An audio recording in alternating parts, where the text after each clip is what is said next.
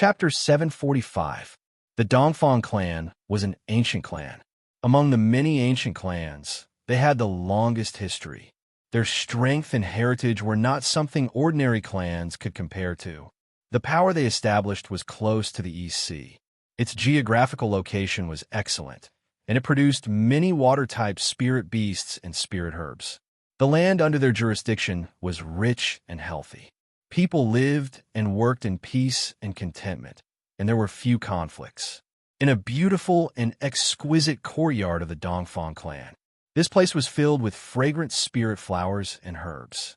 In a simple and elegant bamboo house, there was a beautiful woman brewing fragrant spirit tea. This woman's facial features were exquisite, as if they were carved. Every part of her was matched perfectly.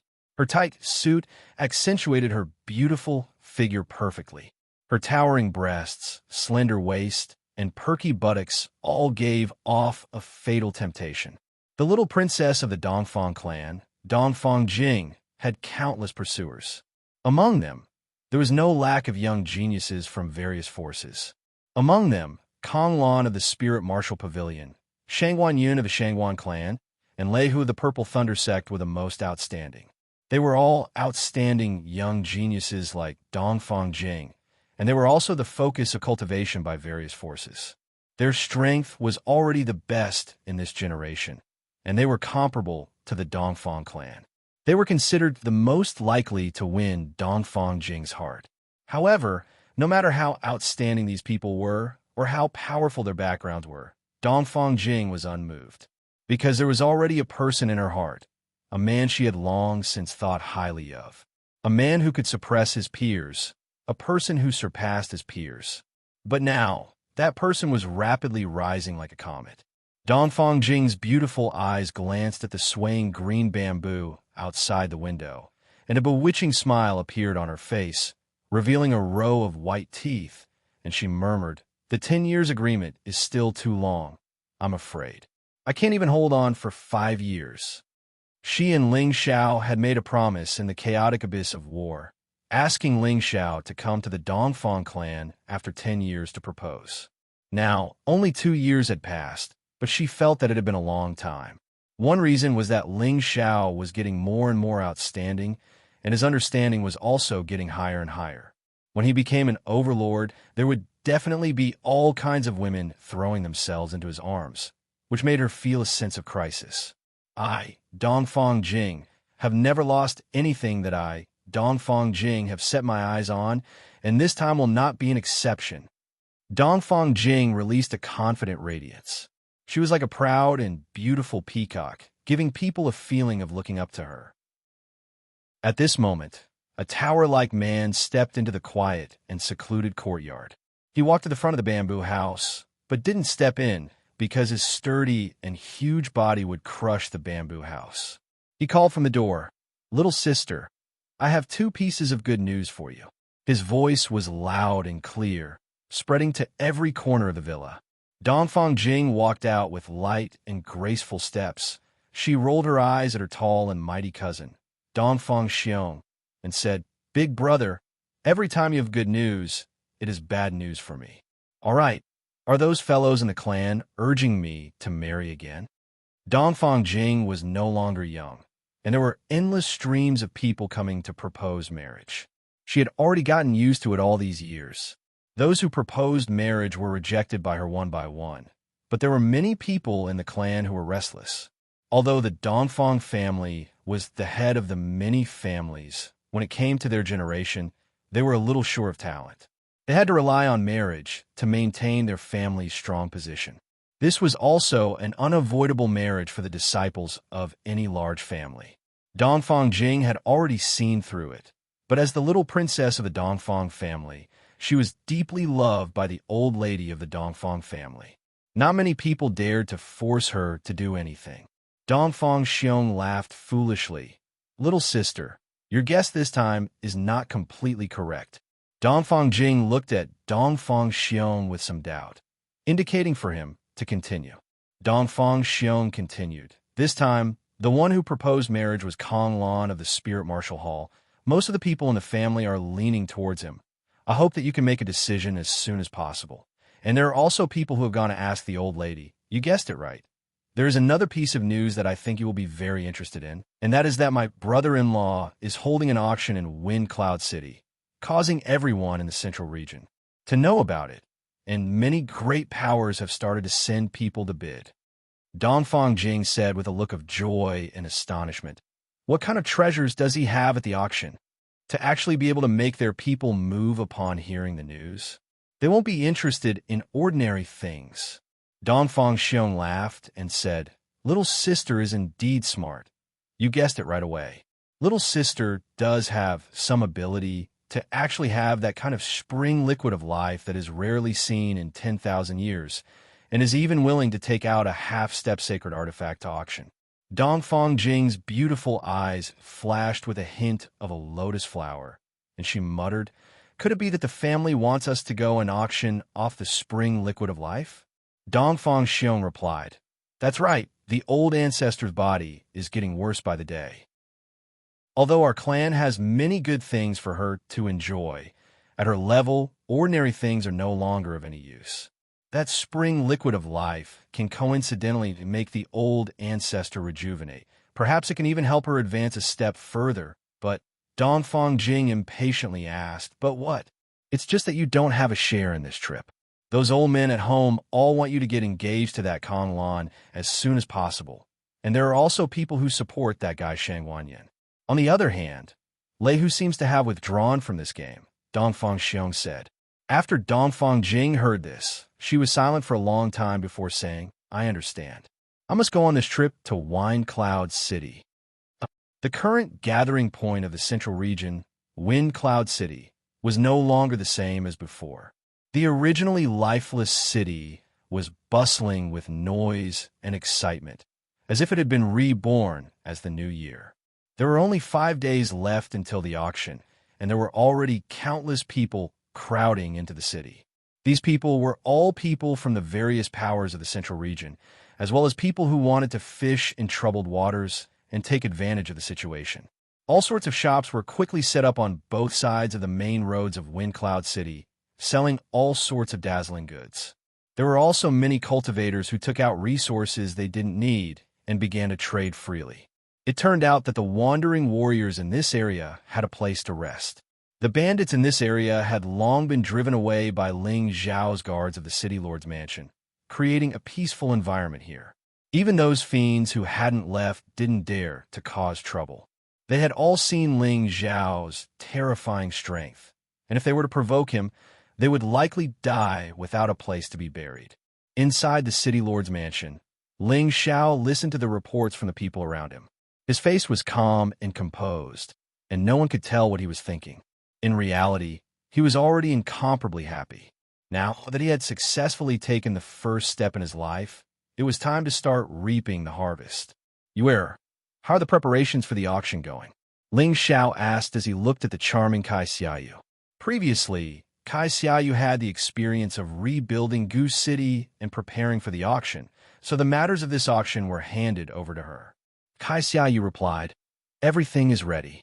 It's just that the auctioneer hasn't found a suitable one yet. Is it hard to find this auctioneer? Ling Zhao asked doubtfully. There are so many people in the city now, so why couldn't he find a single auctioneer? Ling Zhao had also participated in many auctions, and he discovered that the auctioneer was just the person who spoke and set the price. It shouldn't be that hard to find. Kai Xiaoyu explained, This is our first time holding an auction. We must find someone with good eloquence and outstanding looks to take charge. We must not be careless. Ling Zhao was silent for a moment before saying, is right. Then let's look for it carefully. We will definitely find a suitable candidate. Everyone, think about it and see if there is a suitable candidate. At this time, Xin Yao opened his mouth and said, Actually, this problem is very easy to solve. We have a suitable candidate here. As soon as he said this, everyone's eyes immediately focused on him. Xin Yao looked at one side and said, I think Miss Qingmin is very suitable for the role of auctioneer. This time, all the gazes shifted to Yao Qingmin. In terms of appearance, Yao Qingmin was already invincible. She claimed to be the #1 beauty in the central region, and her appearance was naturally not bragging. Her curvaceous figure was definitely something that anyone could think of. Coupled with her sweet voice, she did indeed have some of the qualifications of an auctioneer. Can I do it? Yao Qingmin didn't expect Xian Ya to talk about her. She immediately pointed at her nose and asked. Her heart was already blooming. She had always been a lively woman. She was imagining that it would be very fun to be an auctioneer. However, Ling Xiao looked at the silly girl suspiciously and said, "This God trickster. She's a bit thick-skinned, I'm afraid." Before he could finish speaking, Yao Qingmin immediately jumped out. Her beautiful eyes kept shooting at Ling Xiao, and she said with a coquettish tone, "Young master, how am I thick-skinned? I'm pure and beautiful, intelligent, and have first-rate eloquence. I'm definitely qualified to be an auctioneer." When Ling Xiao heard her coquettish voice in the hall, all his hair stood on end.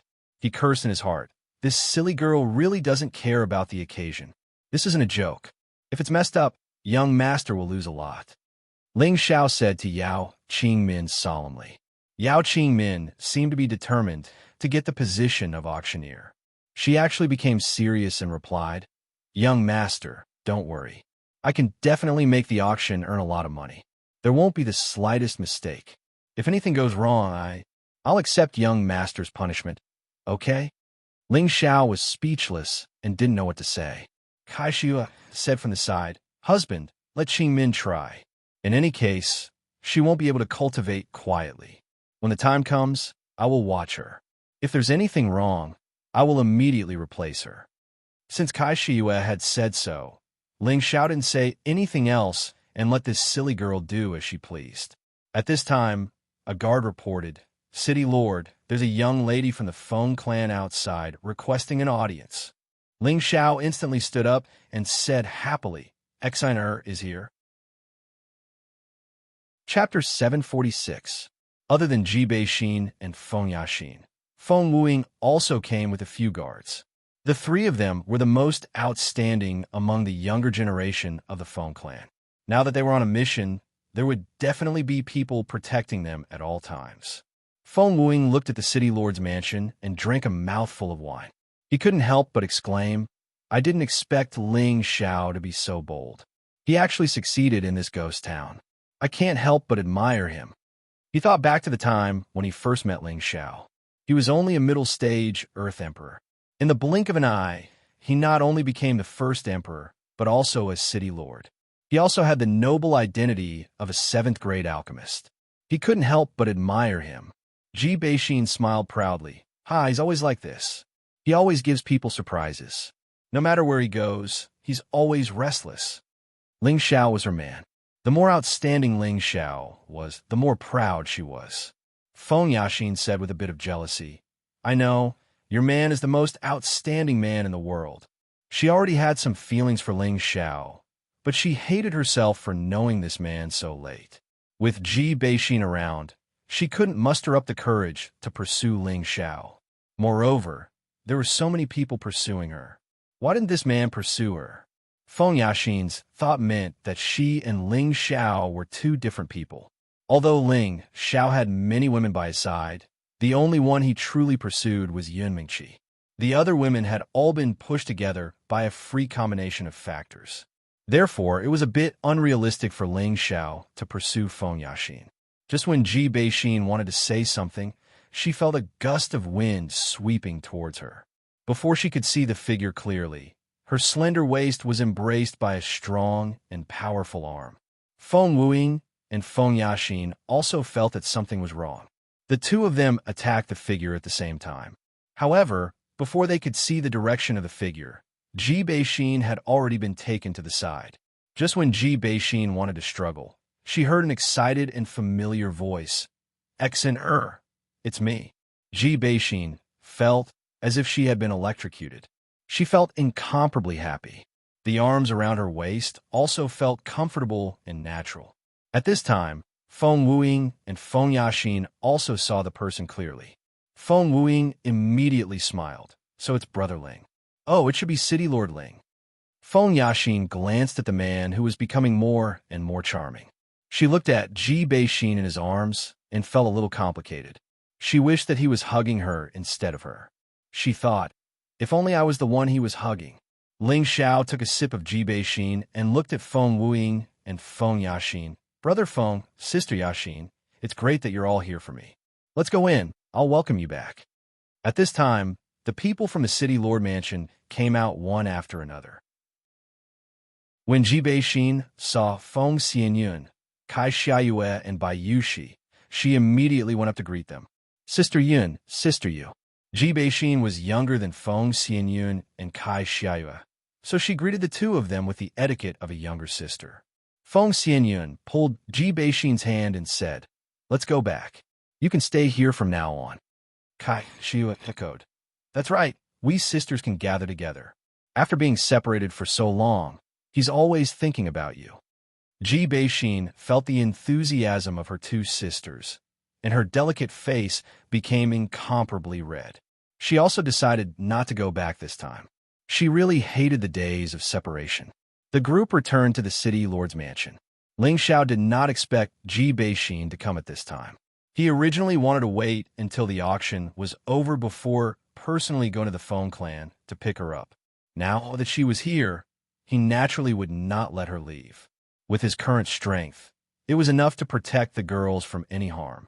Even if any power came, it would be difficult for him to take even half a step back. After entering the Great Hall, Ling Xiao introduced the Feng clan's Feng Wuying and Feng Yaxin to the others. Everyone in the Great Hall exchanged pleasantries. However, before Ling Xiao could even catch up with Ji Bei-shin, the guard came to report again. Reporting to the city lord, there are people from the Bu family outside requesting an audience. Bu family? Ling Xiao was puzzled for a moment, then said, "Let them in." He didn't seem to have any conflicts with the Bu family, so why would someone come and look for him? Although he had some fame now, compared to the background of the 18 powers, it was still insufficient. It was not enough for them to come knocking on his door. Ling Xiao actually knew the person who walked in, but he wasn't very familiar with him. Bu Qing, the leader of the Bu family's new generation, had cooperated with Ling Xiao in the chaotic abyss of war. It was just that at that time, Bu Qing wanted to scheme against Ling Xiao. Bu Qing was also a top-notch beauty, and she had always been very confident. As long as she wanted to seduce any man, it would only be a matter of time. However, when she walked in the Great Hall, she felt a little dizzy. She discovered that the beauty that she was so proud of was not even worth a single blow. Her originally confident attitude had become incomparably dim. Her intention this time was to use her beauty to build a good relationship with Ling Xiao. At the same time, she would think of a way to sell the Spring of Life and the half-grade saint artifact that Ling Xiao was going to auction to the Bu family first. But now, her wish was probably going to fail. Looking at the peerless beauties in the Great Hall, she didn't know what her advantage was. "So it's young Lady Bu Qing. I didn't think that you would be able to grace the Han residence. You really make the Han residence shine." Ling Xiao walked down from his seat and cupped his hands towards Bu Qing. Ling Xiao admitted that he always had a good impression of beauties, but he wasn't the kind of man who would pounce on any woman he saw. Back then, Bu Qing was only willing to let him participate in the chaotic abyss of war because she wanted to make use of him. Thus, Ling Xiao didn't have the slightest bit of appreciation for this woman. Bu Qing calmed herself down and replied with a smile. "City Lord Ling is too polite. Isn't it too rude for Bu Qing to come and visit?" Ling Xiao waved his hand and said, "Young Lady Bu Qing is too polite. You can take a seat first. Someone come and serve the tea." Bu Qing nodded lightly. Then, she discovered that she was being stared at by a few beautiful women. This made her feel a little ashamed. It felt like she was here to look for a man, which made her feel very guilty. This time, she didn't want to stay any longer. She immediately told Ling Xiao why she was here. After listening, Ling Xiao was stunned for a moment. He didn't even think about it before rejecting. "Young Lady Bu Qing, I can feel your sincerity. It's just that my Spring of Life and half-grade saint artifacts are very limited. Moreover, I've already announced to my friends that if I were to sell them to your Bu clan, then wouldn't I, Ling Xiao, be a person who goes back on his words? Who would dare to come to our auction house in the future?" A man cannot stand without trust. This was a principle that everyone understood very well. Bu Qing was an exception. However, she didn't believe that Ling Xiao would take out all of his stock to auction. For peerless treasures like these, who wouldn't keep the best and take out a small portion or some inferior goods to auction? This was an unspoken rule of any power. Bu Qing's beautiful eyes blinked a few times as she said, "City Lord Ling, if you're willing to sell some of these two things to our Bu clan will be City Lord Ling's friend in the future. I believe that City Lord Ling won't reject a friend." Ling Xiao smiled faintly. Young Lady Bu Qing's words are too serious. Ling Xiao occupies this insignificant place. Having a friend like the Bu clan is naturally what I'm looking for. It's just that, if young Lady Bu Qing really wants those things, I think it's better to sell them in the auction house. Ling Xiao really doesn't have any extra stock. I hope that young Lady Bu Qing won't make things difficult for me. Ling Xiao had a lot of Spring of Life and half-grade Saint artifacts. However, he definitely had to keep them as they would be useful in the future. If it wasn't for the sake of making Wind Cloud City famous, he wouldn't have been willing to take these things out to auction. If Bu Qing wanted them, then she could sell them in the auction house. Ling Xiao couldn't be bothered to pay attention to other people who sold out to those big powers. Bu Qing could tell that Ling Xiao definitely wouldn't buy it, so she didn't want to stay any longer. Just as she was about to say her goodbyes, someone came to visit the City Lord's mansion. Reporting to City Lord, someone from the Dongfang family requests an audience. The guard knelt on one knee and reported, "Dongfang family?" Ling Xiao hesitated for a moment as a beautiful figure flashed past his mind. This time, Ling Xiao once again personally came out to welcome them. Just as he arrived at the door, Ling Xiao saw Dongfang Jing's beautiful face and enchanting figure. Beside her were a few outstanding young talents and a group of guards. Ling Xiao recalled that he had inexplicably made an agreement with Dongfang Jing, and it made him feel a little guilty. He already had a lot of women by his side, and he didn't have any emotional foundation with Dongfang Jing. It was just that he was provoked by this woman's words, and his male chauvinism was aroused. He clapped his hands with this woman and made an oath, setting up a 10-year agreement. Now, he had another debt of gratitude to her. "I didn't expect you to come." Ling Xiao didn't know what to say, so he rubbed his nose and smiled. Before Dongfang Jing could say anything, Dongfang Xiong took 2 steps forward and patted Ling Xiao's shoulder as if he was very familiar with him. "Brother-in-law, long time no see. I didn't expect you to be doing so well. It's truly a cause for celebration." Ling Xiao's shoulder hurt from Dongfang Xiong's pat, and he secretly cursed. "This big guy really has a lot of strength." Ling Xiao laughed lightly. "I was just lucky. This little brother has nowhere to go. I can only find this kind of abandoned place to settle down. I will have to trouble Brother Dongfang to take care of me in the future." Dongfang Jing looked at Ling Xiao with her beautiful eyes and said with incomparable gentleness, "Aren't you going to let me in?" Only then did Ling Xiao know that he had offended a beautiful woman and immediately made a gesture of invitation. However, the young man with an extraordinary temperament beside Dongfang Jing let out a cold snort. At this time, Ling Xiao's gaze landed on that young man. He had always thought that this person was a genius from the Dongfang family, but it seemed like he had misunderstood. Chapter 747. Kong Lan, a direct disciple of the spiritual martial court. His status was second only to his junior, Wu Bufan. He obtained the title of Imperial Killer in the Abyss of War. It was evident that his strength and tenbins were extraordinary. After the trip to the Enlightenment Pool, he also leaped to the realm of a mid-level Heavenly Venerable. This ability was something that only a few people could achieve. After another 2 years of cultivation, he was now a mid-level Heavenly Venerable. In a few years, it would not be difficult for him to reach the peak of the mid-level or even the high-level Heavenly Venerable. He had a high status in the spiritual martial court. His master was also a mid-level mystic Emperor Elder. He also had a lot of power in the court. After he saw Dongfang Jing in the Abyss of War, he was attracted by her beauty. Moreover, the Dongfang clan's background was worthy of his identity as a direct disciple of the spiritual martial court. Therefore, After the Imperial List tournament ended, he returned to the court and gave some instructions. Then, he went to the Dongfang clan to pursue Dongfang Jing. He thought that with his status, it would be a piece of cake for him to marry Dongfang Jing. However, he overestimated his own charm and underestimated Dongfang Jing's charm. Apart from him pursuing Dongfang Jing, there were many other young talents who were eyeing Dongfang Jing. In the end, he won the approval of many elders in the Dongfang clan.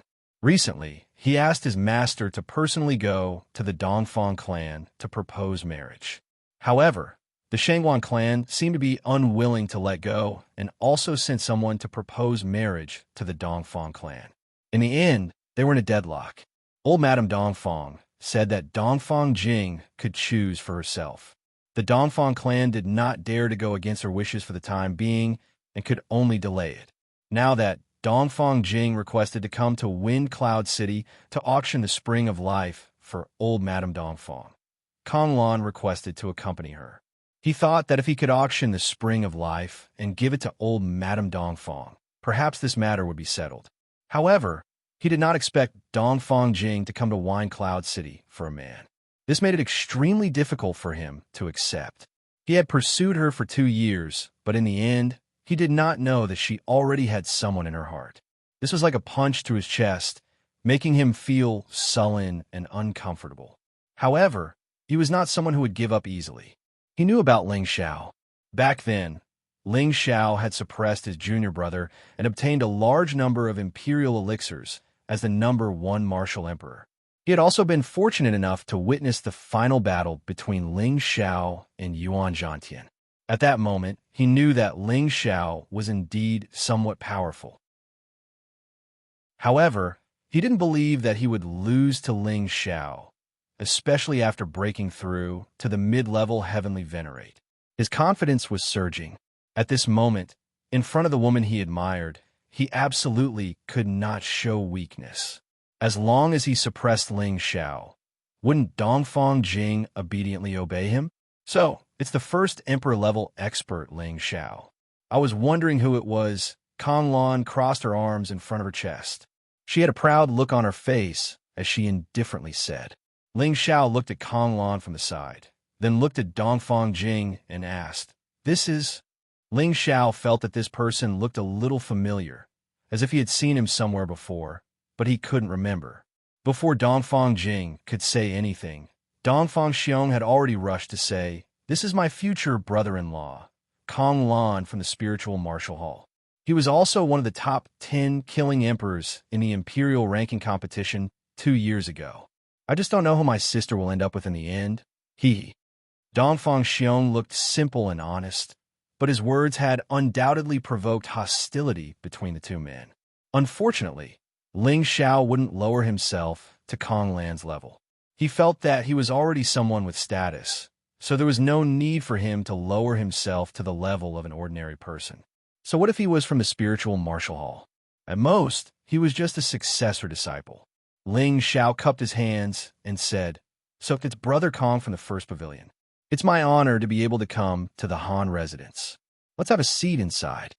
Kong Lan saw that Ling Xiao had lowered his stance and thought that he was afraid of the name of their Spiritual Martial Hall. He immediately said conceitedly, "I have already proposed marriage to the Dongfang family. Jingjing will be my woman in the future, so be smart." Kong Lan's words were filled with warning, which made Ling Xiao very unhappy. However, Ling Xiao still did not flare up. He immediately nodded and replied, "This is your matter. I don't want to get involved." As soon as he said this, Dongfang Xiong immediately revealed a puzzled expression. He thought to himself, could it be that this Ling Xiao is afraid? Kong Lan was quite satisfied with Ling Xiao's attitude and immediately said to Dongfang Jing, "Jingjing, let's go in and sit together." Dongfang Jing's beautiful eyes revealed a puzzled expression, but she didn't say anything else. She followed Ling Xiao into the city lord's mansion. When the group of people entered the main hall, Kong Lan, Dongfang Xiong, and the young man who came with them saw a few beautiful women, and their gazes couldn't move away. The women in the hall were all gorgeous. Spring orchids and autumn chrysanthemums each had their own flavor, and their temperament was something that ordinary women could not compare to. They were like 100 flowers blooming here, competing with each other for beauty, causing the men here to be ignored. Dongfang Jing was also a little shocked. She never thought that Ling Xiao would have so many outstanding women here, and all of them were not inferior to her in terms of beauty. Ling Xiao was very satisfied with their expressions. Almost all of them were his women. He waved at the girls, indicating for them to come over.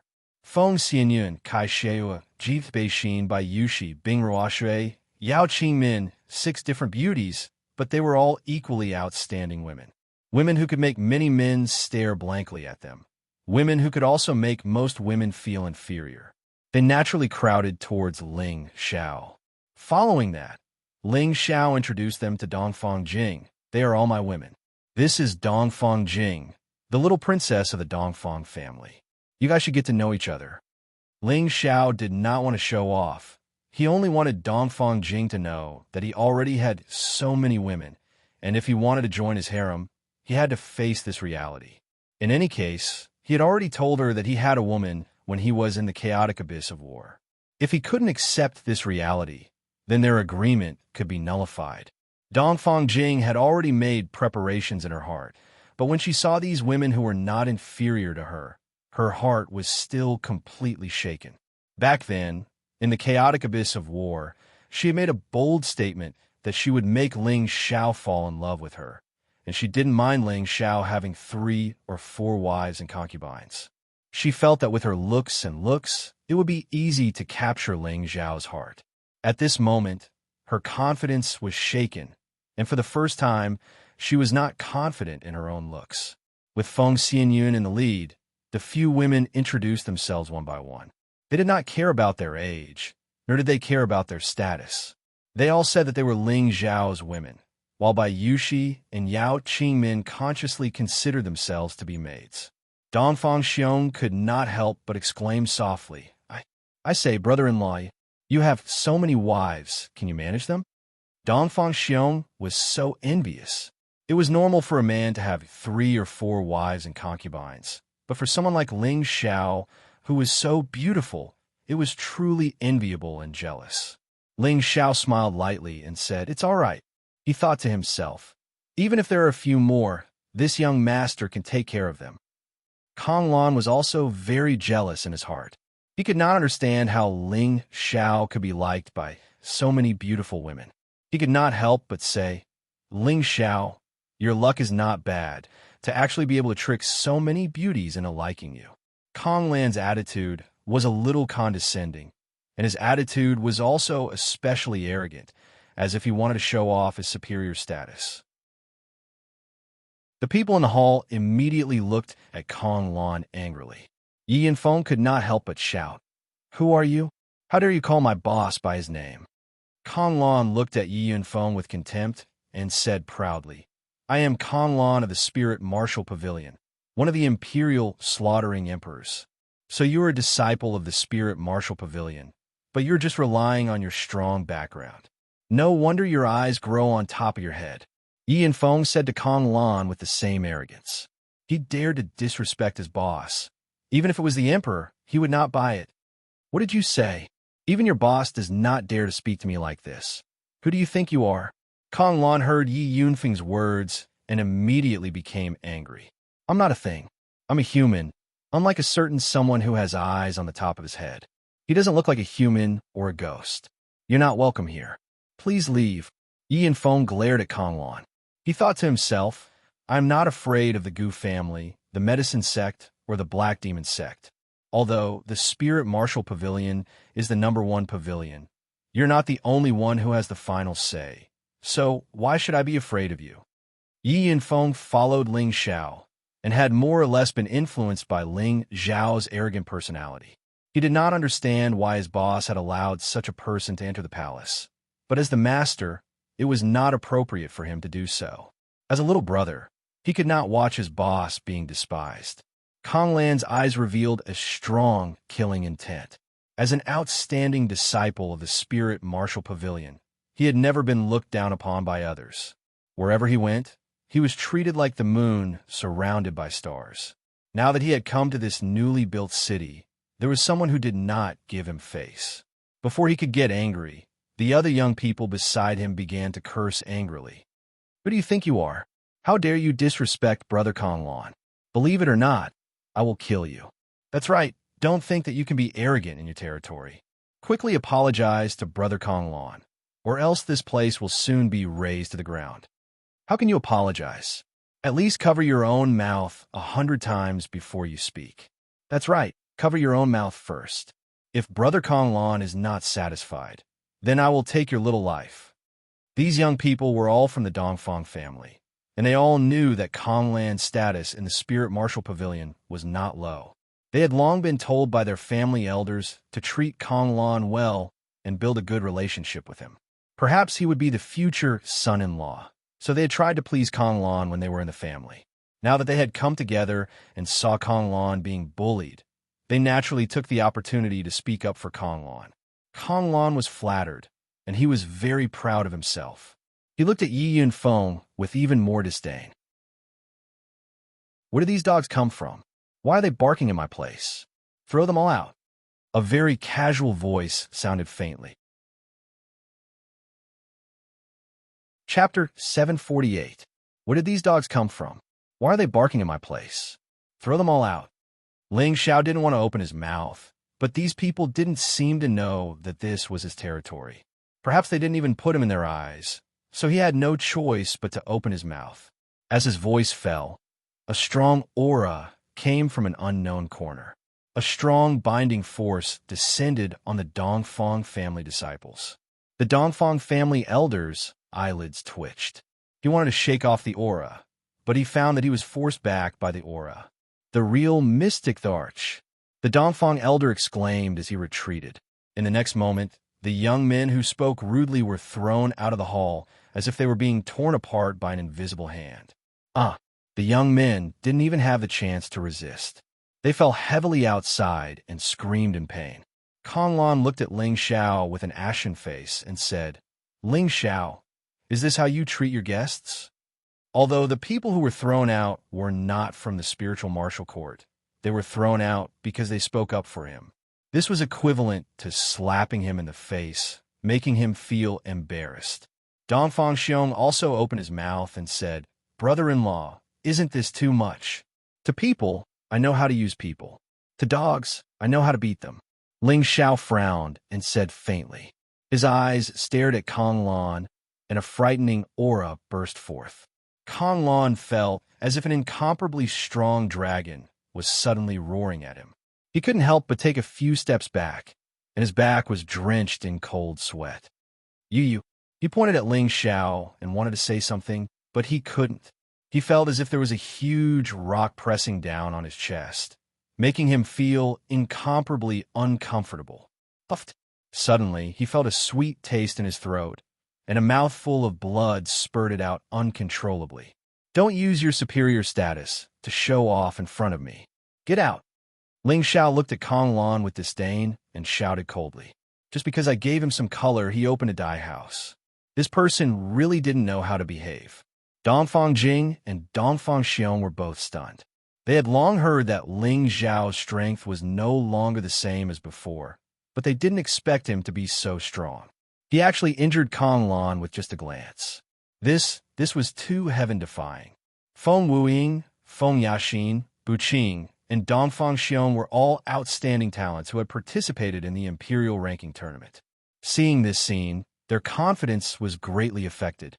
They secretly sighed in their hearts. He deserves to be called the first Emperor-level expert. His strength isn't just for show. Meanwhile, the Dongfang clan elder glared angrily at Ling Xiao and said, "What the hell do you want? Do you want to start a war with our Dongfang clan and the spiritual martial pavilion?" "Elder Tai, this is none of your business. You can leave first." Dongfang Jing lightly opened her red lips and said, "Princess Jing, he is really going too far." The elder looked at Dongfang Jing and said, "There's no need to say anything. I know what happened. They are going too far." Dongfang Jing waved her hand and said. She then looked at Ling Xiao and said, "Jing, apologize to you on their behalf." Ling Xiao waved his hand and said, "It's none of your business. It's their business." He then turned to Bai Yushi and said, "Yushi, prepare a banquet. I want to invite my friends." At this time, Kong Lan came back to his senses and glared at Ling Xiao and said, "Ling Xiao, you are going too far." After shouting, he actually wanted to attack Ling Xiao. An old man beside him grabbed his shoulder and said, "Lan, don't be impulsive." This old man was also at the half-emperor level. He was one of Kong Lan's guard elders and was fully responsible for Kong Lan's safety. Of course, Jiang Yi could sense that the real mystic the Arch had made a move here. If Kong Lan had made a move here, she would definitely be at a disadvantage. Furthermore, he would not be able to stop her. "You want to make a move? My boss doesn't need to do anything. I can completely crush you." Yi Yinfeng jumped out again and shouted, "Yinfeng, say less, lest you say that we are bullying our guests." Ling Xiao advised. When the people at the side heard Ling Xiao's words, they almost fainted. This was not bullying the guests. He had already thrown them out and even caused them to vomit blood. How could this be considered bullying? Could it be that he would only be satisfied after killing them? Kong Lan's face was ashen as he looked at Ling Xiao and Yi Yinfeng. A ball of fire was burning in his heart. He glared at them fiercely and said, "You guys are good. Very good. I will remember today's humiliation." Kong Lan flicked his sleeves and turned to leave, but his steps were a little too fast. Coincidentally, a guard also rushed in from outside the door. The two of them collided. Kong Lan was not prepared at all and actually took 2 steps back, almost falling. He was furious. This is too much. As soon as he finished shouting, he blasted towards the guard. He had used all his strength in this palm, as if he wanted to kill the guard with his palm. "Lan, don't be impulsive. A little impatience will lead to big trouble." The martial spirit court's half-emperor instantly grabbed Kong Lan's arm and said. Ling Xiao ignored Kong Lan and asked the guard, "Why are you in such a hurry? You almost hurt someone. Do you know that if someone is hurt, this young master will have to pay for the medical expenses?" When this was said, Kong Lan almost vomited blood again. He did not want to stay here for a moment longer and thought to himself, "Ling Xiao, you can be proud. Wait for me to go to the pavilion and gather people. I will make sure that all of you die here." He could not remember how many years it had been since he was ridiculed like this. Today, he was humiliated in front of the woman he liked. He would remember this hatred. At this time, the guard looked at Ling Xiao with a panicked expression and said, I'm sorry, young master. I didn't mean to. It's the martial spirit court's lord, so I came in a hurry to report." The guard feared Ling Xiao like a tiger. It was not easy to get this job, and he did not want to lose it like this. The martial spirit court's lord? Ling Xiao was stunned. The people in the main hall were also stunned. Wasn't Kong Lan from the martial spirit court? Could it be that the people from the martial spirit court received the news so quickly and came to help Kong Lan vent his anger? This was simply too amazing. This time, Kong Lan laughed proudly. "Haha, I did not expect that someone from my pavilion would come here. Ling Xiao, your arrogance has reached its limit." Ling Xiao slightly frowned and did not say anything. He decided to personally go out and greet the people from the martial spirit court. He was not afraid, but he did not understand what was going on. Why did so many people from the big powers come looking for him today? Could it be that his character was too good that these people from the big powers came to greet him? It had to be said that Ling Xiao's imagination was too strong.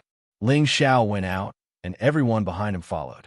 The martial spirit court was the #1 pavilion in the central region. It was the holy land that all martial artists yearned for.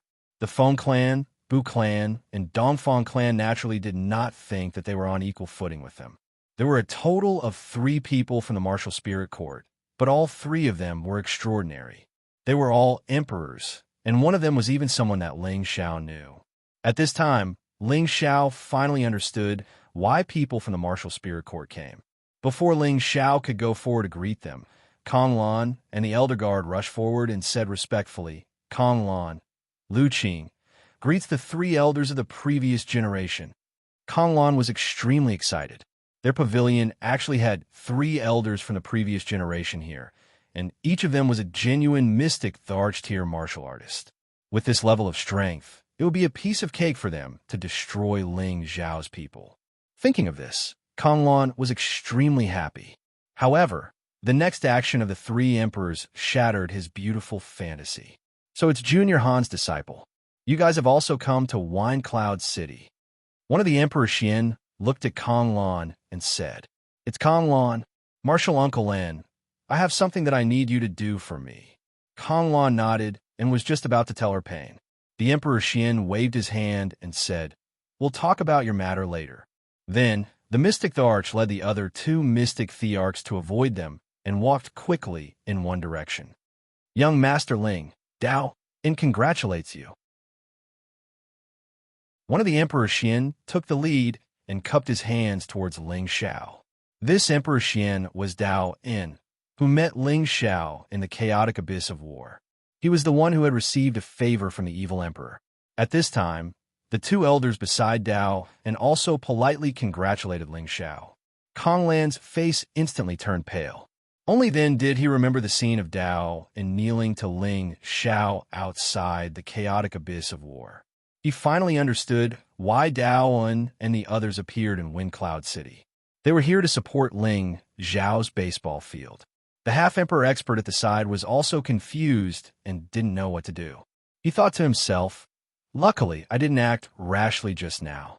Otherwise, I would be in trouble. Uncle Daoan, I didn't expect you to come. Please come in." Ling Xiao held Daoan's hand and said warmly. Daoan said, "Don't be anxious. Let me introduce you. These two are my good friends, Old Zhou and Old Tian. I brought them to your baseball field. They are both rich." Ling Xiao said politely to the two Emperor Xian, "Greetings, Elder Zhou, Elder Tian. It is my honor to have you two here." The two Emperor Xian were very satisfied with Ling Xiao's attitude. They must have been invited by Daoan. They heard that he was the successor of the evil emperor, which was why they gave Ling Xiao some face. They were very arrogant in their hearts. Now that Ling Xiao was so polite, they felt much better in their hearts. After a few more polite words, Ling Xiao once again invited them into rest. At this time, Dao In said, "Don't be anxious. Let me hear what happened to my martial nephew.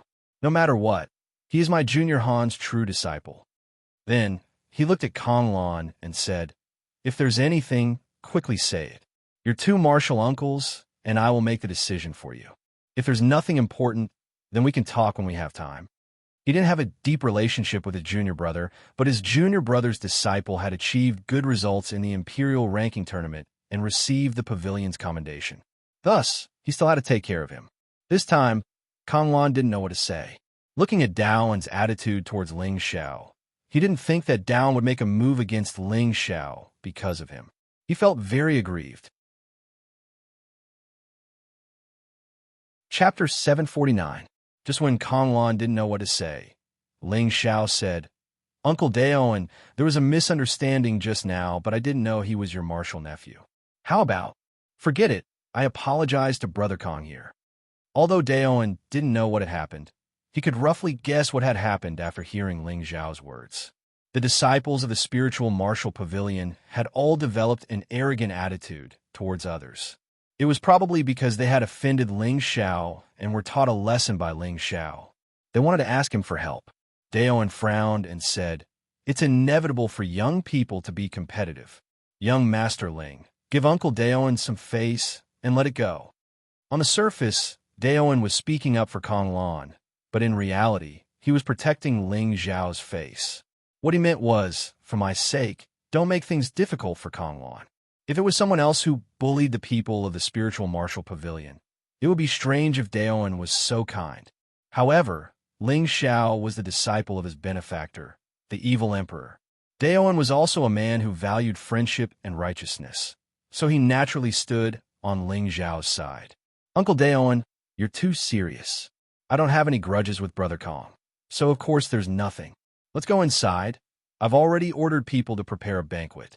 If there's anything, let's talk inside." Ling Xiao waved his hand and said. Thus, the group once again returned to the main hall. Konglan naturally wouldn't be so thick-skinned to enter again. He and his guard elder could only leave with incomparable resentment. However, Not long after they left, someone immediately found them. "Are the two of you from the spiritual martial pavilion?" A middle-aged man bowed slightly in front of Kong Lan and the half-step emperor. This middle-aged man looked ordinary, but he had the strength of a high-level Empyrean. The half-step emperor blocked in front of Kong Lan and asked, "Who are you? You know we're from the spiritual martial pavilion, but you still dare to block our way. Please move. My lord has something to discuss with you too." The middle-aged man took out a token and whispered. The quasi-emperor glanced at the token and instantly understood who it was. He immediately turned around and whispered something to Kong Lan.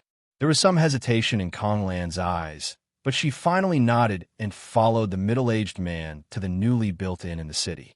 In one of the guest rooms of the inn, there were already two people waiting for Kong Lan. One of them was an old man, and the other was a young woman. The old man's aura was restrained, and his eyes were deep. The woman's face was gorgeous, and her white hair was especially eye-catching. They were none other than Gu Xing and Gu Xiao from the Gu family. They had already snuck into the city for a few days.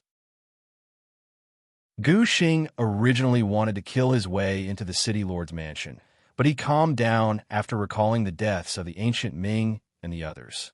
He had sent people to gather information on Ling Xiao after he arrived at Windcloud City, and he was shocked.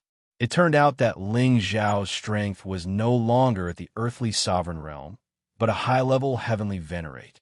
Not long ago, he fought against 10,000 people alone and killed a true mystic emperor for half-sovereigns and many heavenly venerates and earthly sovereigns. That battle had been confirmed by many people, and Gu Xing had no choice but to believe it. He also felt that the ancient Ming and the others had fallen to Ling Xiao's evil hands. It was only now that he had truly taken Ling Xiao's existence seriously. It turned out that a nobody that he could crush with one hand was now a threat to him. He deeply regretted that he didn't crush Ling Xiao himself all those years ago. Now, he had become a nuisance. In addition to Ling Xiao's formidable strength, there seemed to be two emperor-ranked powerhouses in the group, as well as a large number of mercenaries. Therefore, Gu Xing could only bide his time and think of the best solution. Now that Ling Xiao had matured, unless he returned to the family and summoned more mystic emperors, there was nothing he could do to him. But then, where'd he put his old face? He had already boasted in front of his juniors that he would bring back Ling Xiao's head. He had contacted the Assassins organization, but there had been no response. This made him even more anxious. The Gu family kept an eye on the city lord's residence every day. He wanted to know how many experts there were in Ling Xiao's residence and what kind of people came and went. Therefore, he paid attention to Kong Lan today. At the Enlightenment Pond, he remembered that she was a disciple of the martial spirit court. When Ling Xiao and the others invited everyone and except Kong Lan and a few others, he realized that he had an ally he could rope in. It had to be said that Gu Xing was a wily old fox.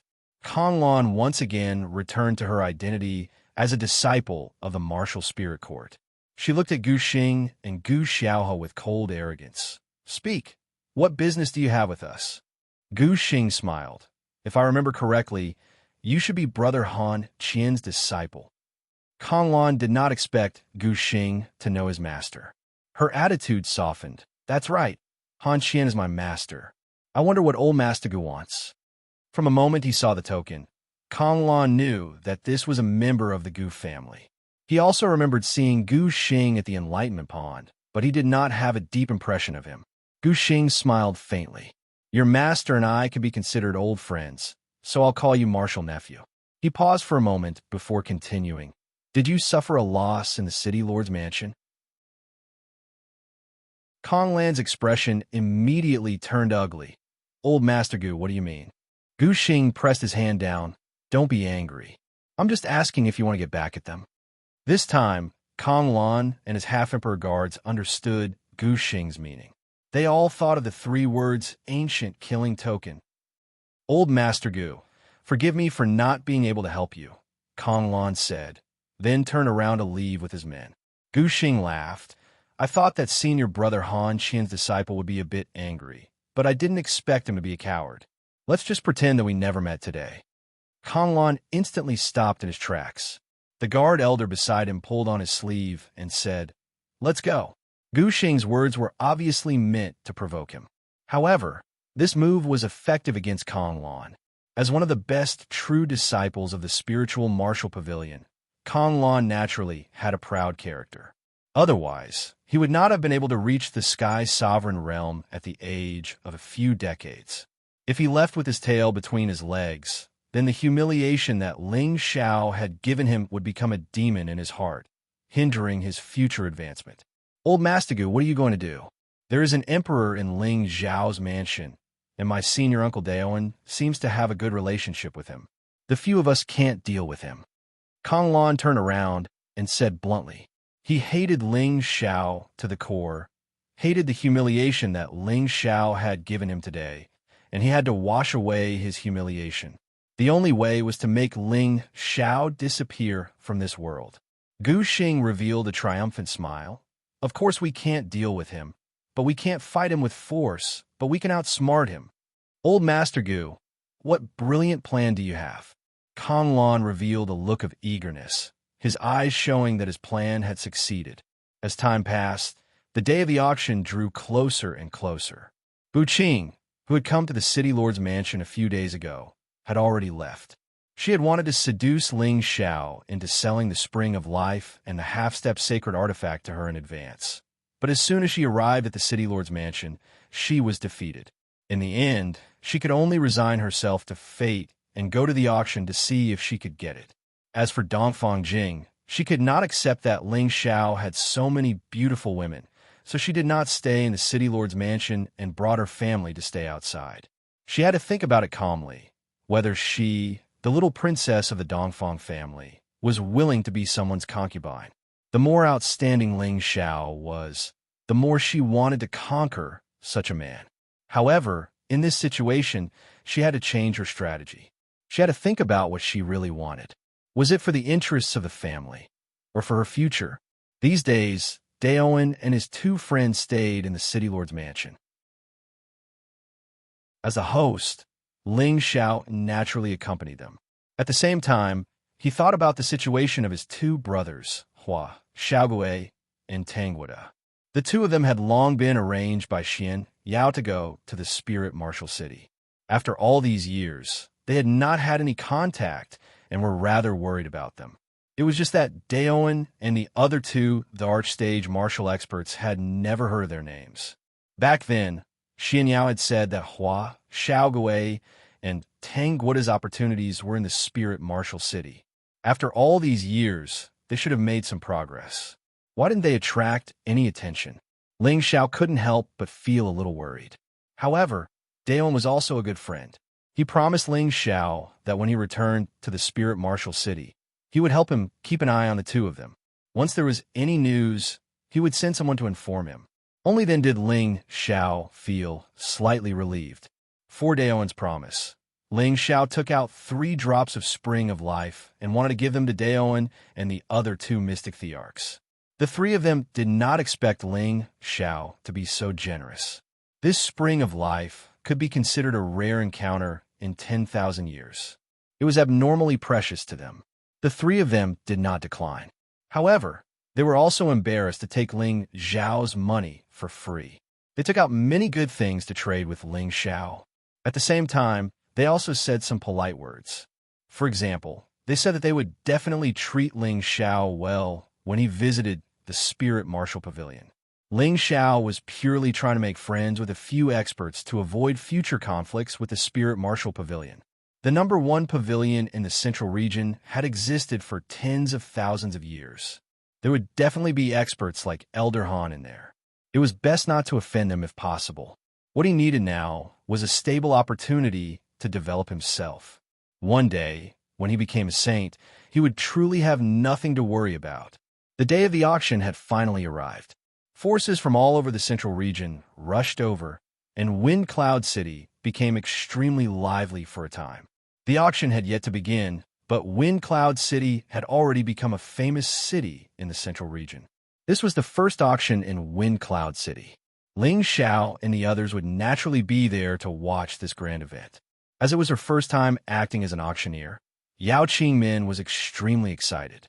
However, she also knew the importance of this auction. Naturally, she would give 120% to face this challenge. She did not know that because of this auction, she would become the chief auctioneer of Wind Cloud City. She would also become the most popular auctioneer in the central region. Chapter 750. On the day of the auction, the sky was clear and blue. It was a sunny day that made people feel that it was incomparably cheerful.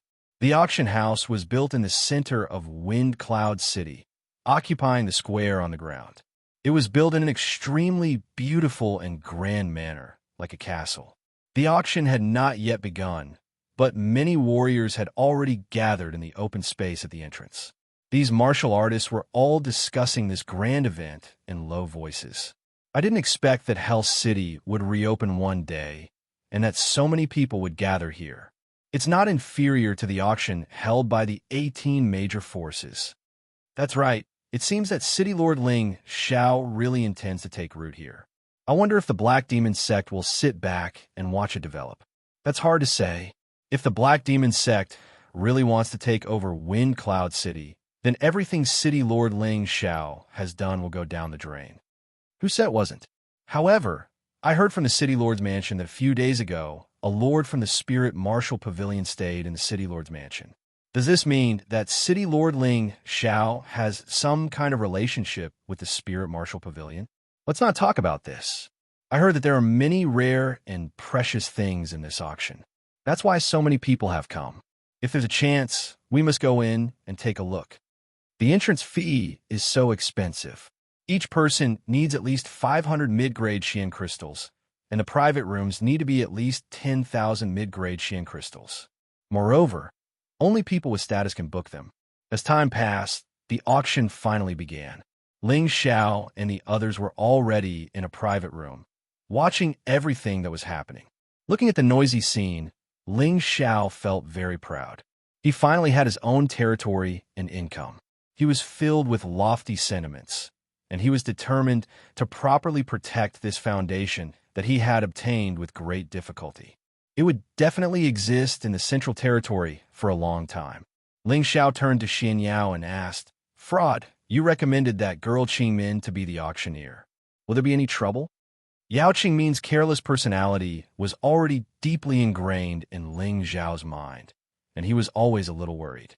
Xian Yao lightly waved his white paper fan and said with a faint smile, "Although Miss Qingmin's personality is a little strange, she is lively and bold and does not lack humor. No one is more suitable for this position than her." Hearing Xian Yao's certainty, Ling Xiao didn't say anything more. He immediately changed the topic and said, "Now that the auction has been built, with the start of this auction, it must be held once a month in the future. I can't bring so many good things to auction every month."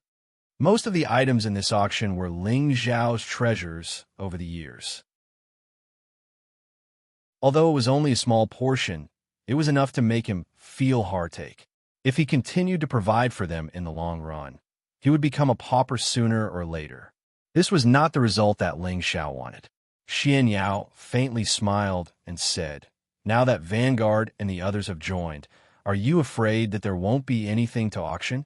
Furthermore, we have made a name for ourselves this time, and there will be many mercenaries who will take out their things for us to auction. These are not problems, and the scale of the auction doesn't need to be so big. It's already very good to have such a grand event once or twice a year." Ling Xiao said, "That's for the best, but we're a little lacking in pills and spirit artifacts. Although this young master can refine a lot of pills to auction, this young master also needs to cultivate, so I don't have that much time to do this. Furthermore, I don't know anything about artifact forging, so what should I do?" At this point, Ling Xiao couldn't help but think of Hua Xiaogui and Tang Guogawa. If they had succeeded in their studies, they would have been able to help him with these things. As for Han Kai, although he was a sane alchemist, it would be a bit beneath his status to let him take action. In the end, Ling Xiao still felt that he lacked good helpers by his side. There's no need to worry about that. With young master's current reputation, there will definitely be some capable people who will come and join us. When the time comes, everything will be resolved. Let's take a look at the auction first, Xianyao said calmly. At this time, the auction had truly begun. Hidden auras could be sensed from nearly 30 private rooms. According to the information Ling Xiao had received, there were 7 or 8 major forces in these private rooms. Nearly half of the major forces had already arrived here. This lineup was not to be feared. Moreover, the forces and strength of the people in the other private rooms were not ordinary. Ordinary warriors could not afford to provoke them. In a hall that could accommodate thousands of people, all the cultivators sitting were powerful cultivators. Those who didn't have any profound crystals would be too embarrassed to enter. As the auctioneer, Yao Qingmin appeared. She was wearing a cyan satin dress that outlined her voluptuous figure vividly and vividly. Coupled with her pretty and delicate face, it gave people a soul-stirring and wonderful visual impact. Her beautiful eyes exuded a pure and unpretentious charm. As she walked gracefully, her posture was as graceful as a snake.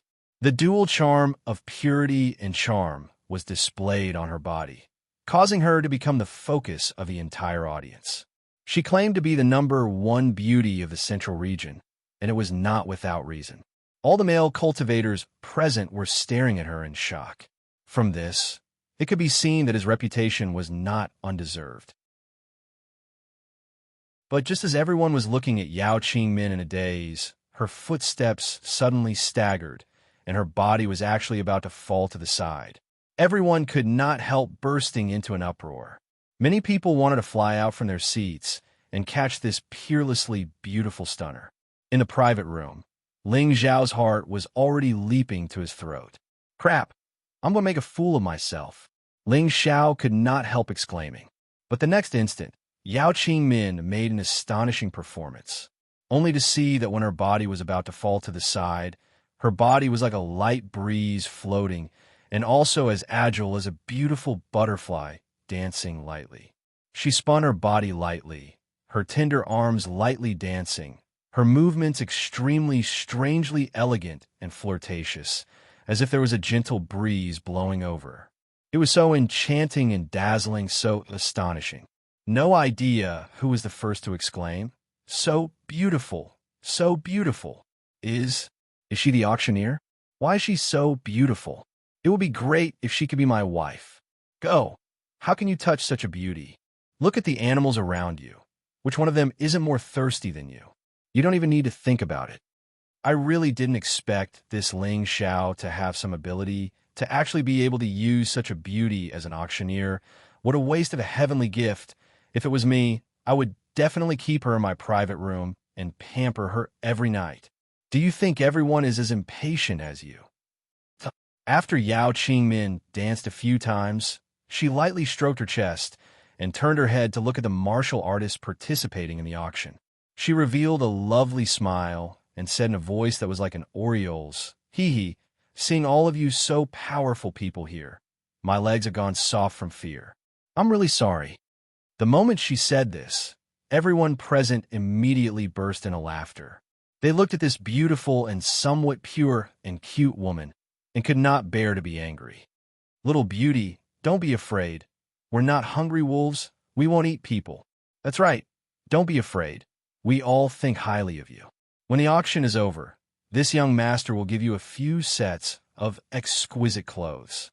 All right, let's start quickly. We can't wait any longer. Let's see what good stuff there is." Yao Qingmin thought to herself, "I almost smelled it big. I can't let young master down. I can't let them look down on me." Yao Qingmin calmed down and revealed a charming smile. "I am the auctioneer of this auction. Everyone can call me Yao Yao. First of all, on behalf of everyone in Wind Cloud City, I would like to welcome all of you to take time out of your busy schedule to participate in this auction. Yao Yao hopes that all of you can return with a full load. Next, we will auction the first spirit item of this auction." After Yao Qingmin regained her confidence, her personality of adjusting the atmosphere also returned. Her beautiful voice and cute and beautiful appearance caused everyone present to focus their attention on her. Many martial artists, in order to show off their wealth, began to compete fiercely. From time to time, Yao Qingmin would make a few coquettish sounds at someone who had shouted a high price. This lord is so bold. Her words simply took the lives of many male martial artists. Which man didn't want to be praised and paid attention to by a beauty? They became excited as if they had been injected with chicken blood. As the auction progressed, the climax came one after another. The price of the auction was also much better than expected. This was all thanks to Yao Qingmin's outstanding performance. Ling Xiao, who was in the private room, also heaved a heavy sigh of relief. This silly girl really makes people worry. Xian Yao chuckled and said, "This profession is the most suitable for her. However, young master, your troubles might also follow." The more charming and moving Yao Qingmin was, the easier it was to attract the attention of those animals. Therefore, it could be foreseen that in the future, there would definitely be many young talents coming to pursue Yao Qingmin. This matter also made Ling Xiao feel a little angry. He almost didn't want Yao Qingmin to be the auctioneer anymore. The auction was getting closer and closer to the end. The treasures kept coming one after another, causing everyone present to feel that this trip was not in vain. They all sighed to themselves, "If I had known earlier, I would have brought more Xian crystals out from the sect. There are too many treasures in this auction. If it starts again next month, I must come and bid again." In the end, when the top-grade Emperor Xian Dan appeared, the auction reached its climax. In the end, it was auctioned off by a certain great power for 100 million high-grade Xian crystals. These mystic crystals were worth it compared to having a real mystic arch. As for the Spring of Life and a half-rank sacred artifact, they were the last items to appear. The prices they were auctioned off were even more shocking. In the end, the Spring of Life was auctioned off by the Dongfang family, and the half-rank sacred artifact was taken by the Bu family. The auction ended in the most perfect manner, causing the Wind Cloud City's auction to become a hit. This also caused every auction in the future to be extremely popular, causing Ling Xiao's wealth to accumulate rapidly. After a day of intense bidding, the auction came to an end, and a new round of conspiracies aimed at capturing and killing Ling Xiao also followed. Chapter 751. Wind Cloud City was not far from the Death Mountain Range. Ordinary martial artists only needed 2 days to get there. Powerful martial artists only needed half a day to fly there. This was the reason why there were so many martial artists staying in Wind Cloud City all these years. After all, there were many rare treasures in the Death Mountain Range. There were even rumors of people digging out crystal mines there. Unfortunately, they were mercilessly taken over by the Black Demon sect. This also caused many martial artists to think that they were lucky and wander around the periphery of the Death Mountain Range. They all thought that one day they would be lucky enough to obtain some high-grade rare herbs or crystal mines. Then they would be rich. The idea was beautiful, but the reality was cruel. Martial artists who were not strong enough would become the stomachs of the spirit beasts if they trespassed. Because there were many spirit beasts in the Death Mountain Range, unless one was strong or not a strong mercenary team, no one dared enter. The snake-mouthed black crows had the most number of spirit beasts in the Death Mountain Range. They were all 5th-tier, upper-tier spirit beasts. To martial artists, they were only equivalent to upper-tier Earth sovereigns. They weren't too scary, but what was scary was their numbers. Ordinary snake-mouthed black crows had thousands or even tens of thousands of them. Once they were provoked, even a mystic Tharch could only run for his life. Because their collective attack power was extremely terrifying and their speed was extremely fast, ordinary martial artists would avoid them. They lived in a place called Black Mountain Ridge in the Death Mountain Range. This was a place where black iron trees grew. Black iron trees were an important material for refining weapons. They were the favorite habitat of the snake-mouthed black crows. In this pitch-black area, the cries of black crows could be heard. It was so ear-piercing that it made people feel strange and terrified. Snake-beaked black crows. Each of them was about the size of a human.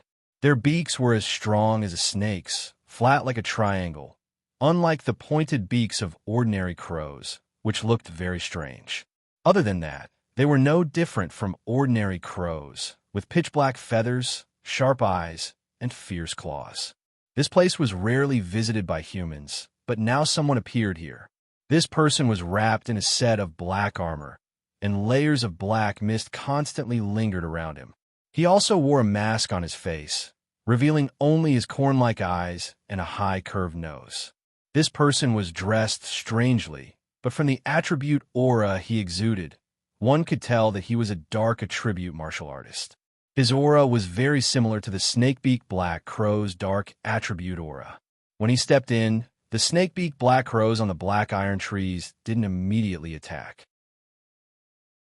However, as he walked deeper into the forest, a strange crow cry rang out.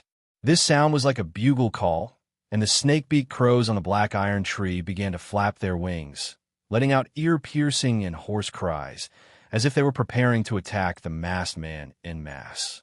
However, at this moment, the masked man also spoke in a strange voice. Croak, croak. This sound was similar to that of a crow with a snake's mouth. There was no difference, and it seemed to be transmitting some kind of message. Most of the snakebeak crows stopped crying and moving. So. A few larger snakebeak black crows swooped out from a few corners and stopped in front of the masked man. The largest one had already reached the high grade of the 6th order, which was 2 or 3 times stronger than ordinary snakebeak black crows. Its eyes were also filled with a strong bloodlust.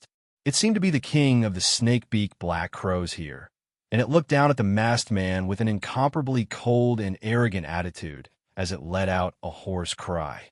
The masked man was only a high-grade heavenly venerable, and he didn't fear these snakebeak black crows at the same level as him. His chicken eyes emitted a strange divine light that seemed to contain a bit of depth and confusion, making people feel extremely strange. At the same time, he let out a snakebeak black crow's cry, as if he was communicating with the snakebeak black crows. The man and the crow kept using their strange cries to transmit some kind of message, and the expression of the masked man's chicken eyes became more and more strange. In the end, it bloomed with obscure black rays of light that shot into the snakebeak black crow's eyes. After a while, the masked man let out an ear-piercing and unpleasant voice. My darling, come here. Bring your children and follow me. I'll take you to eat meat. After the masked man finished speaking, he walked towards the snakebeak black crow king. The few snakebeak black crows beside the snakebeak black crow revealed deep hostility as they screeched nonstop. However, without the orders of their king, they did not act on their own. The masked man arrived in front of the snakebeak black crow king and gently stroked its lower jaw. Then, he flipped over and landed on the snakebeak black crow king's back. Bring your children and come with me. The masked man shouted in an incomparably proud voice. The snakebeak black crow king seemed to have been subdued by the masked man as it flew up with him. A series of hoarse voices soared into the sky, and the surrounding snakebeak black crows began to cry out as well. For a moment, the Black Mountain Ridge area was in an uproar. A large black mass of snakebeak black crows flew up, forming a black curtain as they moved in one direction. In Wind Cloud City, Gu Xing, Gu Xiaohe, and Kong Lan were still gathered together. Besides the 3 of them, there were 2 other people that Gu Xing had not seen before, an old man and a young man. The old man was at the Mystic Arch realm like Gu Xing, but his aura was slightly strange. His eyes were like those of a venomous snake, and one look from them was enough to make one feel uncomfortable. The other ordinary-looking young man had an extremely arrogant expression on his face. His gaze swept over Gu Xiaohe, and his intentions were rather obvious. However, Gu Xiaohe's cold demeanor made others feel as if they were 1,000 miles away from him. That head of white hair made him look extremely cold and elegant. On the other hand, Kong Lan's attitude was cold, as if everything that happened here had nothing to do with him. Gu Xing frowned and asked the other old man, Sha Tian only sent a gold killer and a silver killer. Do they really think that they can kill that little bastard? These 2 men were from Sha Tian's organization. They were divided into jade, gold, silver, copper, and iron ranks of assassins. They were divided according to their abilities and killing methods. The old man and the young man in front of them had a small golden sword and a small silver sword respectively on their chests. This proved that one of them was a gold killer and the other was a silver killer. Sha Tian's abilities were not inferior to the 18 great factions. Their only goal was to kill people and earn a lot of money. Ordinary people did not know where their headquarters were. As long as someone wanted Sha Tian to kill someone, as long as they left a specific method of communication at a specific place, Sha Tian's men would automatically come to them. Gu Xing did not want his mystic crystals to leak out. However, with the strength he had brought with him, it was difficult for him to kill Ling Xiao. Hence, he could only team up with Sha Tian to kill Ling Xiao. As long as he could kill Ling Xiao and take back the Golden Dragon Spear, Gu Xing would not hesitate to pay any price. But now, Sha Tian had only sent these two people over. This inevitably made Gu Xing feel displeased. The Gold Killer Mystic Tharch pouted and said, "You don't have to worry about this. Since we have accepted your mission, we will do our best to complete it. There aren't many assassination missions that Sha Tian can't complete."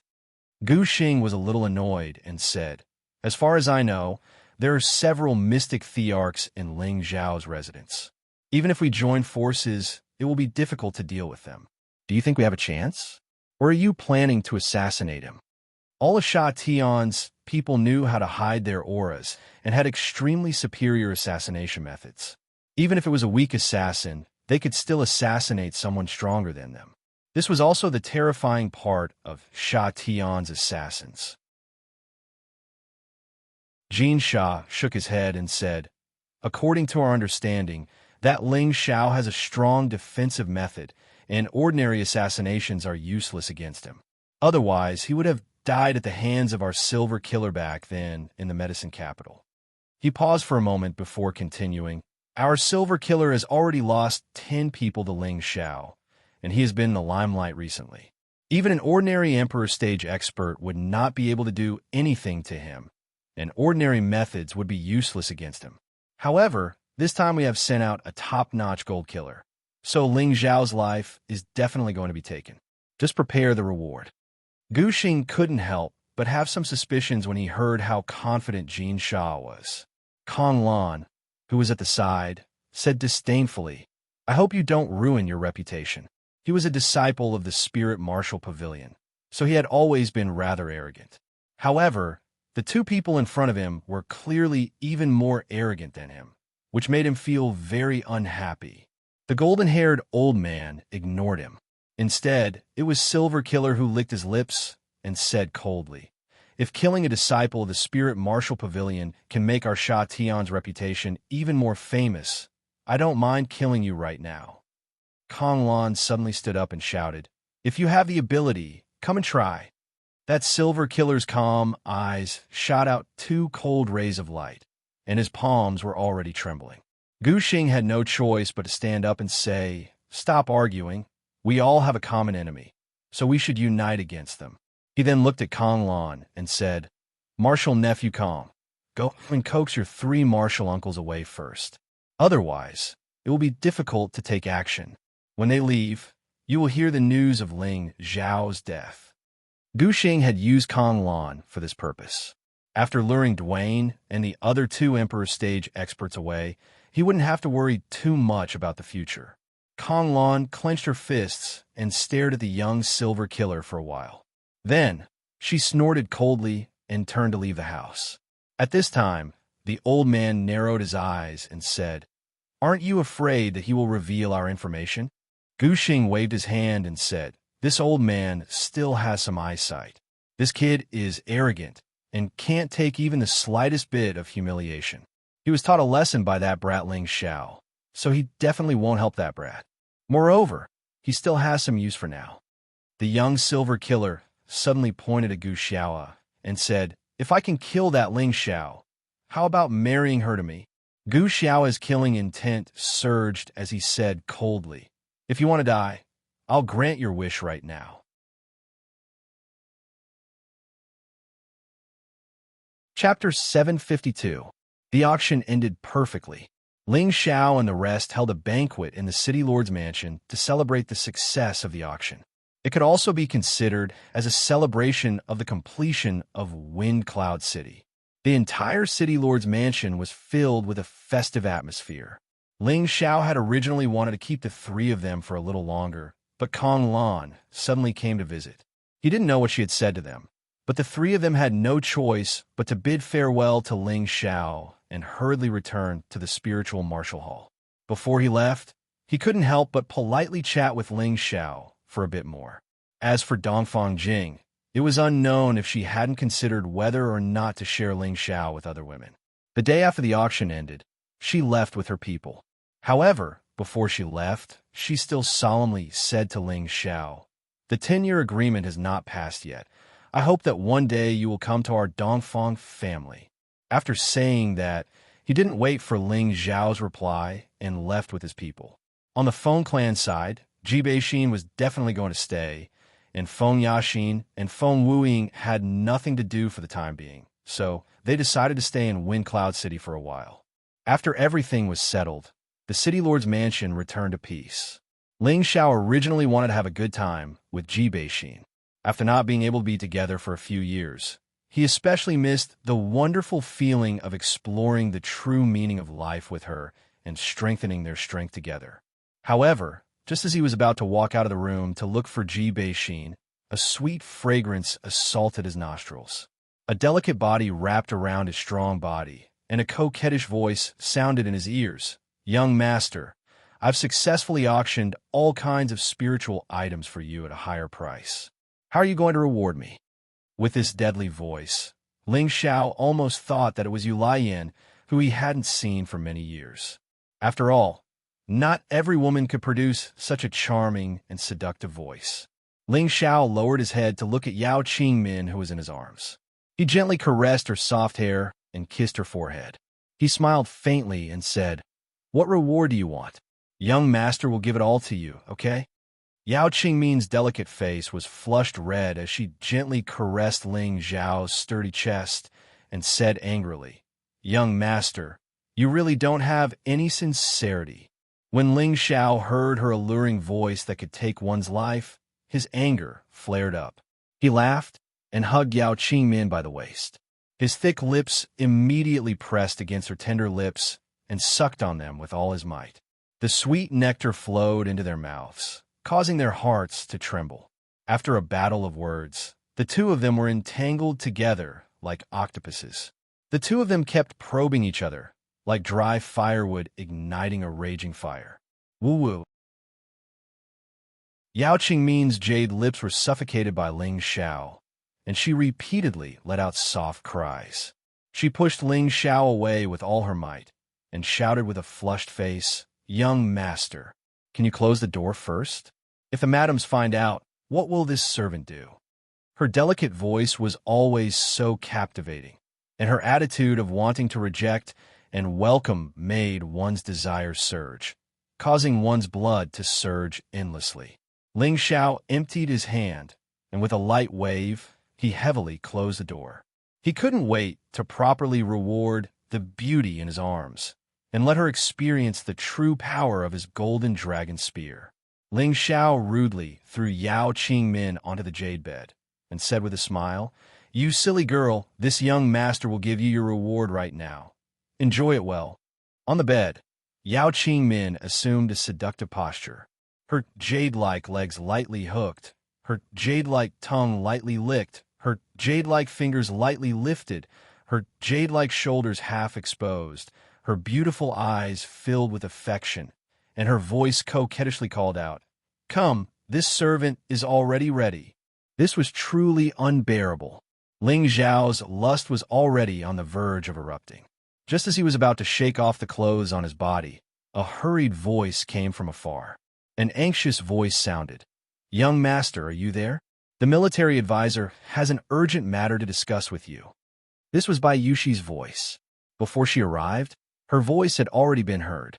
It could be seen how urgent the matter was.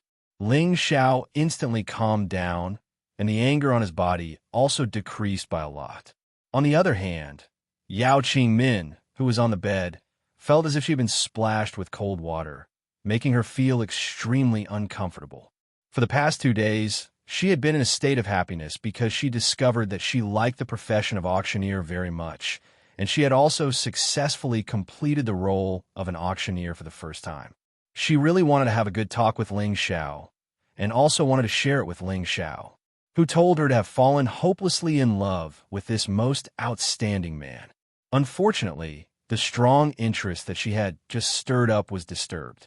This really made her feel shy and unwilling. She desperately jumped out of the bed and wrapped her body around Ling Xiao, saying, "I don't care, I want you."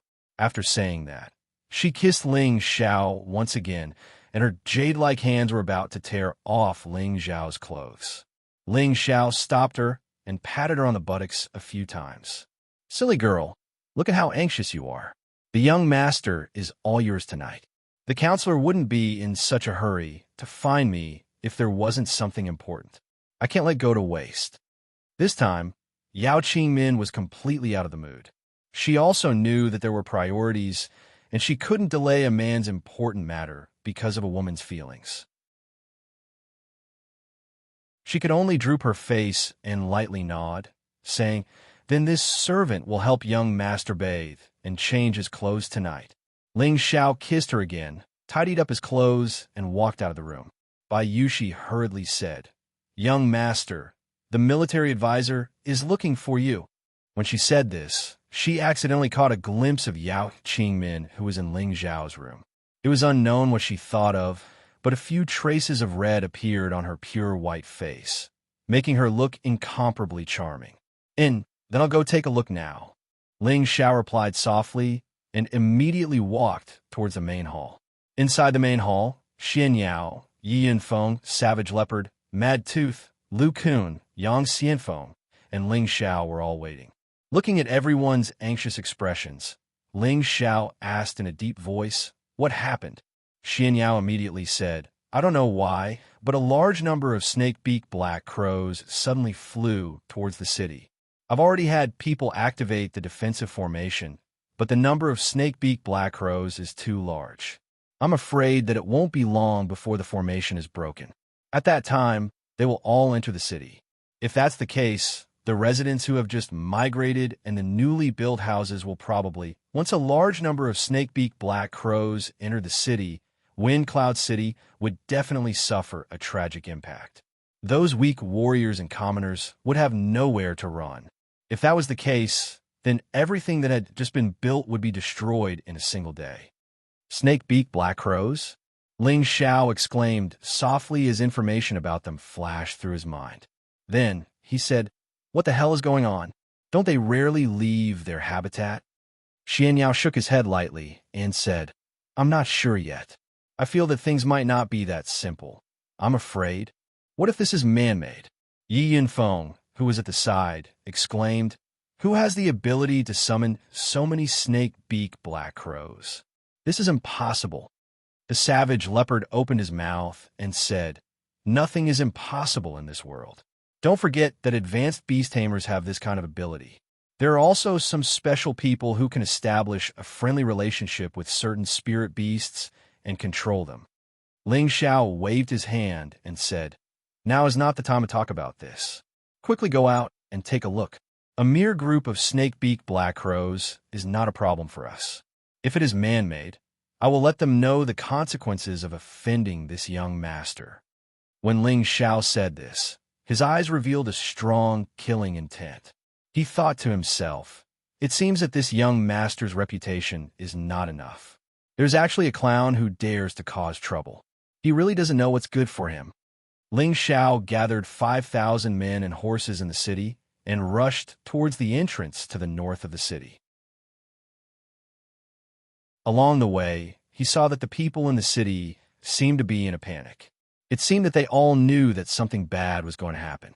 Ling Xiao frowned slightly and paused for a moment before saying to Xian Yao, "Fraud, bring your men over first. I'll appease them." Xian Yao did not waste any time and quickly led his men out of the city. Ling Xiao looked down from above and gradually emitted the aura of an emperor. He said to the people below in a clear voice, "Everyone, do not panic. Wind Cloud City is our home. With me, Ling Xiao. Here, I will definitely not let any of you suffer any harm, unless I die. Everyone do not panic. Wind Cloud City is our home. With me, Ling Xiao. Here, I will definitely not let any of you suffer any harm, unless I die. Everyone do not panic. Wind Cloud City is our home. With me, Ling Xiao. Here, I will definitely not let any of you suffer any harm, unless I die. This voice reverberated throughout the city, and everyone in the city heard it. This voice carried an incomparably sonorous and resolute, giving off an incomparably trustworthy and dependable feeling.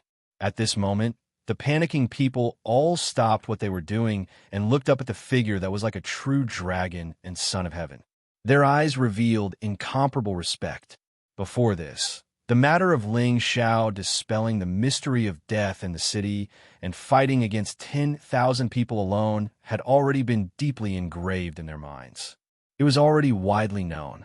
They had a deep sense of trust in Ling Xiao's words, as if as long as Ling Xiao was there, all the dangers would be easily solved. Yes, everyone do not panic. It's just a mere group of snake-mouthed black crows. With City Lord Ling here, they won't be able to enter the city. Let's all stay here. That's right.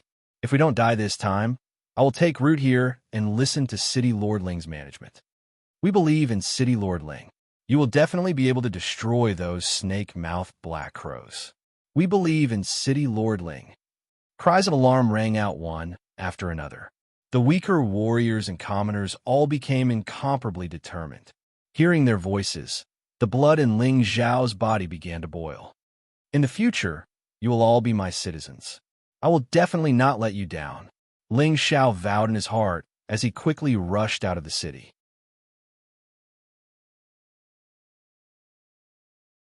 Chapter 753. Outside Windcloud City, the sky was filled with snake-mouthed black crows that screeched and screeched nonstop.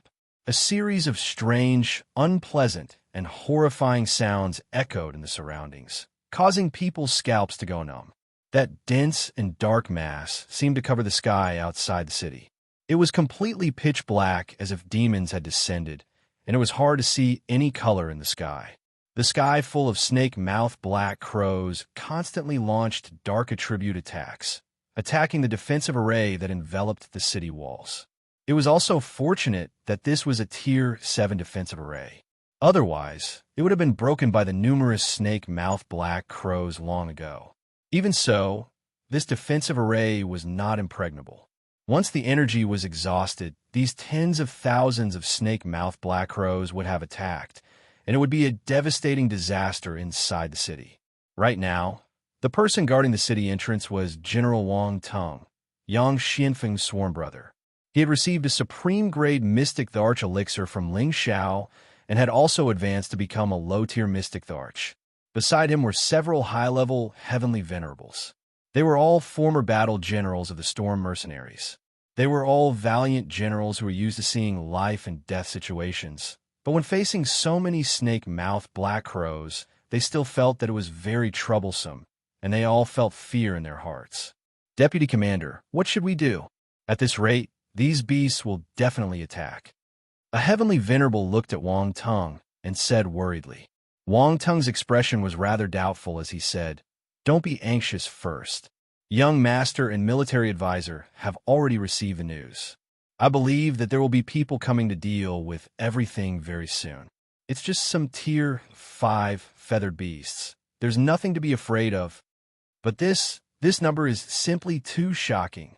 That heavenly venerable said anxiously. So what? We've seen all sorts of situations before.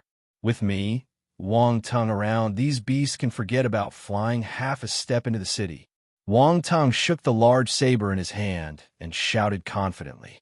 Becoming a true Tharch, he had enough confidence to face all dangers. Rumble. After a series of frenzied bombardments, the defensive light screen shook nonstop. One could even faintly see traces of cracks appearing on it. Presumably, it could not hold out much longer, and this array was definitely going to be destroyed. Wang Teng's body shook as he shouted, "Everyone, summon your spiritual beasts and prepare to kill these feathered beasts." With that, A Class 6 heavenly armor wolf appeared majestically by his side, a wolf howl soaring into the sky. The guards nearby all took out their weapons and summoned their spirit beasts, ready to fight to the death. The defensive barrier still hadn't broken. Wang Tung raised an eyebrow, and a look of joy appeared on his face. A large group of people is coming to support us. Everyone, let's cheer and kill all these feathered beasts.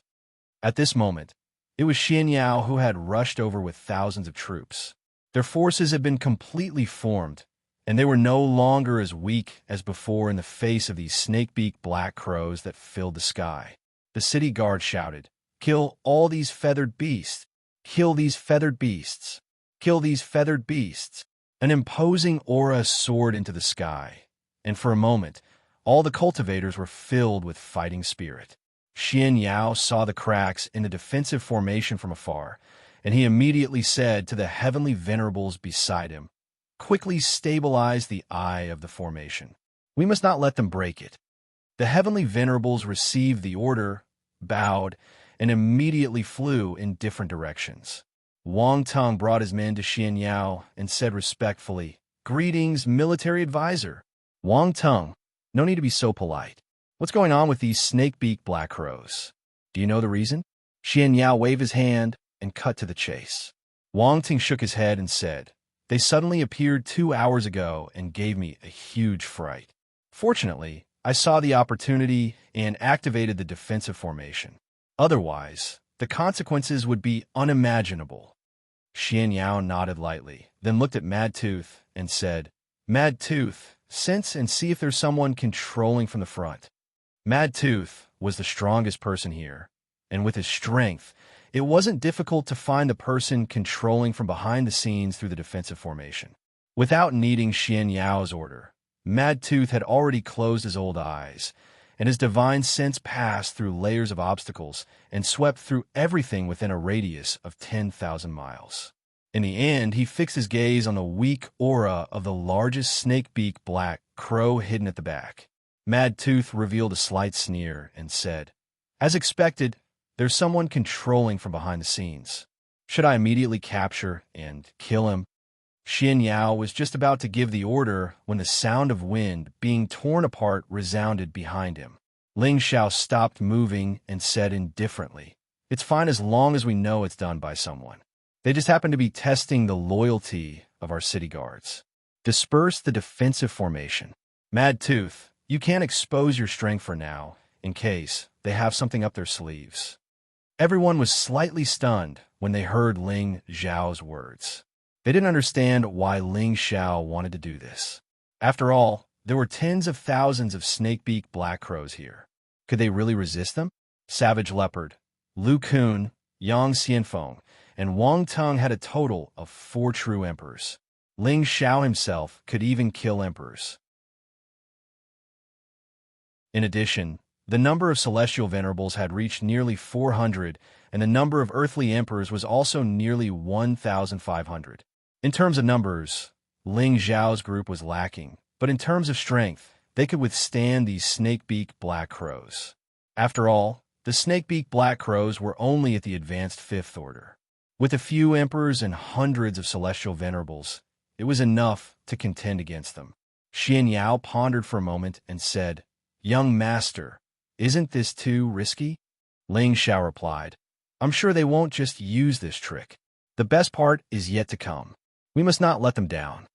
After a pause, he continued, "Cruel Leopard, Uncle Lu, Xianfeng, Wang Tung, and all those above the Celestial Master level, listen to my order. Once the defensive formation is withdrawn, you must immediately kill them. Don't let a single snake-mouthed black crow break through the line of defense. Those below the Celestial Master level, all help in the rear. Once the line of defense is broken, immediately surround and kill them. Understood?" Ling Xiao held the golden dragon spear in his hand and shouted out orders. His expression was extremely dignified, and there was no doubt that he was an overlord. "Understood." Everyone shouted in unison. Their voices were extremely loud and powerful. "Good. Follow me to kill all these feathered beasts." We must not let them damage a single blade of grass or tree in our wind cloud city. Ling Xiao roared and summoned Xiao Jin. Together, they flew into the sky. Ling Xiao truly wanted to settle down in Wind Cloud City. This was the first time he had the feeling of protection. Other than protecting the people he loved, he also wanted to protect everything that had been hard to come by. He absolutely would not allow anyone to trample on and destroy it. Xian Yao also shouted, "Disperse the formation and kill the enemy." As his voice fell, the martial artists in the various formation corps immediately dispersed the formation corps, and the defensive light screen in midair immediately disappeared. Caw-caw! Those snake-beak black crows seemed to have been freed in an instant, and they continuously screeched. A large number of snake-beak black crows were like arrows, rapidly flying towards the city. Countless dark attribute attacks continuously bombarded down. In an instant, a large expanse of black light covered the city. It was as if the heavens had fallen, causing people to feel incomparable panic and fear. The citizens who were watching from afar all cried out in alarm. Too many snake-beak black crows, too terrifying. This is simply a disaster. I wonder if City Lord Ling and the others can withstand it. Why are there so many snake-beak black crows attacking for no reason? Could it be that the curse of death has not been completely broken? We must believe in City Lord Ling. A mere snakebeak black crow is nothing. With an Emperor Stage powerhouse here, no matter how many come, it will be futile. I hope so. As long as City Lord Ling and the others can withstand this disaster, I have decided to stay here for a long time. Come, all of you die for me. Ling Zhao's battle intent surged, and his fighting spirit soared as he brandished the golden dragon spear in his hand. The terrifying golden dragon descended from the sky and charged towards the snakebeak black crows. In a single move, hundreds of snakebeak black crows were blasted into a bloody mist. At the same time, Ling Zhao's world force was released, and his battle prowess was raised to the peak, blocking the attack of a snakebeak black crow. Savage Leopard, Lu Kun, Yang Xianfeng, Wang Tung, and many other Empyreans released their world force at the same time, and the boundless power instantly formed a terrifying killing power. In just an instant, a large number of snakebeak black crows were blasted into smithereens, and fresh blood splattered across the sky. The merciless slaughter and merciless destruction shook the outside of the city, as if doomsday had arrived, causing everyone to feel a chill in their hearts.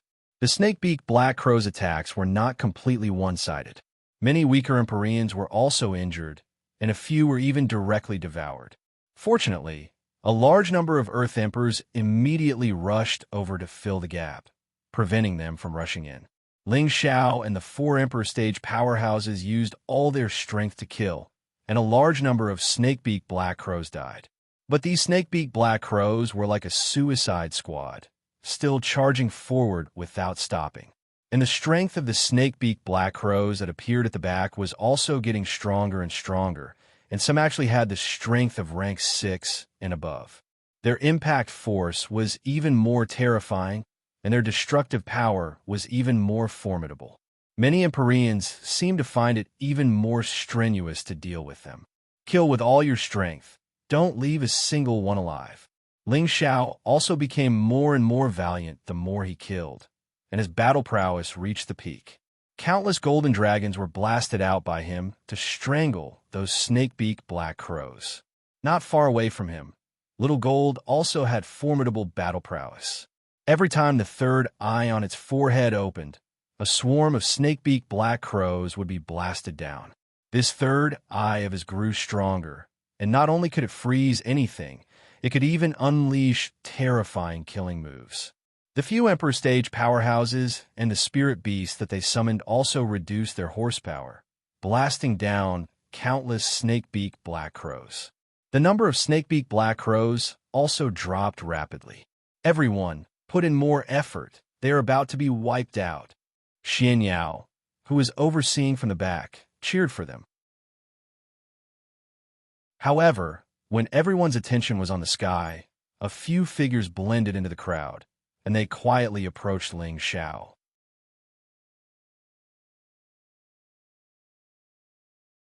Chapter 754.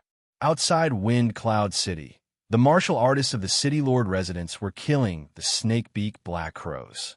A large number of snakebeak black crows were killed, and a large amount of fresh blood filled the air, dyeing the sky red. It was a disgusting sight. In this battle, apart from Ling Xiao and the 4 mystic emperors who killed the most snakebeak black crows, there were 2 other people who killed the snakebeak black crows in a shocking number. Both of them were women. They were Feng Xianyun and Ji Beixin, who had reached the mid-level heavenly venerate level. In terms of surface strength, the 2 of them were far inferior to many people. However, the strength they displayed was far beyond the reach of most people. Feng Xianyun had a heaven-gu body. Even if she did not pay much attention to cultivation, the speed of her advancement was still extremely fast. Her current strength had reached the peak of the mid-level heavenly venerate, and the world power she displayed was the Gu Insect Emperor's world. Its lethality was astonishing.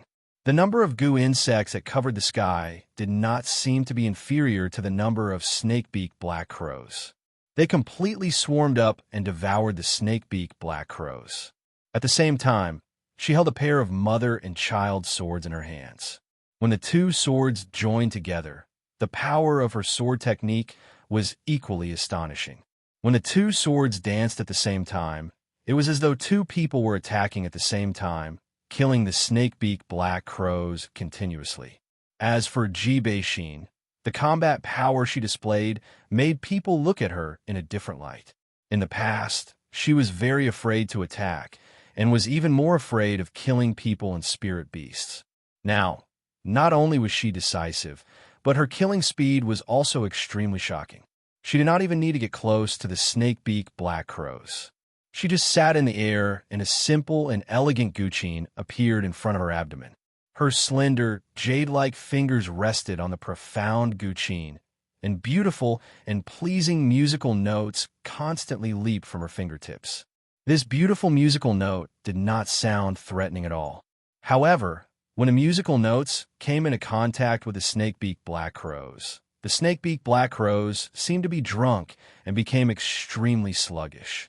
One by one, they lost their combat power and even showed signs of falling. However, all of this was not surprising at all.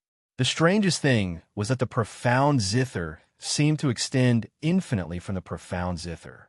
These profound zither extended towards the black, evil snake mouths.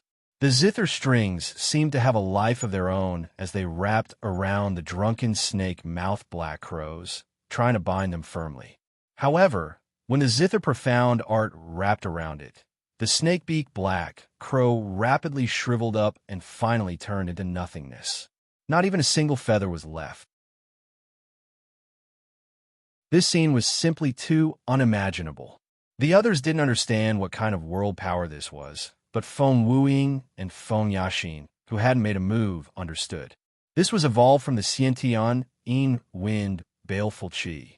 Coupled with Ji Beixin's comprehension, the gray zither was actually the Xiantian, Yin, Wind, Baleful Qi. It had a strong corrosive effect, and it corroded the black crows one by one. Ji Beixin inherited the power of an ancestor of the Feng clan. As her power continued to be unsealed, her speed of advancement was not inferior to anyone else. At the same time, she also inherited the Xiantian, Yin, Wind, Baleful Qi. Later on, she accidentally interacted with Ling Xiao, which gave her the terrifying corrosive power of the Xiantian, Yin, Wind, Baleful Qi. Coupled with the Feng clan's auntie's wholehearted training in the past few years, she had such extraordinary combat power. In addition, Yi Yunfeng's 5-fold combat power was also extraordinary. However, his world power was only at the low-grade spirit level, which was far from the 2 extraordinary world powers.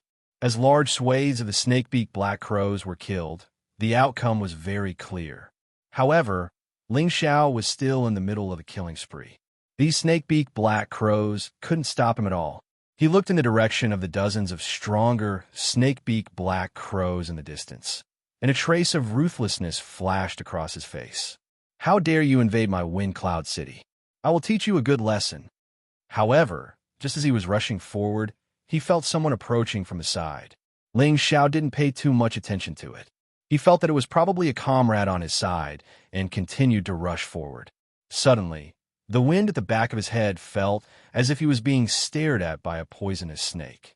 A strong sense of danger made his hair stand on end. This feeling was completely determined by his many years of experience. If he couldn't dodge this attack, then he might die here. However, just as he was about to escape, he discovered that two powerful auras had completely locked him in place. He was unable to move at all. Oh no, it was premeditated. Ling Xiao exclaimed in his heart. His entire body instantly broke out in cold sweat. Just as the attack at the back of his head was about to pierce through Ling Xiao's head, the pressure on his body suddenly relaxed. He didn't know what was going on, but he didn't have time to think too much about it. His body rapidly sank down. Whoosh! Just at that moment, a sharp spirit weapon pierced over. In the blink of an eye, the sword still managed to cut off a few strands of Ling Xiao's hair. It didn't really take Ling Xiao's life. There was indeed an ambush. Wait for me to destroy these clowns. Mad Tooth, who was on the city wall, murmured. His eyes revealed a strong, killing intent. Just as he was about to attack, Xian Yao said, "Since young master is out of danger, leave it to him. You and Elder Han are the trump cards of Wind Cloud City. Unless the city is in danger, you definitely can't reveal them." Mad Tooth hesitated for a moment, but in the end, he didn't make a move. He wasn't sure if there were more people lying in ambush. If there were, wouldn't he scare away all the small fries if he attacked? Ling Xiao dodged the attack, but in the next moment he was attacked by several auras at the same time. Countless sword tips wrapped around him, and the power to stab and kill seemed to be poured into this one move.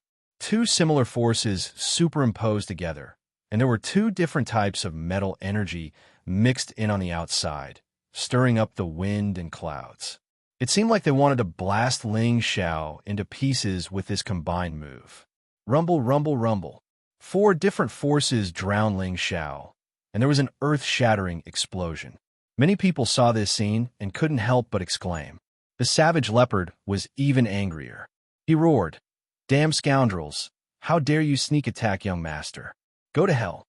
The savage leopard and the demon-armored leopard rushed towards Ling Xiao's side to rescue him. The dark attribute that they emitted covered this part of the world. The sticky blood-colored demonic world made people's hair stand on end. However, before he reached there, a familiar dragon's roar soared into the sky. Roar! A golden dragon soared into the sky, roaring for thousands of miles, and its aura shook the sky. The powerful sound wave and aura shocked the four people who surrounded Ling Xiao and made them retreat quickly. There was a little blood at the corner of Ling Xiao's mouth, and his clothes were a little torn, but other than that, he was fine. He held the golden dragon spear in his hand, and his whole body was surrounded by thick, glazed dragon scale armor. He looked incomparably mighty and extraordinary, like a real dragon descending to the world, making people have an impulse to worship him. Ling Xiao's ancient Emperor Divine art had reached the peak of the blood-refining realm, but he didn't have time to cultivate the sixth transformation of the sense-refining realm. His body was already comparable to an ordinary divine tool, and even a full blow from the four people couldn't kill him. When Ling Xiao was about to kill the four people, he raised his eyes and looked at them in surprise. "So it's you guys." Ling Xiao recognized Gu Xing and Gu Xiao at a glance, but he was surprised that Gu Xiao's hair had turned this color. He was sure that the other two were Sha Tian's men. After all, he had absorbed the soul memories of the Sha Tian's silver killers, so he had a certain understanding of Sha Tian's organization. He could tell at a glance that these two people were Gold Killer and Silver Killer respectively. He didn't expect the Gu family to join forces with Sha Tian's men to deal with him. He couldn't help but suspect that the flock of snake-beak crows had something to do with them. At this time, the snake-beak crows on the other side were almost completely wiped out. Many experts surrounded Gu Xing, Gu Xiaohe, and the two Sha Tian's men. The two Sha Tian's men knew that they had lost, and they decisively fled in one direction. Quick run! Gu Xing also grabbed Gu Xiao's hand and cried out in alarm as he fled as well. How could Cruel Leopard, Lu Kun, Yang Xianfeng, and Wang Tung let them escape so easily? They quickly surrounded them with their spirit beasts. However, at this moment, another group of black shadows flew over from a short distance away, blotting out the sky and covering the earth. Many of the cultivators who had just finished killing the snake-beak crows were in chaos again. Oh my god, that's a flock of bloodthirsty bats. What the hell is going on? Bloodthirsty bats are even more terrifying than the snake-beak crows. Fortunately, there are fewer of them. Cut the crap. Hurry up and kill them. Don't let them bite you, as they're extremely poisonous. Kill them all! Kill them all! Ling Xiao shouted at the 4 Emperor rank experts. All of you stay here.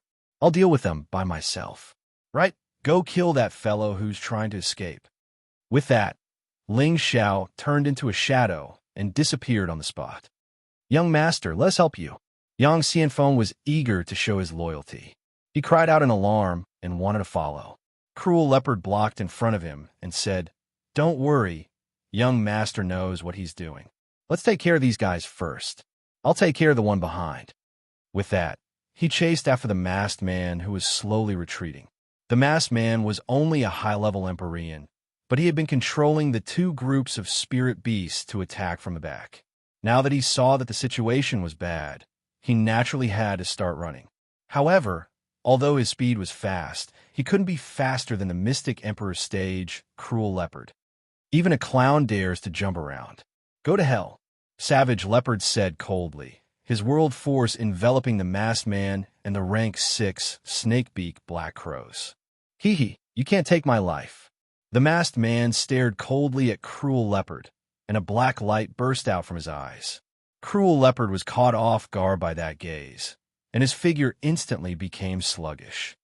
Consider yourself lucky. Next time, you won't be so lucky. The masked man glanced at the demon armor leopard that was pouncing towards him. He did not attack the Cruel Leopard and immediately fled.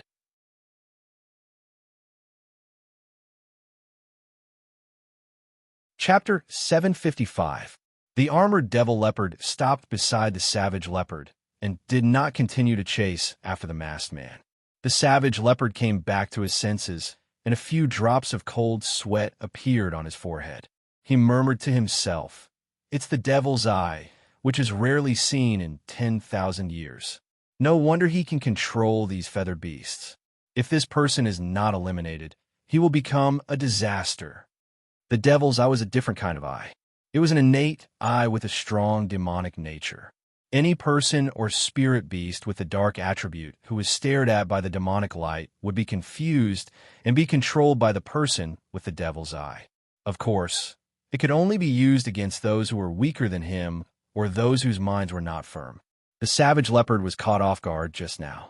He was much stronger than the masked man, so he naturally would not be controlled by him. However, the temporary confusion was very fatal. If the armored devil leopard hadn't arrived in time, his life would have been hanging by a thread. The savage leopard couldn't deal with a masked man, so he had to go back and kill the last of the bloodthirsty bats. He thought to himself, "I must tell the young master about this. Once this person grows up, he will be quite terrifying." In another direction, Ling Xiao chased after Gu Xing, Gu Xiaohe, and Tu Sha Tian's men. Originally, the 4 of them wanted to escape separately, but when they saw Ling Xiao chasing them alone, they did not do so. They all knew that united they were strong, and divided they were weak. Since Ling Xiao dared to chase them alone, it was just the right time to draw the snake out of its hole and take the opportunity to kill them.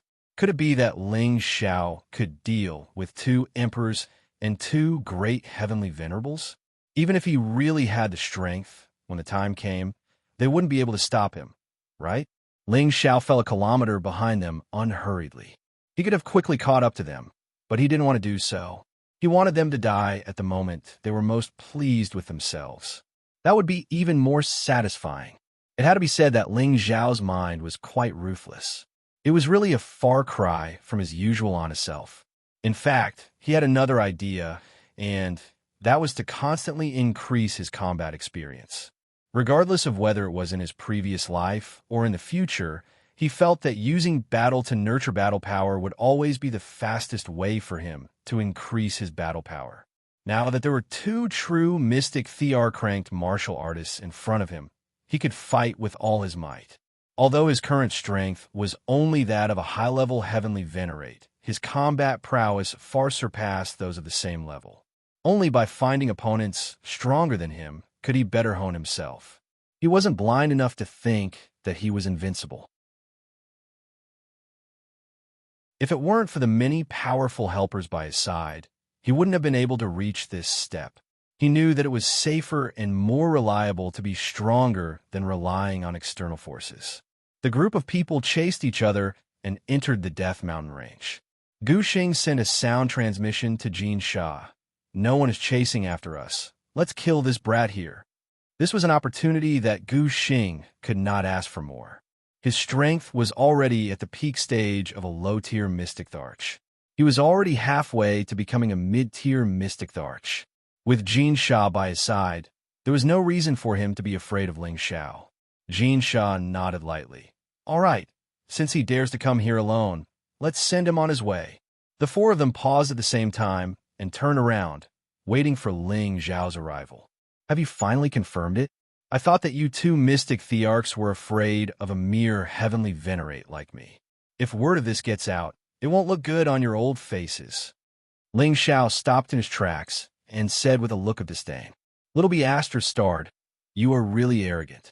However, this is the last time you will be so arrogant." Gu Xing's face was ashen as he looked at Ling Xiao coldly. Beside him, Gu Xiaohe revealed a look of intense hatred and said softly, "I am going to kill you."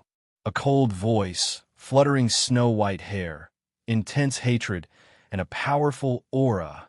Why did Gu Xiaohe become like this? It was all because of the misunderstanding between her and Ling Xiao in the chaotic abyss of war.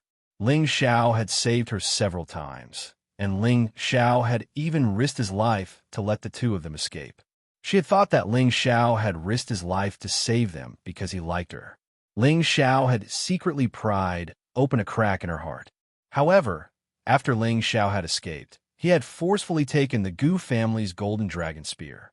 Her big brother had wanted to ask for it back, but Ling Xiao had refused. This had caused a rift between them. In the end, after the enlightenment pool had ended, her big brother had gone to find trouble with Ling Xiao and never returned. It was obvious that her big brother had already died in Ling Xiao's hands. Gu Xing guessed that Ling Xiao must have approached her for the sake of the Gu family's golden dragon spear. This time, Gu Xiao had thought that she had been deceived by Ling Xiao, which was why her love had turned into hatred and turned into her current state. However, it was a completely different story for her to become a high-level heavenly venerable. Ling Xiao naturally did not understand why Gu Xiaohe would have such intense hatred and killing intent. He only felt that Gu Xiaohe was the same as her big brother. Their conscience had been eaten by dogs. He cursed inwardly. "I did save your life, but you're repaying kindness with enmity. Really, good people don't get good karma." The reason why he had taken possession of the Golden Dragon Spear was because he had obtained Zhan Wang's soul memories and drank the Zhan Wang's blood essence when he was still alive. The Golden Dragon Spear had recognized him as its master. Man and spear worked well together. Even if he returned the Golden Dragon Spear to the Gu family, they would not be able to unleash its full power. That was why he had taken it for himself. It was a pity that Gu Yufei's actions had disappointed Ling Xiao. Otherwise, Ling Xiao would have explained things to them and given them some other compensation. Ling Xiao did not have much time to think. Gu Xiaohe had already summoned her spirit beast, the Golden Jiao Dragon. Holding a golden spear in her hand, she charged towards Ling Xiao like a female knight. The Golden Jiao Dragon's strength had risen from the peak of the 5th Order to the mid-level of the 6th Order. This speed of advancement was just too fast. He really did not know how the Gu family managed to do it. The other Silver Kill young man grinned and quietly moved to the side, blocking Ling Xiao's back to prevent Ling Xiao from escaping. Ling Xiao frowned. He opened his mouth and let out a dragon's roar. A powerful dragon-shaped battle intent filled the air. Roar! The golden Jiao dragon was startled by the roar. It was as if it could feel the might of the dragons, causing it to freeze for a moment. Ling Xiao dashed forward and grabbed Gu Xiaohe's neck with his golden claw. Gu Xiaohe quickly regained her senses, and a golden dragon shadow appeared behind her. However, this dragon shadow was not in the shape of a real dragon, but a Jiao dragon. Its aura was much weaker than Ling Xiao's. A golden dragon-shaped armor appeared on her delicate body. The golden spear in her hand rippled with countless spear shadows. At the same time, her world energy began to deduce. In the world of gold, several Jiao dragons roared and golden spears rained down from the sky. This was a mid-grade spirit realm world force, and its attack power was indeed incomparably sharp. Ling Xiao raised his eyebrows. He ignored the world energy and continued to step forward. No matter how the Jiao dragons and golden rain attacked him, they could not hurt him at all. Let's stop here. Ling Xiao sensed Gu Xiaohe's killing intent. He had no intention of showing mercy to the fairer sex, so he threw a powerful punch at her. He crushed a Jiao dragon and destroyed the rain of spears with a single punch. His aura was magnificent and terrifying. Gu Xiaohe hadn't expected that she would not be able to block a single attack from Ling Xiao, even though her strength had improved so much. Her heart sank to rock bottom. Gu Xing swiftly arrived in front of her and blocked Ling Xiao's punch. However, when he received the punch, he only felt a powerful force rushing into his body. Gu Xing's expression changed. Hidden energy. Not bad, kid. As expected of a veteran Emperor rank expert, Gu Xing immediately sensed the abnormality in Ling Xiao's punch. He even forced Ling Xiao's hidden energy out of his body. At the same time, the Golden Slayer and Silver Slayer instantly concealed their auras and attacked Ling Xiao from two different directions. Sly Strike, Stealth Dismemberment. Both of them cultivated the Tao of assassination. Once they attacked, they positioned themselves in an unknown direction. The positions of their sneak attacks were also rather tricky and difficult to guard against. Fortunately, Ling Xiao's spiritual energy was freakishly strong. No matter how well they concealed themselves, they were still unable to escape Ling Xiao's senses. Since both of you are in such a hurry to die, I'll fulfill your wish. Ling Xiao licked his thick lips as he started to brandish his golden dragon spear. Tyrant Dragon Spear Mantra's third technique, Coiling Dragon Rises. A peerless true dragon burst out of the ground and roared in all directions, shocking the surroundings. Both the Golden Slayer and Silver Slayer were startled, and they retreated decisively. However, the Golden Dragon was incomparably domineering. It flipped its body and whipped its tail wildly. Insha, who was only a celestial master, was ruthlessly whipped by Long Zhan. He let out a blood-curdling scream as his body was blasted into a bloody mist and dissipated in the air. Gold Slayer, on the other hand, was very strong. He stabbed repeatedly and finally destroyed the dragon's body. However, the webbing between his thumb and index finger, which was holding onto his sword, was already covered in blood. It was obvious how much effort it took for him to block this attack. Let's not waste any more time. Let's join forces and kill him. Gold Slayer was shocked. He now believed that Ling Xiao had the strength to kill Mystic Thear-cranked martial artists. He immediately shouted at Gu Xing. At the same time, he summoned his Spirit Beast Protector. It was a rat-type spirit beast, and it was already at the low level of a grade 7 martial artist. Gu Xing also left Gu Xiaohe far behind and shouted, "Hurry back to the clan and tell the clan leader to be prepared. This little B** starred is already grown up." With that, he also summoned his Spirit Beast Protector. It was a grade 7 lion-type spirit beast. The two Mystic Thear-cranked martial artists and the two grade 7 spirit beasts surrounded Ling Xiao. Their auras soared into the sky, causing the surrounding air to ripple and turn into a vacuum. Countless gusts of wind howled and blew wildly. Faced with such a siege, Ling Xiao revealed an expression of extreme enjoyment. He murmured, "Come on, let me fight to my heart's content." If other mystic Thear-cranked martial artists heard Ling Zhao's words, they would probably smash their heads against a block of tofu and kill themselves. Any ordinary mystic Thearch would have run for their lives.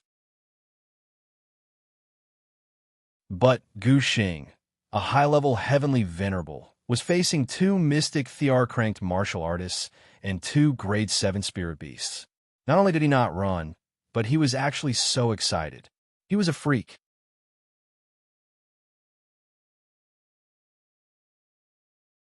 Chapter 756. As the supreme elder of the 18 great factions, Gu Xing had fought countless battles in his life. His strength was not something that ordinary low-level mystic Thearchs could compare to. His boundless world power had also reached the strength of a low-grade spirit grade. Countless golden mountains moved like the stars, smashing towards Ling Zhao. Ordinary half-Thearchs would probably find it hard to block even one of the golden mountains. His protective spiritual beast was extremely powerful as well. With its majestic and robust physique, it was definitely a king among lions. Its lion roars shook the heavens and the earth as it stared fiercely at the prey it was about to besiege. From time to time, it would spit out powerful golden lights. These golden lights were powerful enough to destroy several mountain ridges. Its might was extremely terrifying. As for Jinsha's boundless world power, it was a world of swords. Countless swords formed a storm that swept in all directions. Every sword chi could cut jade and split gold. His rat-type spirit beast looked around with its sinister eyes. Its body kept moving, its sharp fangs waiting for the final opportunity to bite its opponent and deal a fatal blow. Two emperors surrounded him. Two 7th-grade spirit beasts glared at him. Such a situation was enough to make any low-level mystic Thearch tremble in fear. However, Ling Zhao's fighting spirit was high. The golden dragon image roared continuously above his head. His power increased by 20 times, and his aura kept rising. 5-colored glazed dragon scale armor covered his body, making him look extraordinarily mighty. He held the golden dragon spear in his hand. He looked like a god of war and an emperor. A desolate world gradually spread out. The tree vines, the ice thorns, the baleful death aura, the heavenly fire, the divine beasts formed a desolate world. It directly enveloped the two men and two beasts. Ling Zhao was only a high-level heavenly venerate. However, the boundless world power that he released was not any weaker than the two emperors' boundless world power. In fact, it was even stronger. The power that he released was even more terrifying. The three boundless world power clashed with each other, emitting earth-shattering sounds. Rumble. Countless elemental energies fell from the sky and smashed into the mountain peaks below the mountain range, instantly razing them to the ground. Countless trees were destroyed, and many spirit beasts fled in all directions in fright. As the three powerful forces clashed, the three of them were shocked. What surprised Ling Zhao the most was that the combined strength of the two mystic Thearchs was enough to make him feel strained. What's more, the two in front of him were much stronger than Yao Kuang, whom he had killed previously. They were definitely not on the same level. On the other hand, Gu Xing and Jinsha were shocked by Ling Zhao's world energy. They hadn't expected that Ling Zhao's world energy would be so miraculous and powerful that it could resist two emperor-ranked great worlds. This was simply inconceivable. But what shocked them was yet to come. This was because their large world energy was unable to suppress the small world energy of the other party, and they were constantly suffering from the backlash. First, Gu Xing's Golden Mountain world was burned by the terrifying power of heavenly fire that was spewing out from the volcanoes. Before it could even get close to Ling Zhao, it was completely destroyed. At the same time, the purple flames formed a terrifying Qilin mythological beast and raged towards him. As for Jinsha's world of sword shadows, it was completely blocked by a powerful ice mountain. Countless icicles counterattacked, freezing the sword shadows so that they had nowhere to hide. At the same time, countless chilly winds and death chi flew towards him fiercely, corroding the sword worlds into pieces of scrap metal. As for the lion spirit beast, and the rat spirit beast, they were not much better off. In front of the powerful golden dragon mythological beast, they seemed so vulnerable. Moreover, there were several three-eyed wolf king and countless snake-like tree vines assisting them from the side. The two powerful mythological beasts found it extremely difficult to deal with them. Fortunately, those were illusory attacks condensed by Ling Xiao and not real mythological beasts. They were still able to rely on their strong bodies to support themselves, so they did not suffer much damage for the time being. It was just that there were many wounds on their bodies. Ling Xiao, who was maintaining the world energy, did not have it easy either. If not for his powerful mental energy and the extraordinary power of his world energy, he would not have been able to block the attacks of the two emperors. Even so, it was extremely strenuous for him to fight 1 against 4, and the consumption was enormous. These two emperors and 2 seventh-order spiritual beasts were not people that Yao Kuang and the others could compare to. To be able to restrain them with pure strength, Ling Xiao could already be proud. I have to get rid of one first. Ling Xiao frowned slightly, and his gaze fell on Jin Sha. Ling Xiao did not immediately kill him, because he still had some value.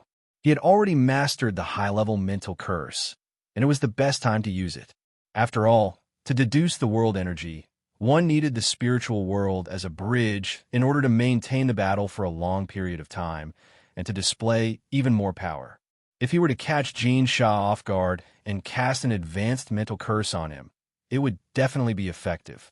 Ling Xiao also did as he thought of it.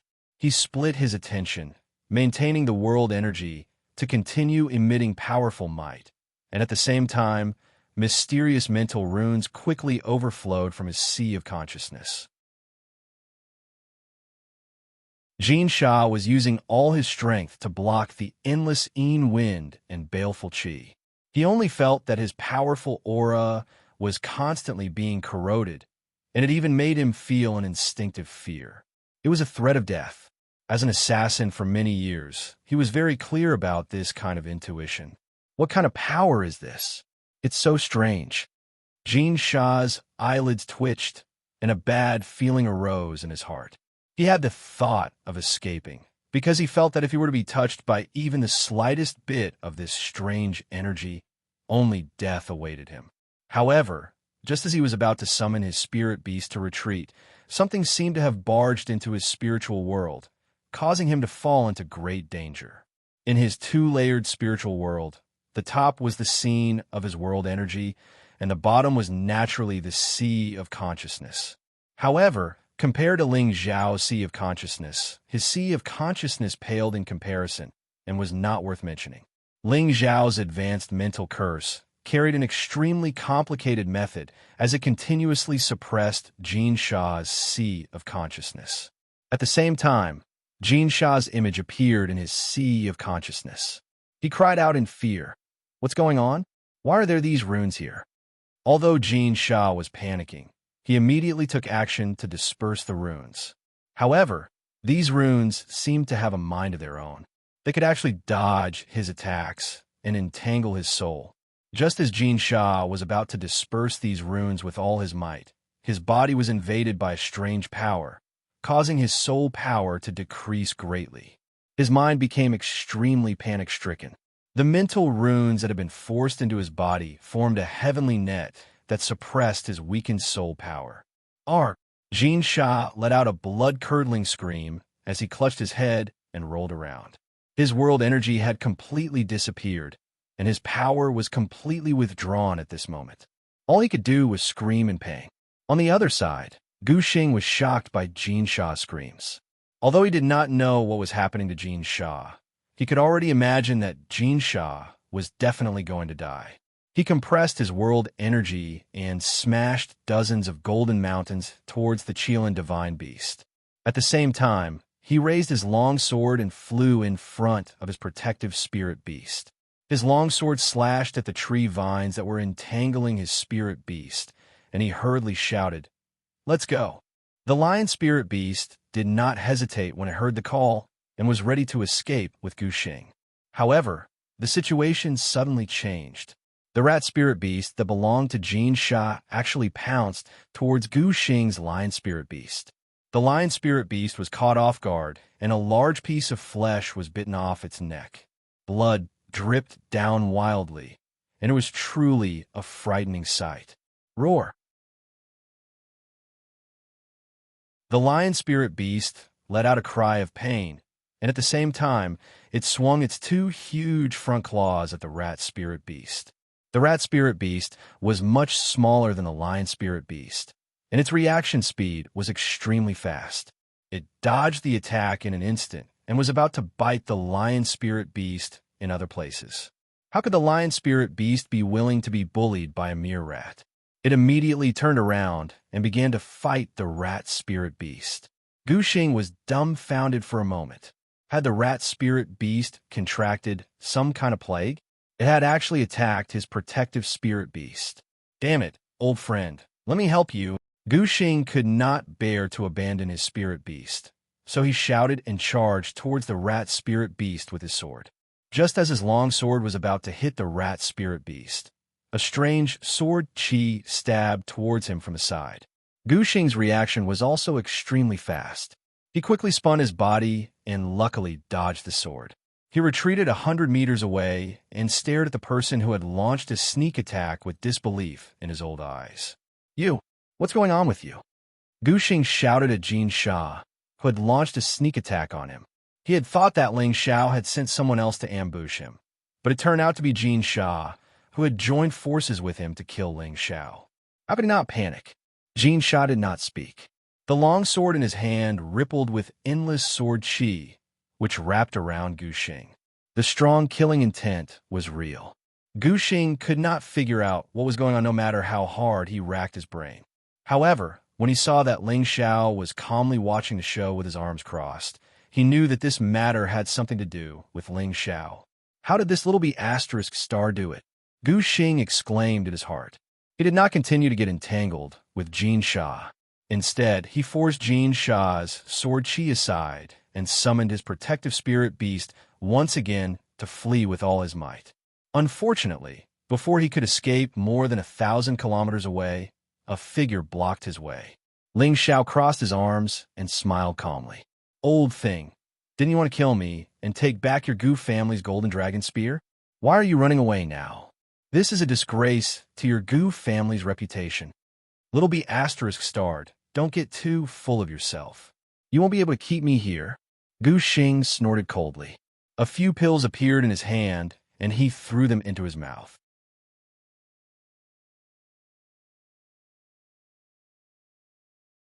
Chapter 757.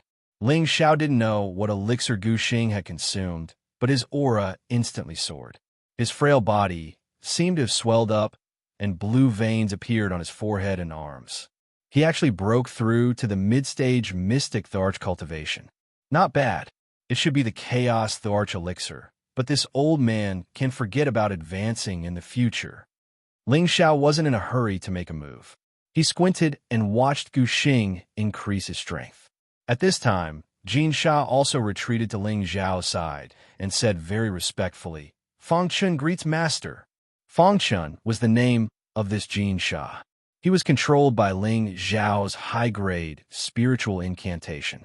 Ling Xiao's spiritual will had already occupied the deepest part of his soul. All his will and thoughts were under Ling Xiao's control. There was a big difference between the high-grade spiritual incantation and the mid-grade spiritual incantation. The person who was cursed still had their own independent thoughts and could continue to cultivate and advance. It was just that the dominant part of the consciousness was already completely loyal to Ling Xiao. It was as if Ling Xiao was his second parent. He absolutely obeyed Ling Xiao's words. This was the most magical essence of the spirit controlling art. Think about it. If Ling Xiao used his spiritual power to control many experts, who in the central region could be a match for him? Follow me from now on, Ling Xiao said very indifferently. For this enemy who once wanted to assassinate him, it was already a great blessing for him to stay. Ling Xiao naturally wouldn't treat him as well as Cruel Leopard, Lu Kun, and the others. Master, his strength is increasing. If we don't make a move now, it will be too late. Fang Chen reminded. Ling Xiao waved his hand and said, just call me young master in the future. I want to wait for him to become stronger. Otherwise, it won't be fun. Just as he finished speaking, Gu Xing's medicinal power had completely exploded. Gu Xing's strength had already reached the mid-stage mystic Thearka's cultivation. Moreover, he seemed to be unable to control that power. His old eyes had become scarlet. Little bastard, to be able to force me to this point. You can die proud. After Gu Xing said coldly, his body trembled slightly, and the clothes on his upper body were shaken off, revealing his full body soul. His world force once again began to deduce, and the golden mountains became even more magnificent. The number was also much denser than before. Die! Gu Xing shouted and pushed the golden mountains towards Ling Xiao. His speed and strength were much faster than before. Ling Xiao raised his golden dragon spear and plunged into the ancient golden mountain world. Several golden dragons rushed out, their roars spreading for thousands of miles. Their tails swept across, shattering the golden mountains one after another. However, these golden mountains seemed to be endless. They continued to smash towards Ling Xiao. Gradually, it became more and more difficult for Ling Xiao to block them. The web between his thumb and forefinger was so shaken that it was bleeding. The power of a mid-stage mystic Thearch is indeed terrifying. However, this is not enough to kill me, Ling Xiao. Ling Xiao muttered to himself. Then, he roared and used his world force once again to deduce. Two different world force once again smashed into each other, creating a deafening explosion. At this time, Ling Xiao's ancient desolate world force could not gain any advantage at all. This was because the ancient Golden Mountain world force was too terrifying. It was not something that a low-stage mystic Thearch could compare to. His tree vines, ice thorns, sinister winds, death aura, heavenly fire, and divine beasts, all kinds of energy were smashed into pieces by the powerful Golden Mountains. Although most of the Golden Mountains were also destroyed, in comparison, Ling Xiao was in a much worse state. Ling Xiao had no choice but to raise his golden dragon spear and use the tyrant dragon spear art to attack together with his world force. He didn't know how many times he had been smashed by the Golden Mountains. If it wasn't for his body that was comparable to a saint artifact, he would have already died at this moment. Ling Xiao was like a small boat in a storm. He was being ruthlessly ravaged, as if the boat could be destroyed at any time. Gu Xing looked at the suppressed Ling Xiao and revealed a sinister smile. He shouted, "Haha, weren't you very arrogant just now? Why aren't you arrogant now? Watch this old man smash you into a meat patty."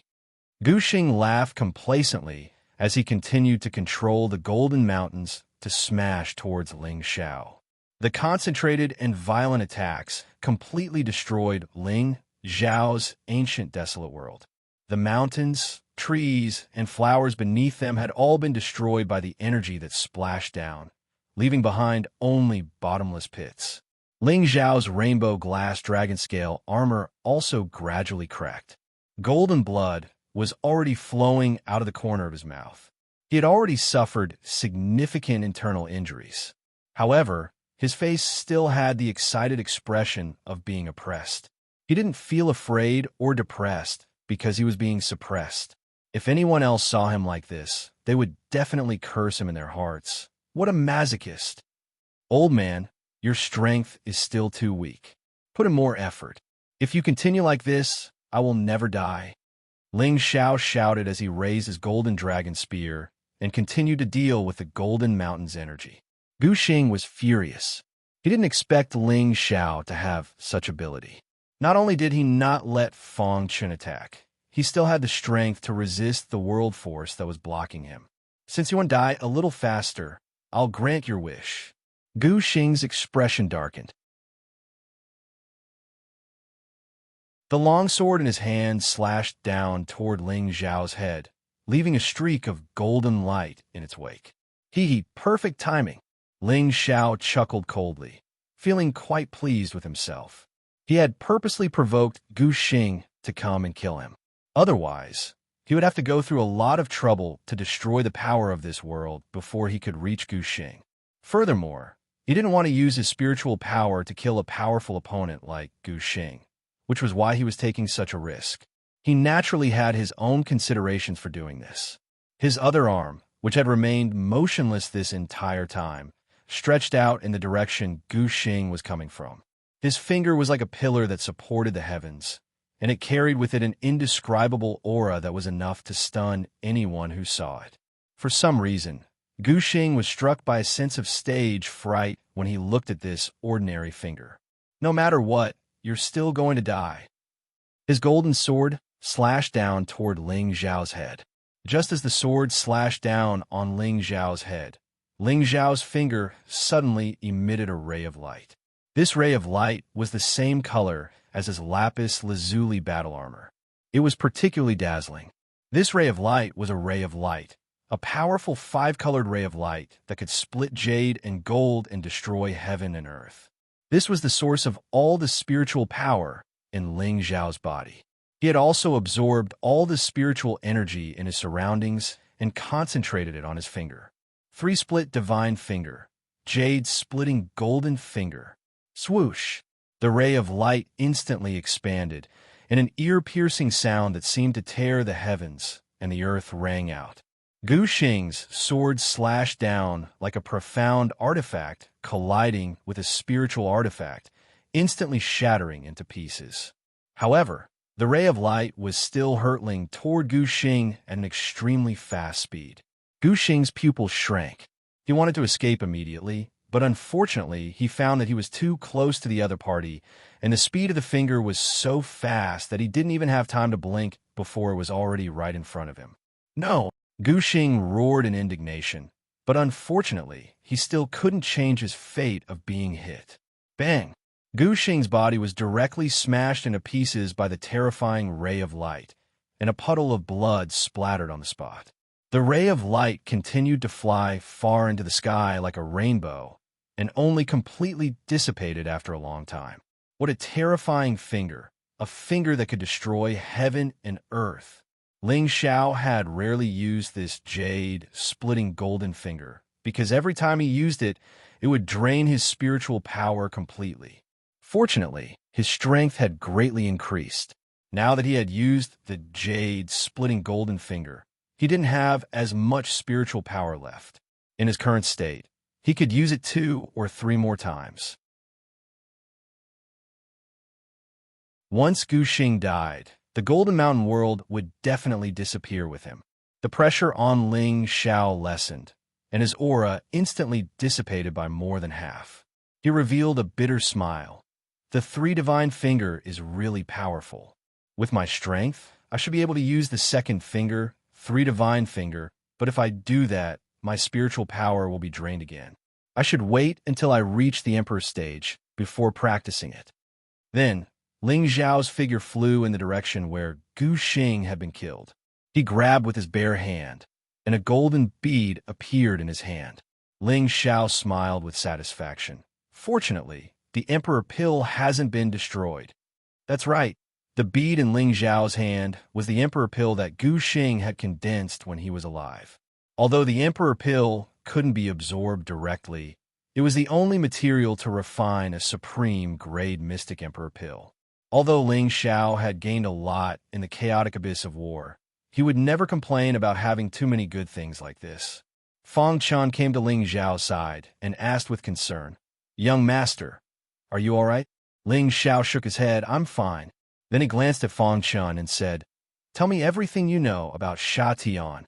Fang Chun didn't hesitate and immediately told Ling Zhao everything he knew. Fang Chun was a gold assassin, and he knew much more than silver assassin. It turned out that the true headquarters of Sha Tian's organization was located in an extremely secluded place in the central region, a place that ordinary people couldn't even imagine. Their organization was actually very powerful, so much so that Ling Zhao found it hard to believe. He had always thought that Sha Tian's organization was at most as strong as a 4th-grade sect, and that was already heaven-defying. However, after listening to Fang Chen's explanation, he realized that Sha Tian's organization wasn't much weaker than the 18 major forces. In fact, it was even stronger than the weaker forces. Jade, gold, silver, copper, and iron assassins had different numbers. They were scattered all over the place to take on missions and rarely gathered together. If they were to gather together, then they would be a very terrifying force. Ling Xiao couldn't help but feel a strong interest in Sha Tian's organization. If he could make this power his own, what kind of scene would that be? Perhaps he could directly challenge the Black Demon sect at that time. However, Ling Xiao wasn't an idealist. He didn't think that it would be easy to deal with Sha Tian's organization. Everything would have to wait for the future.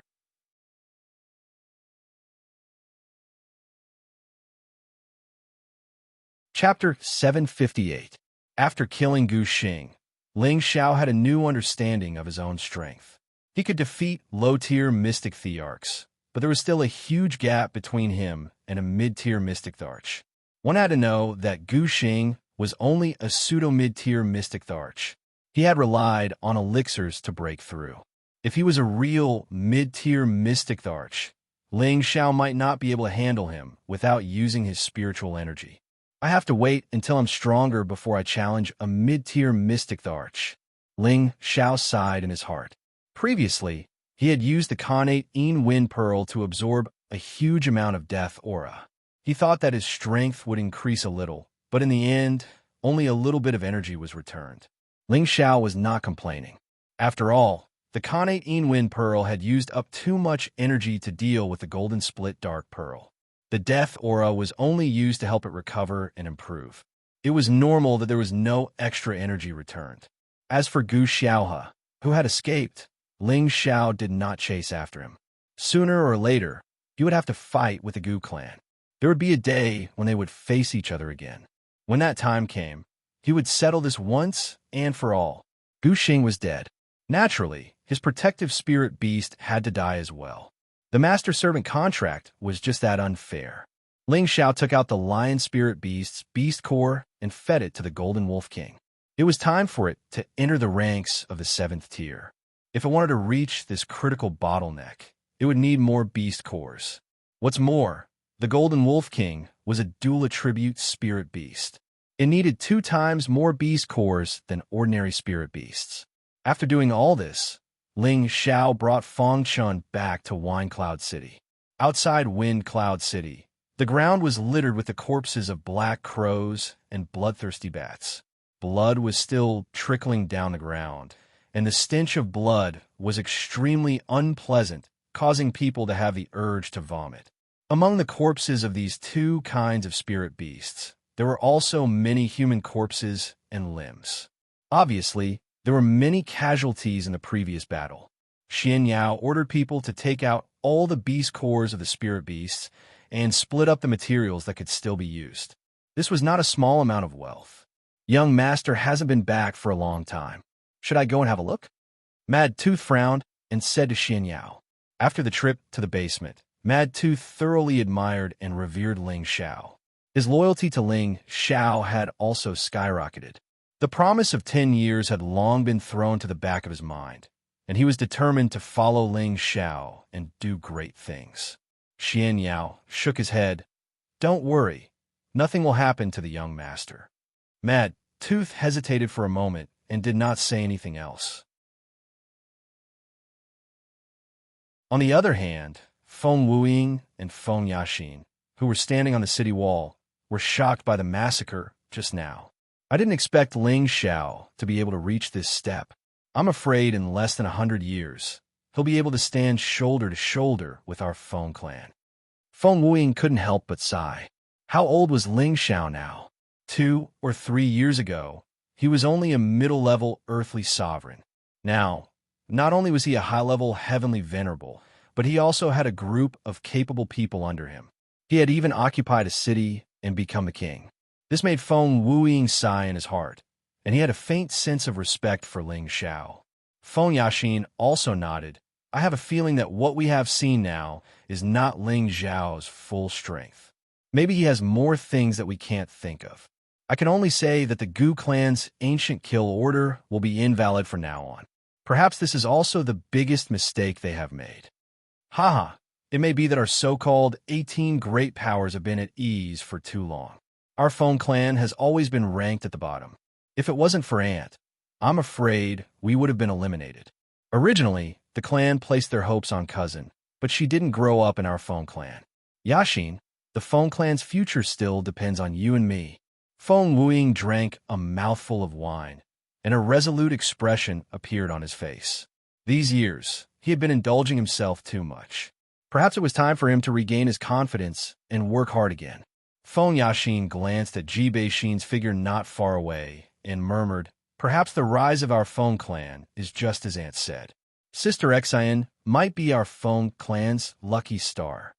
There was an inexplicable, complex expression in her beautiful eyes, as if there was envy and confusion.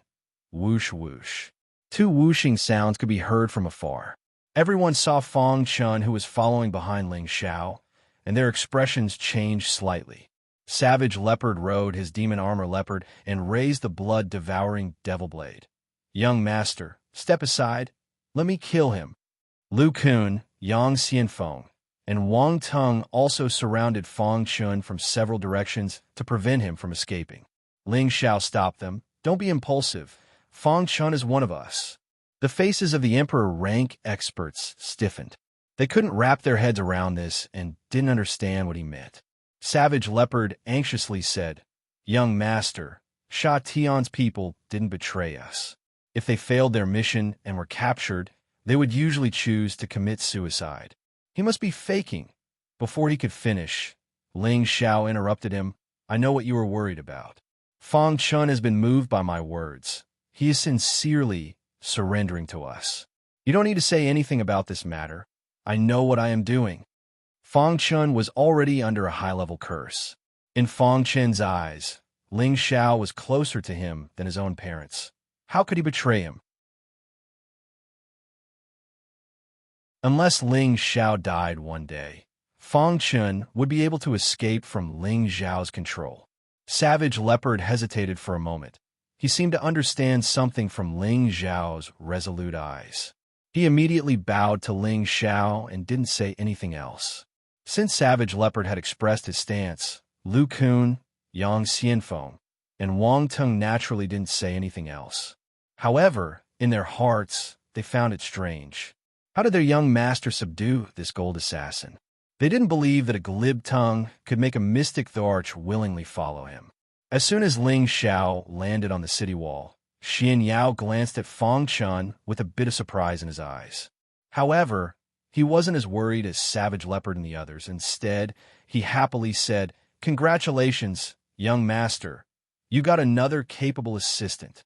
Ling Xiao lightly raised his eyes and smiled. "A fraud is a fraud. It seems that nothing can be hidden from you." He paused for a moment, then asked, "How are the casualties just now?"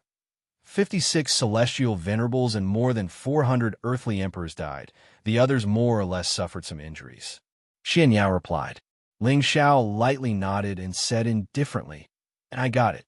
It's enough to be proud to stop those tens of thousands of spirit beasts at such a small price. Go back and make a list of the names, then we'll go back and reward them." In fact, if Ling Xiao had let Mad Tooth take action at the beginning, there probably wouldn't have been these casualties. However, Ling Xiao didn't want to reveal his trump card too early and let others know that there was a saint in Wind Cloud City. At the same time, he also wanted to know if the people he recruited had the consciousness to work for him. If they couldn't even stop these small dangers, then how could they guard the city for him forever and work for him loyally in the future? A general success was made into ashes. The road to becoming a king or emperor was destined to bleed and die. Those without strength would naturally be eliminated. Ling Xiao didn't intend to guard one side by himself forever. Only after experiencing the baptism of battle would everyone maintain a high sense of crisis. Whoever didn't want to die would constantly strive to improve themselves. Only the stronger one was, the longer they could live. After this battle, everyone in the city realized that the strength of the city lord's mansion was quite formidable. Many warriors, merchants, and commoners also felt that nothing would go wrong if they stayed in Wind Cloud City. Hence, many people started to settle down in Wind Cloud City. At the same time, many people started to move over from other places. Wind Cloud City started to move towards a stable stage of development. Various types of shops started to increase, and the number of citizens increased. Free trade also became more common, and there was an endless stream of warriors coming and going. After all, Wind Cloud City was north of the Death Mountain Range. It was a place where many warriors liked to search for treasures. Wind Cloud City became the closest place for them to settle down, and naturally, it would develop very quickly. Businesses such as restaurants and brothels also began to flourish. The Chancellor's residence didn't directly interfere with the participation of foreign merchants. They only cared about collecting a certain amount of income every month. At the same time, they sent people to manage the largest businesses. Apart from these, the Chancellor's residence's biggest source of income was the Haitian crystals collected from the transmission formation, the fees for entering the city, and the income from the monthly auctions. These are the main sources of income for every city. Once everything was on track, Ling Xiao rarely managed the affairs of the city. As for the defense and management of the fortifications, he handed over full authority to Xian Yao. Xian Yao's authority was second only to Ling Xiao. A few mystic thearchs also had to be respectful to him. Xian Yao first set up a level 7 large array formation around the city to prevent further enemy attacks. He also set up various array formations within the Chancellor's residence. At the same time, he selected a group of heavenly venerables to be the elder of the Chancellor's residence to manage the operations of the city. Every important position was carefully selected by Ling Xiao and the rest. Only those who could pass the test of loyalty would be hired. Not only that, Xian Yao also selected a group of talented warriors and started to let them practice the combination formation. Once these offensive formations were successfully practiced, they could work together to stop martial artists who were of a higher level than them. Xian Yao did this for Wei Yu's sake, to prepare for future challenges. As Ling Xiao's strength advanced by leaps and bounds, Kai Shihua, Bai Yushi, Bing Ruoshui, and Yao Qingmin, who were slower in advancing, didn't dare to be negligent anymore. They entered a closed state one after another, striving not to be left too far behind by Ling Xiao. Otherwise, one day, they would lose the chance to follow Ling Xiao. At that time, they could only be eliminated. Ling Xiao was never stingy with his women. He provided them with many good cultivation resources so that they could quickly increase their strength. It was a smooth period without too many shocking waves. Just as Ling Xiao was about to choose seclusion to cultivate, someone suddenly came to visit.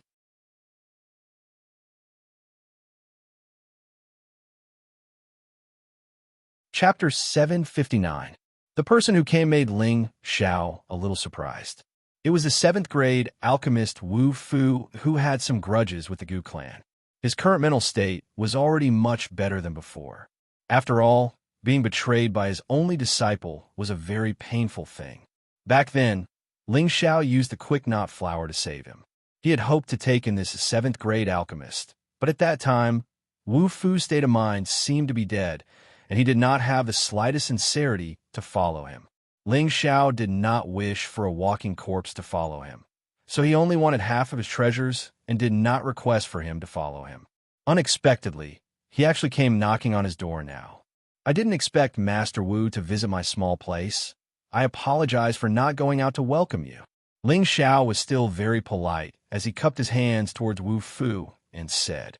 In the next moment, Wu Fu did something that surprised Ling Xiao. He knelt down on one knee and said to Ling Xiao, Wu Fu had eyes but failed to recognize Mount Tai. I didn't expect City Lord Ling to already be a genuine 7th grade alchemist. Master Ling, please accept me, Wu Fu. Wu Fu is willing to follow City Lord Ling, even if I have to die 10,000 times. It had been 2 years since the elixir meeting competition.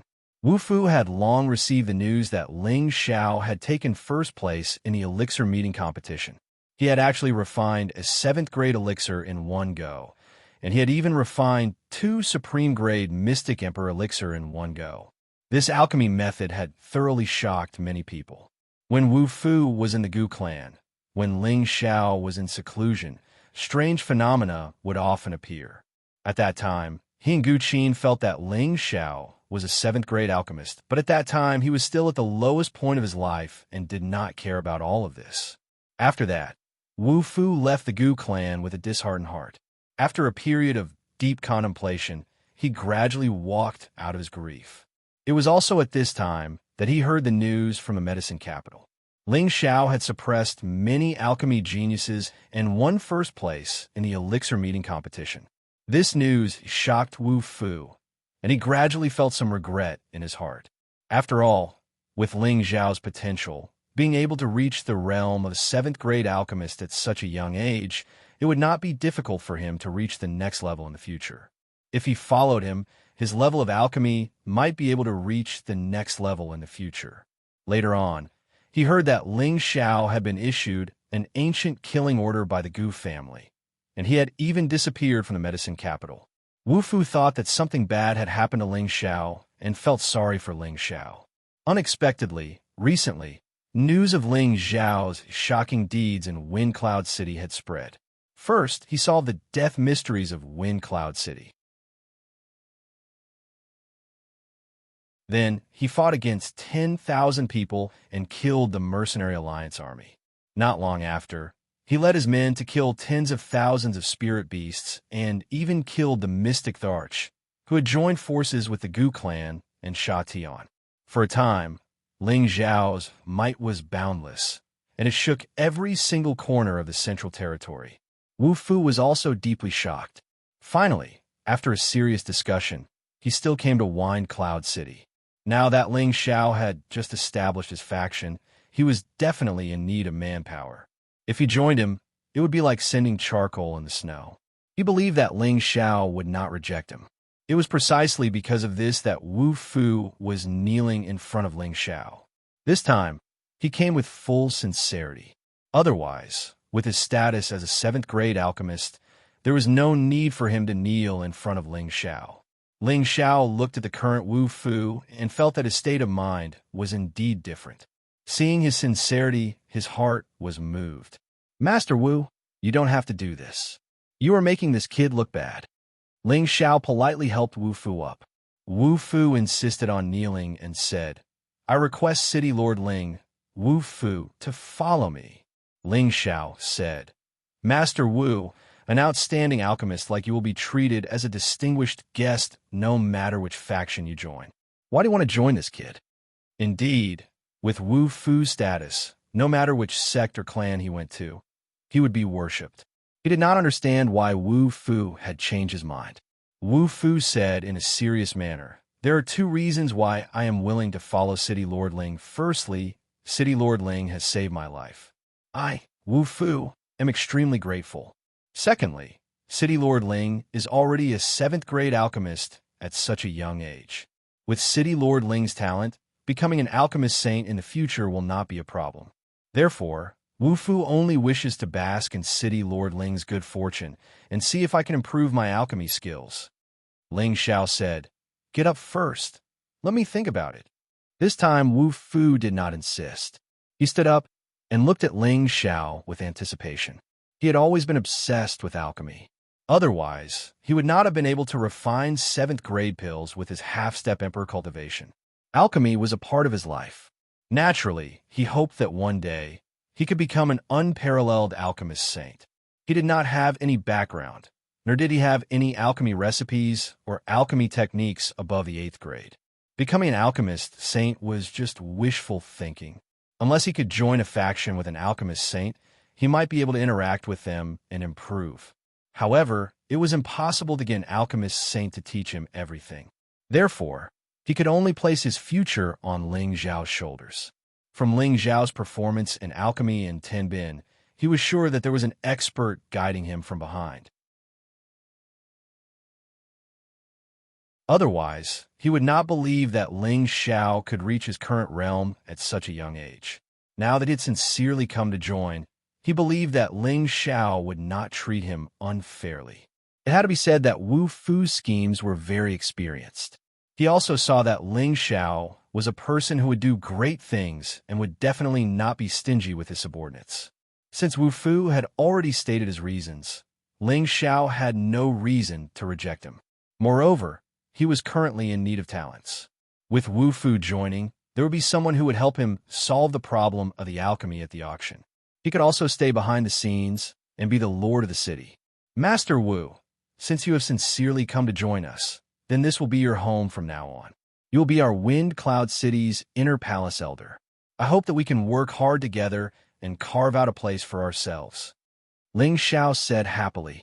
When Wu Fu heard that Ling Xiao was willing to let him follow him, he was overjoyed and said, "Many thanks, City Lord Ling."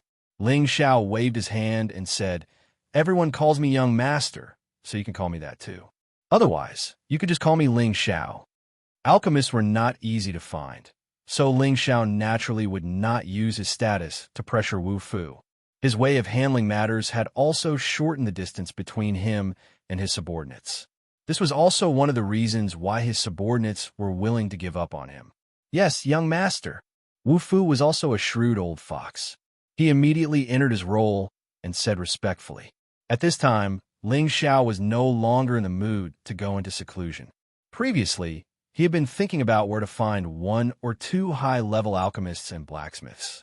Now that Wu Fu had delivered himself to his doorstep, he had already taken care of one alchemist. If he could find another high-level alchemist, then that would be even more perfect. "Elder Wu, do you know of any high-level blacksmiths?" Ling Xiao asked. "Young master, you want to find a high-level blacksmith to join us?" Wu Fu asked. "Yes. Currently, there are many things to be done in the city. We urgently lack all kinds of talents."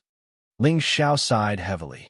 Although Ling Xiao had already sent Xian Yao to recruit talents, the number of people who came were too few or their standard were limited. This really made him feel vexed. It was impossible to establish a force without an alchemist and an armament master holding down the fort. Wu Fu was silent for a moment before saying, "There are many blacksmiths everywhere. However, those who have reached the 7th tier are also rare. Most of them are recruited by sects or families. It is not easy to find people in this aspect." "That's right. This young master is sick of it." Ling Xiao sighed. Wu Fu furrowed his brows and hesitated for a moment before saying, "Perhaps there is someone who fulfills young master's requirements." But Ling Xiao was a little impatient as he asked, "But what?" "It's just that this person's temperament is extremely eccentric. He has always hidden his name, and very few people know of his existence. It was only by chance that I found out that he is a high-level spiritual blacksmith. If not for that matter, perhaps his standards would not be so low," Wu Fu said with a regretful expression. Ling Xiao did not interrupt Wu Fu. He knew that there was more to it. Wu Fu continued. "That person offended a powerful enemy in his early years, and he fled with his wife and child. Unfortunately, in the process of escaping, his wife's head was injured by the enemy in order to save him, causing his wife's knowledge to be damaged and her mental state to become abnormal. He deeply loved his wife, and so he searched everywhere for a way to treat her, but unfortunately, no one was able to help his wife recover her knowledge. He became disheartened and hid his identity, wholeheartedly taking care of his wife. Back then, he also came to me to ask for help to refine a pill to cure his wife, but I did not have the ability to help him." Hearing Wu Fu's words, Ling Xiao revealed a look of joy and said, "You mean to say that if he has the ability to cure his wife, he might be able to leave the mountain and join us?" Wu Fu said, "Perhaps there is such a possibility. His wife is the person he loves the most. I think that if anyone has the ability to cure his wife, he would be willing to work for them." "Ha, that's good. That's good. Quickly take me to see this person. Maybe I have a way to treat his wife." Ling Xiao laughed and said. Wu Fu continued, "Young master, listen to me first. That person's wife's strength is not ordinary.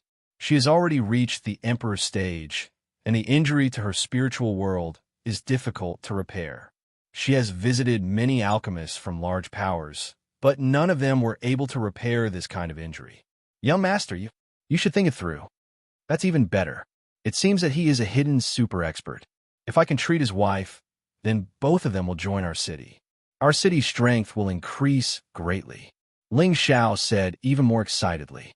Wu Fu looked at Ling Xiao in astonishment and said, "Does young master really have a way to solve this problem?" "Cut the crap. If I say there is a way, then there must be a way. Quickly take me to see this person." Ling Xiao did not have time to explain to Wu Fu. He could not wait to find the high-grade spirit tool master. "Young master, this trip is not a short one. Don't you need to make some preparations?" Wu Fu reminded. Ling Xiao slapped his forehead and said, "All right, I'll go inform the others so that they won't worry." Ling Xiao went back and gave some instructions to Xian Yao and the others. Then, he quickly left with Wu Fu to find a high-grade weapon refiner.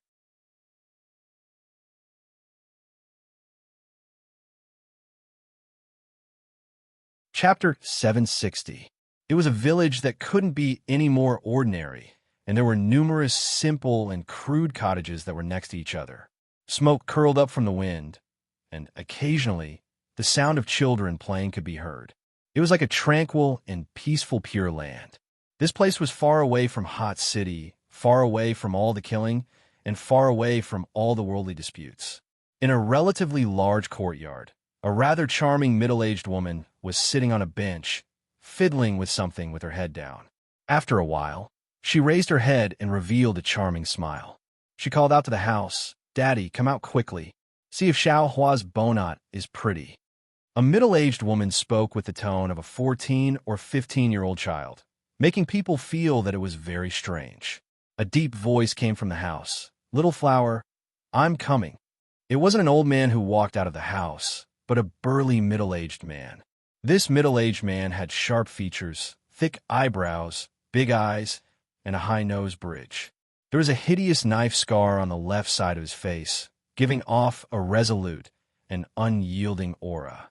The muscles all over his body bulged, giving people the feeling that they were filled with incomparable explosive power. On his two steel-like arms, green veins stretched out like snakes, giving people the same feeling of strength. His rough palms were covered with calluses, obviously caused by holding heavy objects for a long time. The two of them were clearly middle-aged, but the woman called the man Daddy. This contrast was a little confusing. The middle-aged man looked at the middle-aged woman in front of him tenderly, mixed with a bit of sadness. It didn't look like a father looking at his daughter, but more like a husband looking at his wife. "Xiao Hua's bonnet is so beautiful." The middle-aged man took the simple grass-like thing from the middle-aged woman's hands and praised. "I knew I was good. I'll make some more later. It'll be nice to have them dance in the courtyard," the middle-aged woman said with a look of intoxication. The middle-aged man's expression was a little sad, but he still forced a smile and nodded. "As long as you like it, you can make as many as you want." Actually, the middle-aged man and the middle-aged woman weren't father and daughter. After all, they were a real couple. All of this was due to fate making a fool out of them, allowing them to continue living like this. The middle-aged man was called Du Tai, and the middle-aged woman was called Song Minghua. Looking at their temperament, no one would think that they were ordinary commoners. They had lived here in seclusion for 100 years. "Daddy, you're so good to your daughter," the middle-aged woman said happily. The middle-aged man said bitterly, "Xiao Hua, can you not call me Daddy?" "Why? You're clearly my daddy." "Daddy, do you dislike your daughter for being naughty?" As the middle-aged woman spoke, her eyes became a little teary, making people feel pity for her.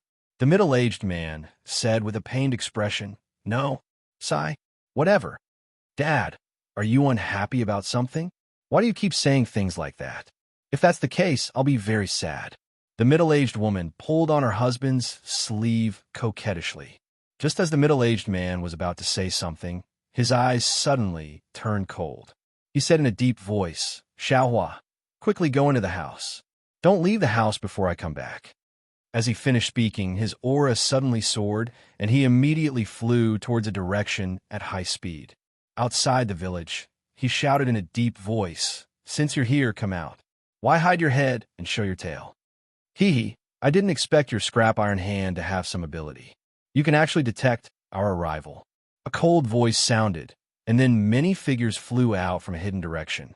There were a total of 15 people, including 2 mystic thearchs and 13 heavenly venerables.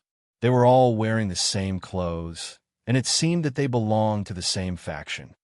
"You're really haunting us. We've been hiding for so many years. Are you really going to kill us?" Dutai said with a wooden face. The person who spoke just now stood up and stared at Dutai. "It's really hard to find you guys hiding in such a remote place. However, this day next year will be your death anniversary." Suddenly, Dutai laughed wildly. "How hateful. Come, back then your brother couldn't kill me and was killed by me. I wonder what you can do to me today." After saying that, a red giant axe appeared in his hand. This giant axe was extremely overbearing, and the image of a ferocious beast roared out, its aura shocking all directions. Shockingly, this was a weapon that had reached the half-saint level. In addition, a huge fire tiger appeared beside Dutai. Its aura was incomparably majestic and frightening. The tiger's roar caused hundreds of birds to fly away in all directions, and the villagers were panicking. Seeing this weapon, the expressions of the 2 mystic thearchs became greedy. These 2 mystic thearchs were called Rongsu and Shibingguang. They were both low-level mystic thearchs, and the one who had been talking to Dutai was Rongsu. The group of people also took out their weapons and summoned their spirit beasts, surrounding Dutai. "Come, I'll kill to my heart's content today." Dutai seemed to have become ferocious. His eyes were red with anger as he roared. He raised the giant axe in his hand and chopped towards Rongsu. Rays of axe light brought with them an incomparably strong flame, giving people an incomparably oppressive feeling. His fire tiger did not mind it either. Following Dutai's attack, it also pounced forward to deal with the spirit beasts brought by the other party. Rongsu and Shibingguang also exploded with a strong aura as they went towards Dutai. For a moment, there was an earth-shaking, rumbling sound in the vicinity. The trees and flowers were all affected and turned into fine powder. In a village not far away, the villagers seemed to have sensed the disaster and screamed. They abandoned their homes and fled far away, hoping that they would not be affected by this disaster. Song Minghua, who was in the house, also felt the strong fluctuations, and her heart was inexplicably in a mess. Could it be something happened to Daddy? Although Song Minghua's mind was in a mess, she still had emotions. She hesitated for a moment, but still decided to walk out of the house and flew out of the village. Don't look at her weak appearance. She actually has extraordinary strength. She saw Dutai being surrounded from afar and shouted angrily, "You bad people, why are you attacking my daddy? I'll fight it out with you." After Song Minghua said that, she actually raised her pink fist and smashed it towards one of the celestial venerables. She actually did not know how to use the strength that she displayed, nor did she have any moves to speak of. At best, it was just like some flowery but impractical moves. When Dutai heard Song Minghua's voice, he somewhat lost control of his mind. He shouted without turning his head, "Little Hua, quickly run, quickly run." Rongsu obviously knew Song Minghua and immediately shouted, "Catch that woman for me." Dutai was very concerned about Song Minghua. He roared and deduced a large amount of world power. His fist fire axe forced Rongsu and Shibingguang away, and he wanted to fly towards Song Minghua and take her away. However, how could Rongsu and Shibingguang allow him to escape so easily? The two of them used all their strength to smash Dutai's world power, restraining his movements. Dutai actually disregarded everything and risked his own injuries to go and rescue Song Minghua. Dutai was attacked from both sides, and he spat out a few mouthfuls of blood from the powerful attribute attacks. He had already suffered internal injuries, but he finally broke through the attack of the two of them. However, he was still a step too late. Song Minghua's neck had already been grabbed by one of the celestial venerables, and he threatened him, "Don't come over, or I'll kill her." Dutai forcibly stopped and shouted at the celestial venerables, "If you dare to hurt her in the slightest, I'll destroy your family." Unfortunately, as soon as he said that, two powerful auras enveloped him at the same time. Boom! Du Tai was smashed into the ground by the two powerful attribute attacks, leaving only a bottomless pit. Haha, now I can finally avenge my brother. Rongsu looked down at the deep pit and laughed. Shibing Guang said, he shouldn't die so easily. Rongsu said, I know he's not dead yet, but with this bitch here, are you afraid that he won't give in? At the same time, he flew in front of Song Minghua, who was caught, and grabbed Song Minghua's hair. He said ferociously, damn bitch, if it wasn't for you, my brother wouldn't have died. Whoosh! Below the deep pit, a figure quickly flew out. It was Du Tai, who had been blasted to the ground just now.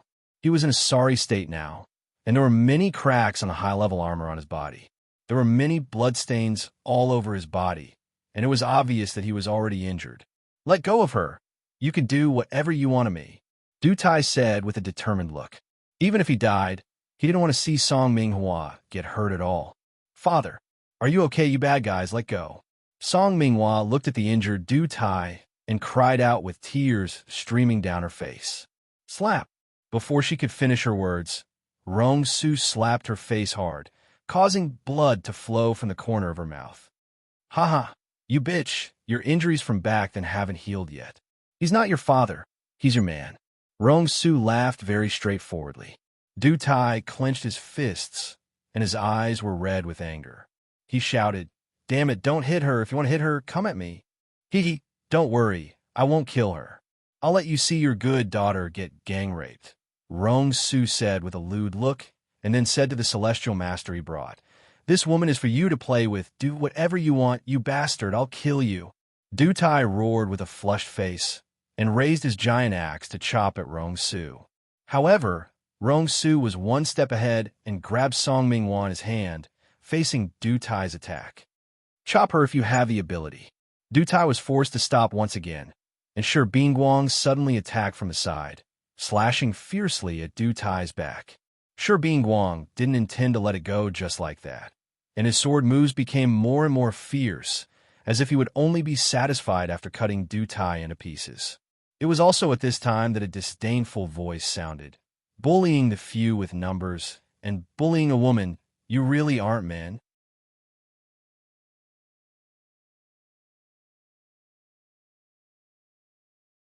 Chapter 761. Shibing Guang was not going to let Du Tai off easily. His world energy smashed down on Du Tai, and countless sword chi slashed towards Du Tai. Du Tai's mind was already in a mess, and Shibing Guang's sneak attack had succeeded. Du Tai's situation was extremely dangerous. Just as he was about to be swallowed by the sword chi, a ghost-like figure rushed over and dragged Du Tai to the side. The figure muttered disdainfully, bullying a woman with numbers? You guys are not men at all. Shibing Guang did not expect that someone would be able to rescue Du Tai from right under his nose. He was both shocked and angry. Rongsu also did not expect such a thing to happen. He looked at the newcomer and frowned. Who are you? How dare you interfere in the affairs of our Ghost Abyss sect? Are you tired of living? The person who came was very young, looking to be in his 20s. He had sword-like eyebrows, starry eyes, and an imposing appearance. His jet black hair fluttered in the wind, and his demeanor carried a bit of the aura of an emperor. His somewhat demonic smile was enough to kill any woman.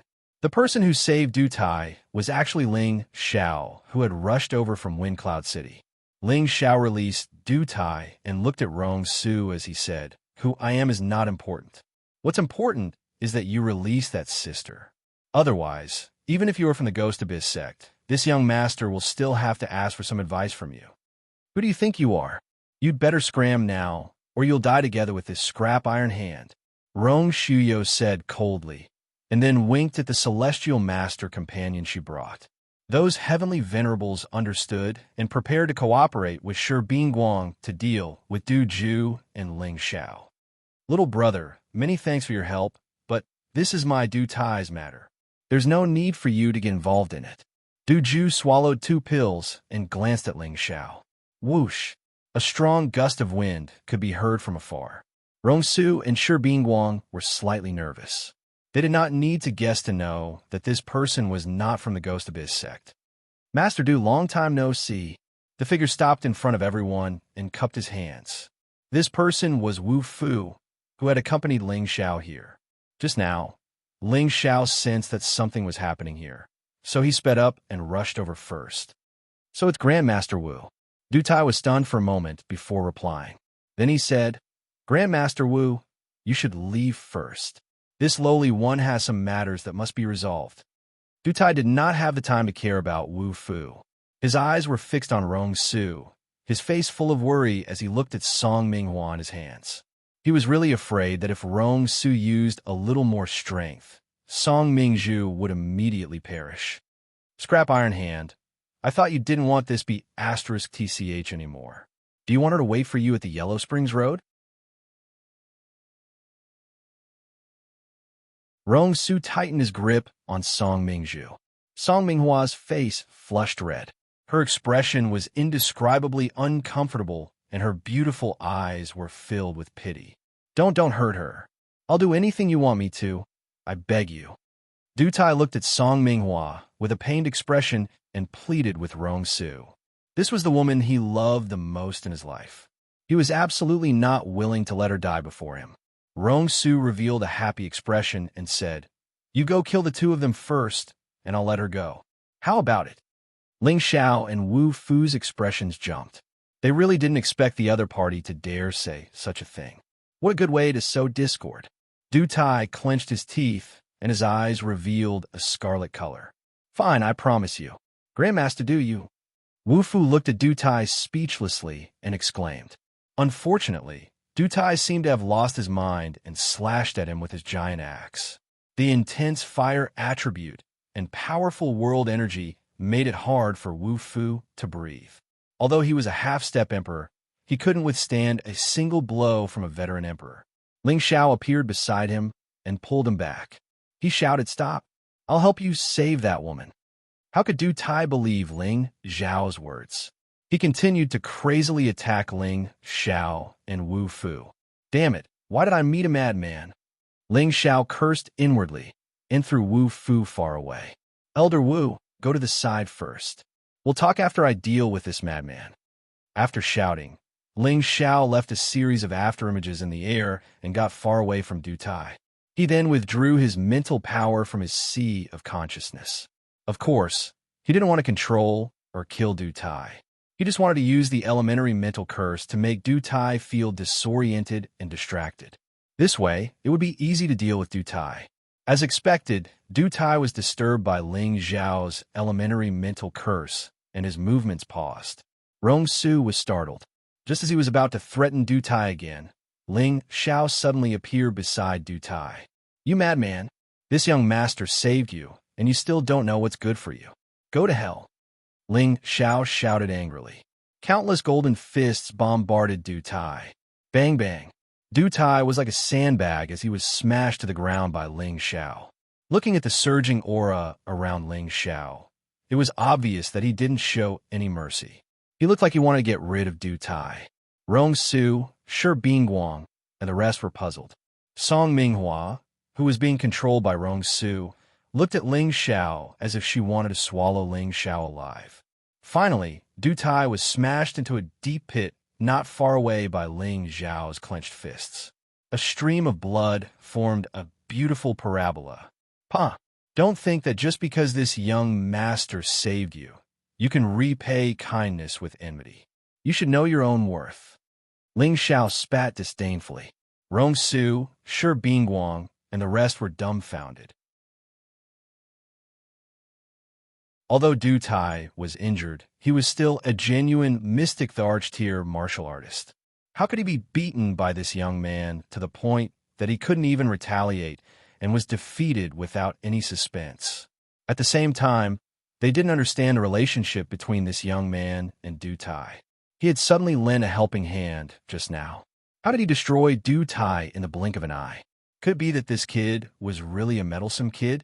Wu Fu, who was not far away, was also shocked by Ling Xiao. He thought to himself, Du Tai won't be destroyed by young master just like that, right? Young master's battle power is indeed unparalleled. Ling Xiao seemed to be afraid of dirtying his hands. He dusted them off and looked at Rong Su, Shi Bingguang, and the rest. Throw that girl over to this young master. Otherwise, this young master will take care of all of you.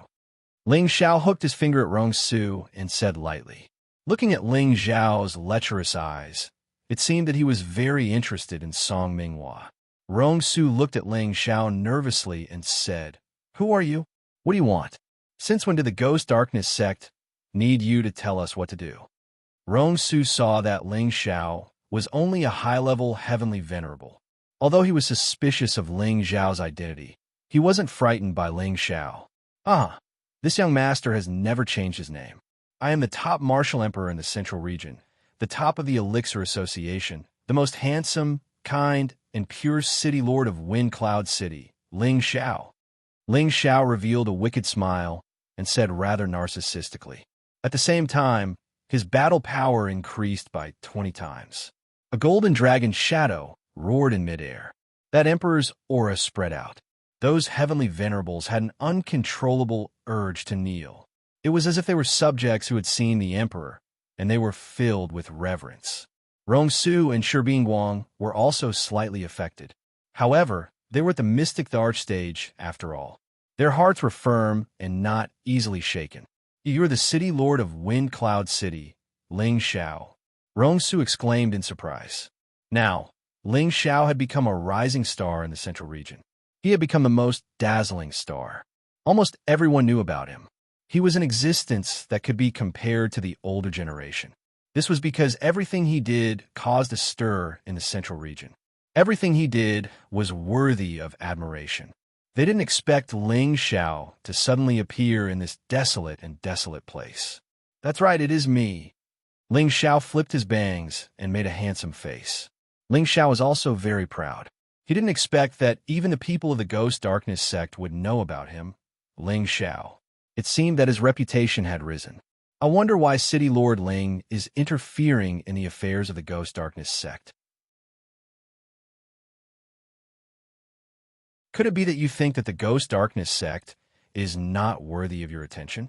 Rong Su narrowed his eyes and asked. If this young man was really Ling Xiao, they might not be a match for him.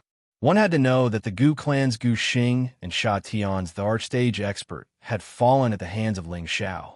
They didn't seem to be enough. I don't have time to care about your stupid business. I just can't stand to see you guys bully a woman. I don't want to see such a delicate beauty get hurt. We're all men. You know what I mean. Give her to me. Ling Xiao licked his lips and stared at Song Minghua with a lecherous look. Rong Su and Shi Bingguang looked at each other and communicated via voice transmission. Senior brother, what do you think? I heard that Ling Xiao is the only successor of the demonic Tharch. He should have inherited the demonic Thearchus style. Perhaps he really has taken a liking to this woman. Do you mean to give this woman to him? You've already gotten what you wanted to avenge your brother. As long as Du Tai is dead, there's no need to care about this crazy woman. Since Ling Xiao likes it, just give it to her. Let him be happy. There's no need to fight to the death with him. That's true. Rather than letting this bitch die, it's better to let her become someone else's plaything. It's more satisfying. The two of them communicated for a while before Rong Su smiled and said, If City Lord Ling likes her, then I'll give this woman to City Lord Ling to enjoy. After saying that, he pushed Song Minghua towards Ling Xiao. Ling Xiao, of course, caught it without hesitation. Song Minghua was freed and punched Ling Xiao with her fist. You kill my father. I will kill you, you bad guy. Ling Xiao didn't even think before hitting the back of her neck, knocking her unconscious. Then, he threw her towards Wu Fu and said, Take care of her first. I still have to communicate with the lords of the Ghost Darkness sect.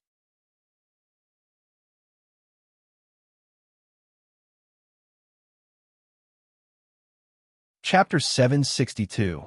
Rong Su didn't dare to use his status to pressure Ling Xiao, so he cupped his hands and said, What else does City Lord Ling want to say?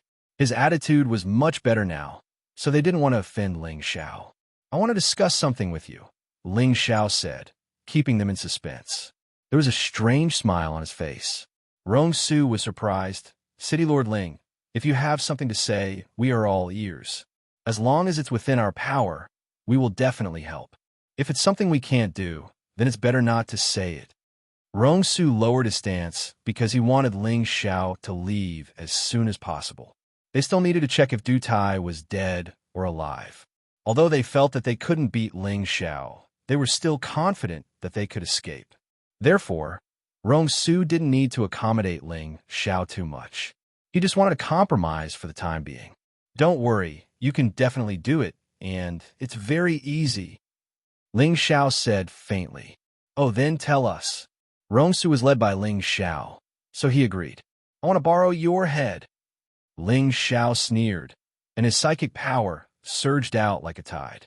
An invisible golden dragon spear appeared, and he brandished the powerful tyrant dragon spear art towards Rongsu's sea of consciousness. Rumble! Rongsu felt that his sea of consciousness had suffered a powerful impact.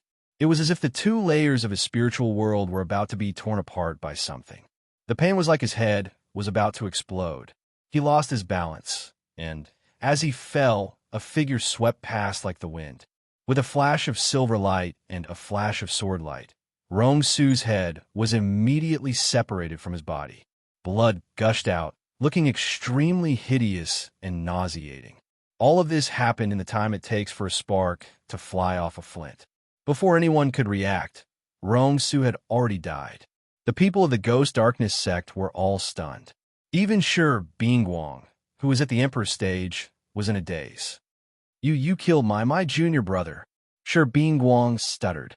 Hee, if your eyes aren't deceiving you, I think so. Ling Xiao looked at him from the side and said with a malicious smile. Shi Bingguang shuddered. Only then did he remember to escape.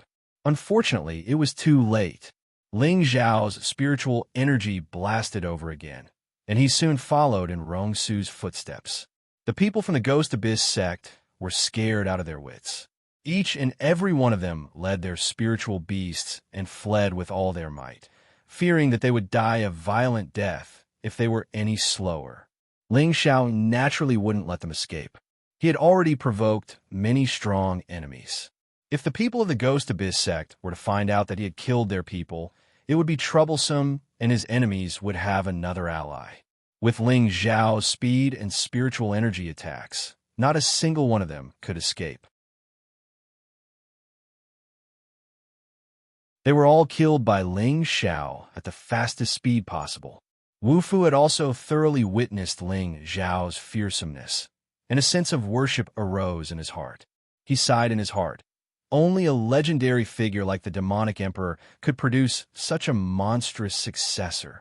Only when this young master shows his prowess will he know how to write the word death. Ling Xiao said with extreme disdain as he returned with Rongsu and Shi Bingguang's heads in his hand. Young master, why are you still holding their heads? Wu Fu asked in confusion. He was thinking that the young master wouldn't declare war on the Ghost Darkness sect, would he? Go and bring that madman along. Ling Xiao ignored Wu Fu's words and pointed in another direction. Wu Fu looked in that direction and saw that it was the place where Ling Xiao had sent Du Tai crashing.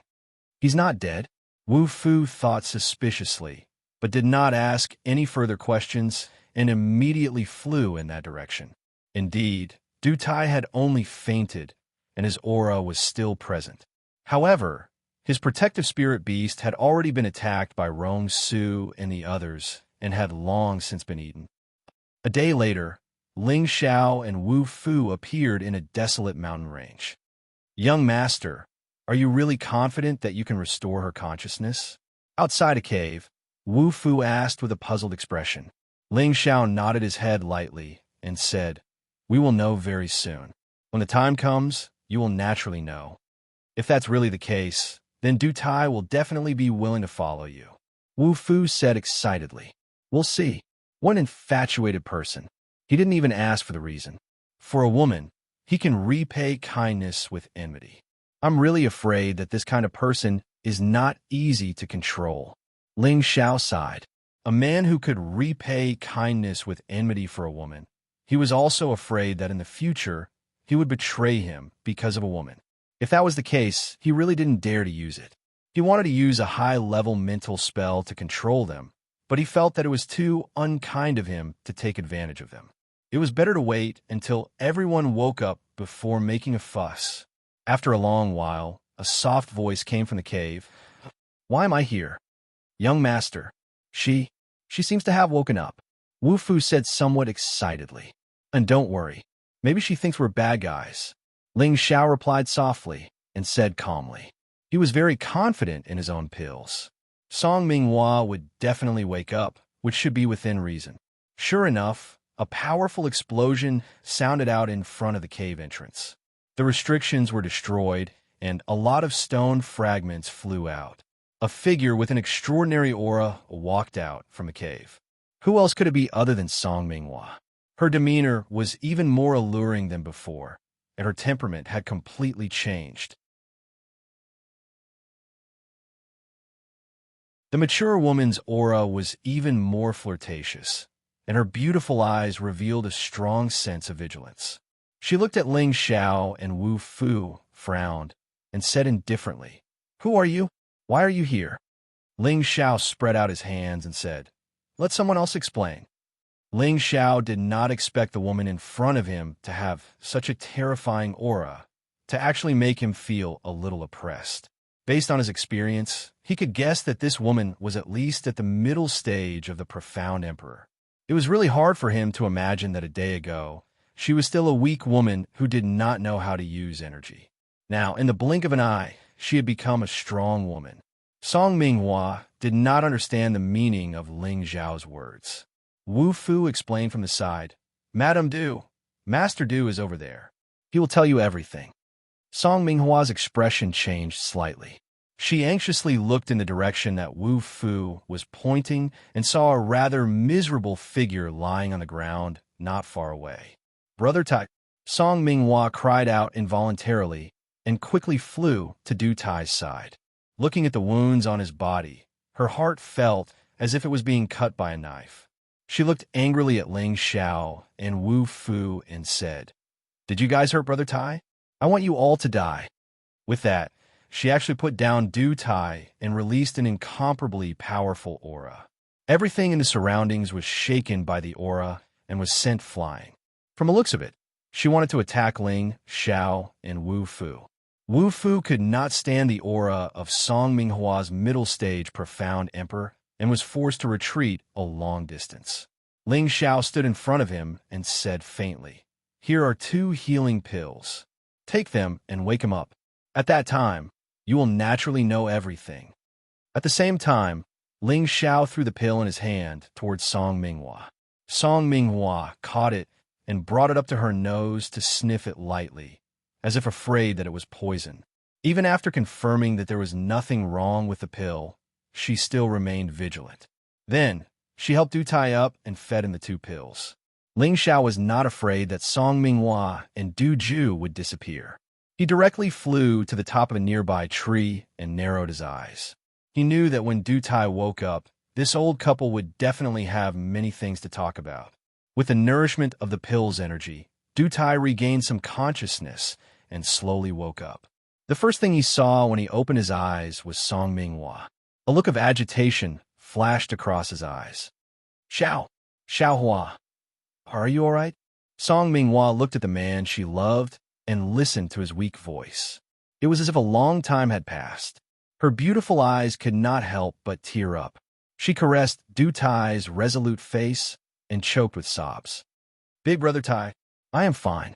Who is so cruel to hurt you like this?" Are those people from the Ghost Abyss sect still not willing to let us go? Song Minghua obviously did not remember the past few years of her mental illness. She was still stuck in the beginning memories of the 100 years before she was hunted down. What did you call me?" Du Tai shivered and grabbed Song Minghua's hand. "Big Brother Tai, what's wrong? Are you hurt somewhere and feeling uncomfortable?" Song Minghua said with some concern. Suddenly, 2 streams of tears flowed down from Du Tai's eyes, and a choking sound came from his throat. "Whoa, I'm not dreaming, right? Xiaohua, you call me Big Brother Tai." A man as tough as steel, under absolute tenderness, finally began to cry. Men shed blood, but not tears because their love has not reached the deepest depths. This sentence was the best interpretation of Du Tai's current situation. Ever since the woman he loved was hurt in the spiritual world, he had been calling him father. From the identity of a husband to father, that kind of bitterness and discomfort was not something anyone could bear. After 100 years, his woman had finally recovered. How could he not be excited and happy? Big Brother Tai, what's wrong? Did something happen? Tell me. Song Minghua did not understand Du Tai's situation and asked anxiously. In her impression, Du Tai was so strong that she had never seen him cry. But now, he was crying like this, which made her very sad. I'm fine. I was just happy for a moment. I will be fine later, Du Tai replied embarrassedly. Oh yes, Big Brother Tai. Did those two people beat you up like this?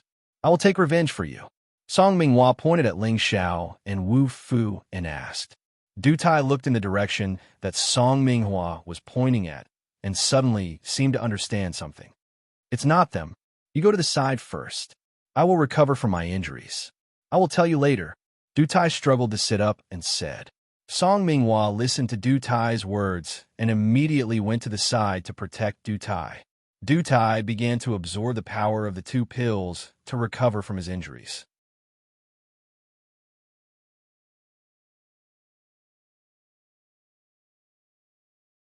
Chapter 763. Song Minghua's sea of consciousness was damaged, causing her mental state to be abnormal. That was why she kept calling Du Tai Daddy. As a mystic Tharch, Song Minghua's spiritual realm was in a mess, causing her soul consciousness to be in a mess as well. Such a state could not be treated by ordinary elixirs. Only elixirs that healed the sea of consciousness and the spiritual realm were effective. Such elixirs were very rare. Ordinary alchemists did not have such elixir recipes. Even if they did, those high-grade spirit herbs that healed the sea of consciousness were extremely rare and hard to find. Thus, to refine such a high-grade elixir was extremely demanding. However, such a task was not difficult for Ling Xiao. That was because when he was in the medicine capital, he had accepted 3 7th-grade missions. One of them was to refine a mystic Tharch spiritual realm elixir. This mission was extremely difficult. No one had accepted it for more than 10 years. Ling Xiao had received the divine alchemist's inherited memories. He had all kinds of elixir recipes in his mind. There were more than 10 kinds of elixir recipes that healed the spiritual realm. Among them, there was a 7th-grade elixir called the Realm Cultivation Elixir. It was a good elixir that could heal a damaged, mystic Tharch spiritual realm. As for the main spirit herbs that it needed, they were stored in the medicine cauldron. Ling Xiao only needed to use spirit herbs of the same grade to exchange for it. He only needed 1 elixir to complete the mission. Ling Xiao used the Heaven Fire and the Divine Cauldron to refine 4 elixirs at once. Thus, he still had 3 realm cultivation elixirs left after completing the mission. When Wu Fucun mentioned that Du Tai's wife, Song Minghua, also had a problem with her spiritual realm, Ling Xiao immediately became interested. Song Minghua could heal her spiritual realm and regain her spiritual consciousness because of the realm cultivation elixir that Ling Xiao gave her. Du Tai did not know how Song Minghua was saved or how she regained her consciousness. When he saw Ling Xiao and Wu Fucun, he could guess that it must have something to do with them. No matter what, Du Tai was already indebted to them. However, he felt very guilty. He had wanted to kill them previously. If he had really killed the other party by accident, then his wife would not be able to regain her consciousness. However, Du Tai was also shocked. How could that young man's strength be so abnormal? He was inexplicably beaten to the point where he didn't even have the strength to fight back. At that time, he thought he was going to die. Fortunately, the other party had held back. After meditating for 4 hours, Du Tai had recovered a little. After catching up with Song Minghua for a while, he walked towards Ling Xiao and Wu Fu. No matter how stupid Du Tai was, he knew that the young man was their benefactor. He immediately pulled Song Minghua to bow to Ling Xiao and said, "Thank you, little brother, for saving our lives. We will never forget it." Ling Xiao waved his hand and said, "Don't thank me yet." Let him talk to you. I came here with a purpose. If you didn't have value, I wouldn't have saved you.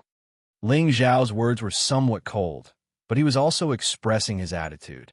He wasn't a good person, and it wasn't his duty to meddle in other people's business.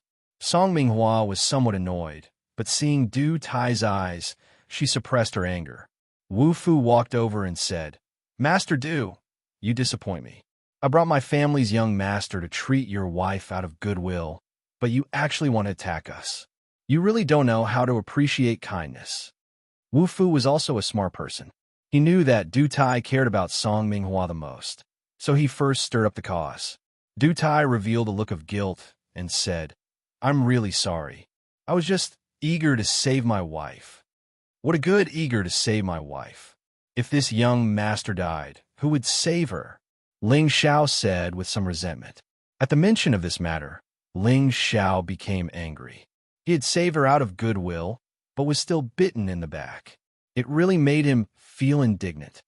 What the hell is wrong with you? Don't think that just because you helped us, you can humiliate us. Song Minghua didn't understand what had happened and couldn't get used to Ling Xiao's sarcasm. She glared at Ling Xiao and shouted in dissatisfaction. Ling Xiao couldn't be bothered to argue with a woman. He immediately said to Wu Fu, Elder Wu, make it short. I don't want my elixirs to go to waste. As soon as he finished speaking, his figure flashed and he flew forward.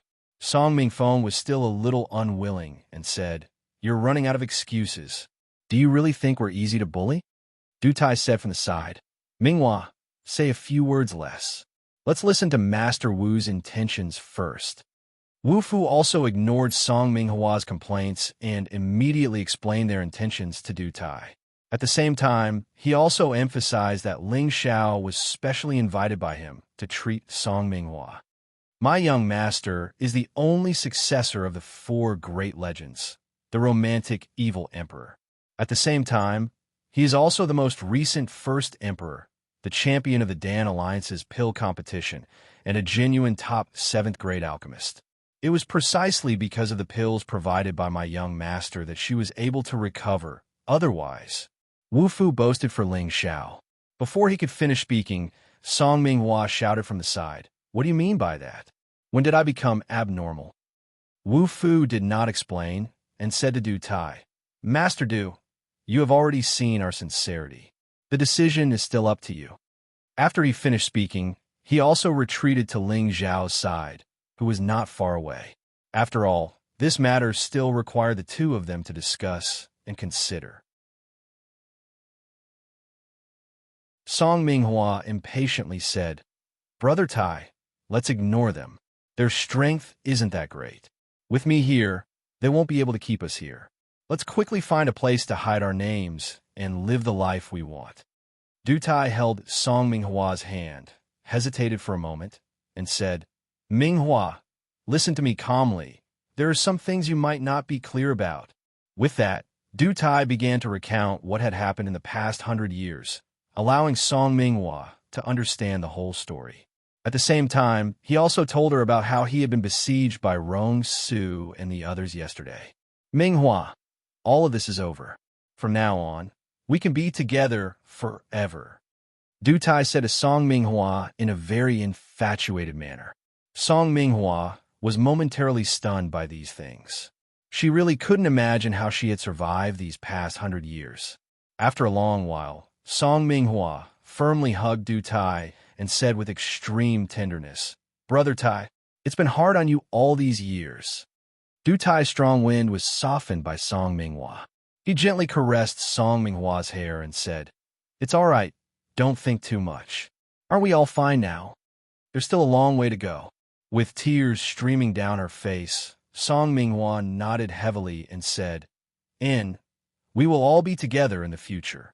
After pausing for a moment, she said, Then what do you think about their suggestion just now? Du Tai hesitated for a moment before saying, Your decision is my decision. As long as I can be with you, it's fine. It had to be said that Du Tai was truly an infatuated man. He was infatuated to the point that he was a little silly. Song Minghua caressed Du Tai's resolute face and said, Brother Tai, refining is your greatest love in this life. You said that one day you'll become a saint weapon master. If I let you hide your name with me, it will only be a grievance to you. If it wasn't for me, your family wouldn't have been exterminated. I will never forgive myself in this lifetime. So, Brother Tai, I hope that you can pull yourself together. I hope to see the day when you can become a true saint weapon master and restore the prestige of the Du family. Song Minghua could be considered a righteous woman. She didn't want to see her man become decadent. She also understood his man's goals and ambitions. So, in the end, she decided to stand in his position to consider. Du Tai's tiger eyes lit up. Minghua, you mean to say you want me to agree to them? Song Minghua nodded and said, That's right. That young man named Ling Xiao was able to save us from Rong Su and the others, and he was able to help me recover. It's obvious that he has some ability. We can agree with him first and see if he's really a person who can achieve great things. If he's really a dragon among men, then there's no harm in following him. If he's just an ordinary person, then we can return the favor and leave. We won't lose anything. After hearing Song Minghua's words, Du Tai fell into deep thought. After a while, Du Tai clenched his fists and revealed an expression of fighting spirit. I know what to do. I must become a sacred weapon master. One day, my Du family will be restored to its former glory. I will definitely make the Ghost Dark sect regret their actions. He had been dispirited for many years, but his passion for refining had not changed. He had always hidden it very well. In his life, apart from Song Minghua, refining could be said to be an indispensable part of his life. In his heart, he really did not want to give up refining. Now that Song Minghua had expressed her support for him, he began to face his own heart. His fighting spirit and confidence were restored. In Brother Tai, in the future, whatever you want to do, you can do it. I will always support you, Song Minghua said very considerately. The relationship between her and Du Tai was indeed incomparably loyal and respectable. After the two finished talking, they walked towards Ling Xiao and Wu Fu. Just now, their conversation was separated, so Ling Xiao and the rest couldn't hear it. Wu Fu stepped forward and asked, Master Du, what do you think? My young master came with great sincerity. As long as you are willing to join, the position of Inner Palace Elder will not be lacking. Du Tai waved his hand and said, Master Wu, there's no need to say anything. I agree to your request, but I have a request. Wu Fu glanced at Ling Xiao. This time, he didn't dare to make a decision on his own. Ling Xiao said indifferently, As long as you are sincere, you can directly say your request. Du Tai said very seriously, I need an independent forging workshop. I need to recruit my own assistants, and you also need to help me purchase all kinds of refining materials. If you can agree, I, Du Tai, will work for you with my life. Ling Xiao didn't even think about it and said, That's not a problem at all. As long as you're a good refiner, we will definitely do our best to help you find all kinds of precious materials. Then Du Tai will follow City Lord Ling's orders. Du Tai bowed deeply and replied. He did not kneel down.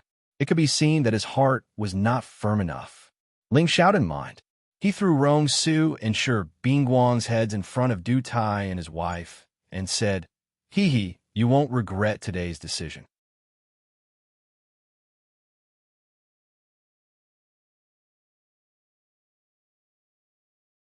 Chapter 764. Du Tai and Song Minghua looked at the two bloody heads that Ling Xiao suddenly threw out, and they were both startled. They did not know what method Ling Xiao used to save them from Rong Su, Shi Bingguang, and the others. It was already unbelievable that a high-level heavenly venerable and a half-tharch could save them from a mystic tharch. However, now that they saw the two heads clearly, they realized that they belonged to Rong Su and Shi Bingguang. They had actually been killed by Ling Xiao. They could not wrap their heads around it as they thought to themselves, could he have been hiding his strength all along? For a moment, the two of them were a little fearful of Ling Xiao. Their strength was considered top-notch in the central region, but they were not invincible. Since Ling Xiao could kill Rong Su and Shi Bingguang, he might be able to kill the two of them as well. They did not dare to underestimate Ling Xiao at all. Du Tai chose to follow Ling Xiao, so Song Minghua naturally followed his husband's lead. Ling Xiao had profited greatly this time. Buy one, get one free, and the value of the gift was very worth it. He was overjoyed. The group started to return to Winecloud City. Their current location was rather remote, and it would take close to half a month to fly to the nearest city with a teleportation formation. Moreover, after reaching the teleportation formation, they would have to pass through more than 10 cities and fly for a long distance before returning to Winecloud City. It would take at least 3 months to do so. The four of them hurried and spent 2 months to cover more than half of the distance. On this day, they arrived at a place called Peach Love Valley.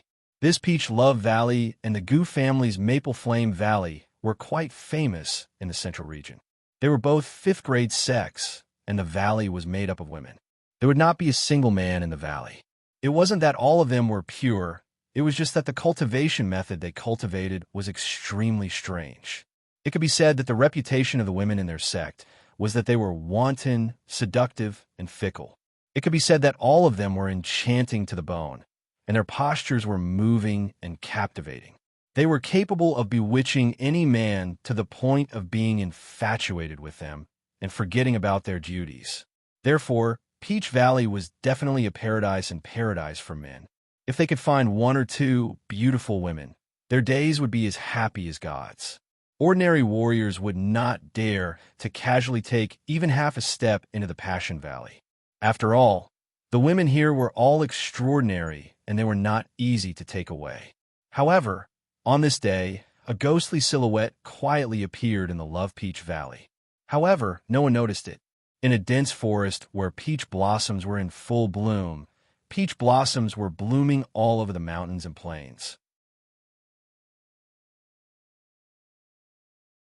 They were colorful and exceptionally beautiful.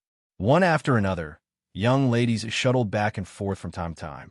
Their playful voices rang out incessantly, bringing a lot of liveliness to the peach forest. In a corner of the peach forest, there were 2 stunning women chatting intimately about something. These 2 stunning women each had their own merits. They were extremely beautiful, and their figures were extremely alluring. They were truly more beautiful than flowers, causing the peach blossoms that covered the mountains and plains to lose their splendor. A woman was wearing a set of pink satin. She had an embroidered hairpin on her head that was sparkling and sparkling. Her pair of autumn eyes seemed to be rippling with a few waves of spring water at any moment, causing people to have endless thoughts. Her figure was delicate and curvaceous, just like the golden ratio, so in perfect harmony. The woman beside her was wearing an incomparably gorgeous set of pure red satin, and her entire person was extremely eye-catching. That charming face, that pair of peach blossom eyes that seemed to be dripping with tenderness, bloomed with a seductive and moving feeling, and her figure was even more fiery than the pink-clothed woman. Her towering twin peaks, perky and round buttocks, carried a fatal attraction to everyone. The pink-clothed woman lowered her voice and said to the red-clothed woman, "Junior sister, we have already been in the Peach Blossom Valley for a few years, but we have never had the chance to see the Valley Master. Those elders and her disciples all look down on us people who come from small places. If this goes on, what will happen?" The pink-clothed woman's beautiful eyes were filled with unwillingness, and her tone was filled with resentment.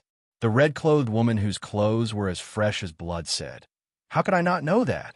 Back then, Master sent us here because we have the extremely strong Tenbin, hoping that we could become stronger and bring glory to the sect when we return in the future. However, the people here all look down on us and can't see our potential. They really deserve to die. If this goes on, I will go crazy. When will I be able to go back and save my man?" The red-clothed woman's face was filled with anger. She was just as unhappy as the pink-clothed woman. The pink-clothed woman laughed lightly. "You still have the mood to think about your man? How many years has it been? Sigh, our current situation isn't much better either. If we stay in this place all day, we will go crazy sooner or later. Senior sister, I've already thought about it. The next time we leave the valley, let's escape. The red-clothed woman bent down in front of the pink-clothed woman and said seriously, "But we have the mark of that witch on us. No matter where we escape to, we will be caught." The pink-clothed woman said worriedly, "I'll plan this in the future. I don't want to wait here. I've already asked around. That witch has a few days to meet her biscuits every month. At that time, we'll escape." The red-clothed woman said with a determined expression, "I understand. I don't want to stay here any longer. Sooner or later, we will be sent to her lover to enjoy. Last month, a few of us were already in the same boat." The pink-clothed woman replied, "Stop talking. Someone's coming." The red-clothed woman lowered her voice and said. The two of them immediately put away their thoughts and pretended to be picking peach blossoms. These peach blossoms were not ordinary peach blossoms. They were all level 4 spirit flowers. Using them to bathe for a long time could whiten the skin and slow down the aging of the face. They could also produce a floral fragrance that increased their charm. A middle-aged woman wearing extremely revealing clothes brought another young girl with her. They twisted their waists and swayed their buttocks as they walked in front of the two of them. The pink-clothed woman and the red-clothed woman immediately bowed to the middle-aged woman and said, "Greetings, Lord Deacon." The middle-aged woman in front of them was the witch that the two of them had just mentioned. She was a deacon of the Peach Blossom Valley, and her name was Ganin. She had the strength of a middle-stage Empyrean.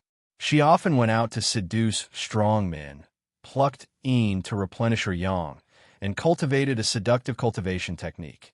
Following behind her was her disciple, who was also a little slut. Ganin coldly looked at the pink-clothed woman and the red-clothed woman with a condescending attitude and said indifferently, "Were you two discussing in private? Hurry up and pick more. Tomorrow, follow me out of the valley and let you two relax. You two have been in the valley for a few years and have been bored out of your wits. This deacon will let you two go out and have fun." Looking at the rippling expression on her face, one could tell that nothing good was going to happen. The disciple behind her said in a coquettish voice, "Why aren't you two thanking my master yet?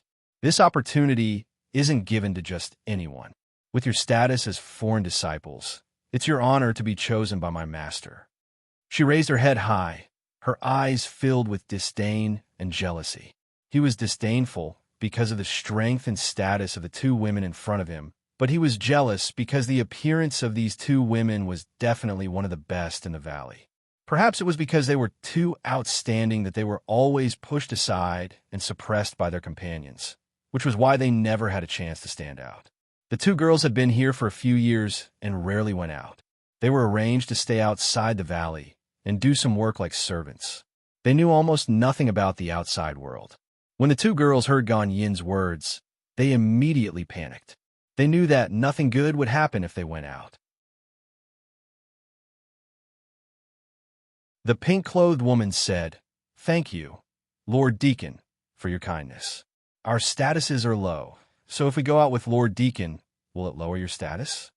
The red-clothed woman also said, "That's right. How can the two of us be worthy of Lord Deacon's favor? Why don't you give this opportunity to the other sisters?" Before Gan Yin could say anything, her disciple angrily said, "If I tell you to go, then go. Why do you need to talk so much nonsense? Could it be that you don't listen to my master and want to be punished?" The two of them lowered their bodies and did not dare to say another word. The so-called punishment was very cruel. There were shaving faces, breaking limbs, crippling martial arts, all kinds of terrifying punishments. Ganin lightly frowned and said, "You guys have to go even if you don't want to? You really don't know what's good for you. Hee, since the two beauties don't want to go, why don't you come with me?"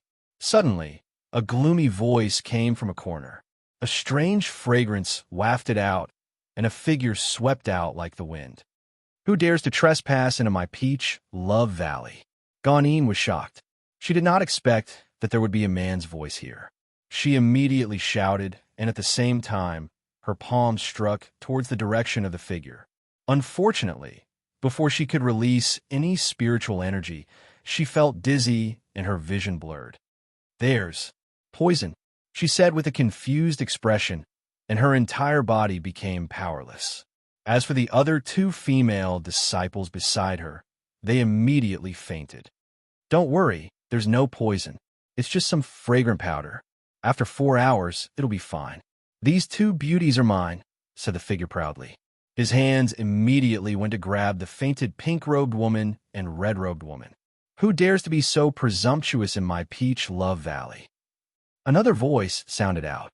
However, this voice came from an elder of the Peach Love Valley, and its aura was extremely powerful. A few figures quickly rushed over in this direction. The figure grabbed the two of them and immediately used his body to quickly escape out of the valley. His speed was extremely fast, like a ghost. In an instant, he was 1,000 meters away. Not good. It's that perverted pervert. He actually dared to come to our Peach Love Valley to steal people. He's courting death. An elder of the Peach Love Valley cried out. She seemed to recognize the person who came and led the other elders to chase with all her might. However, the pervert's speed was extremely fast. In just a few blinks of an eye, he disappeared without a trace.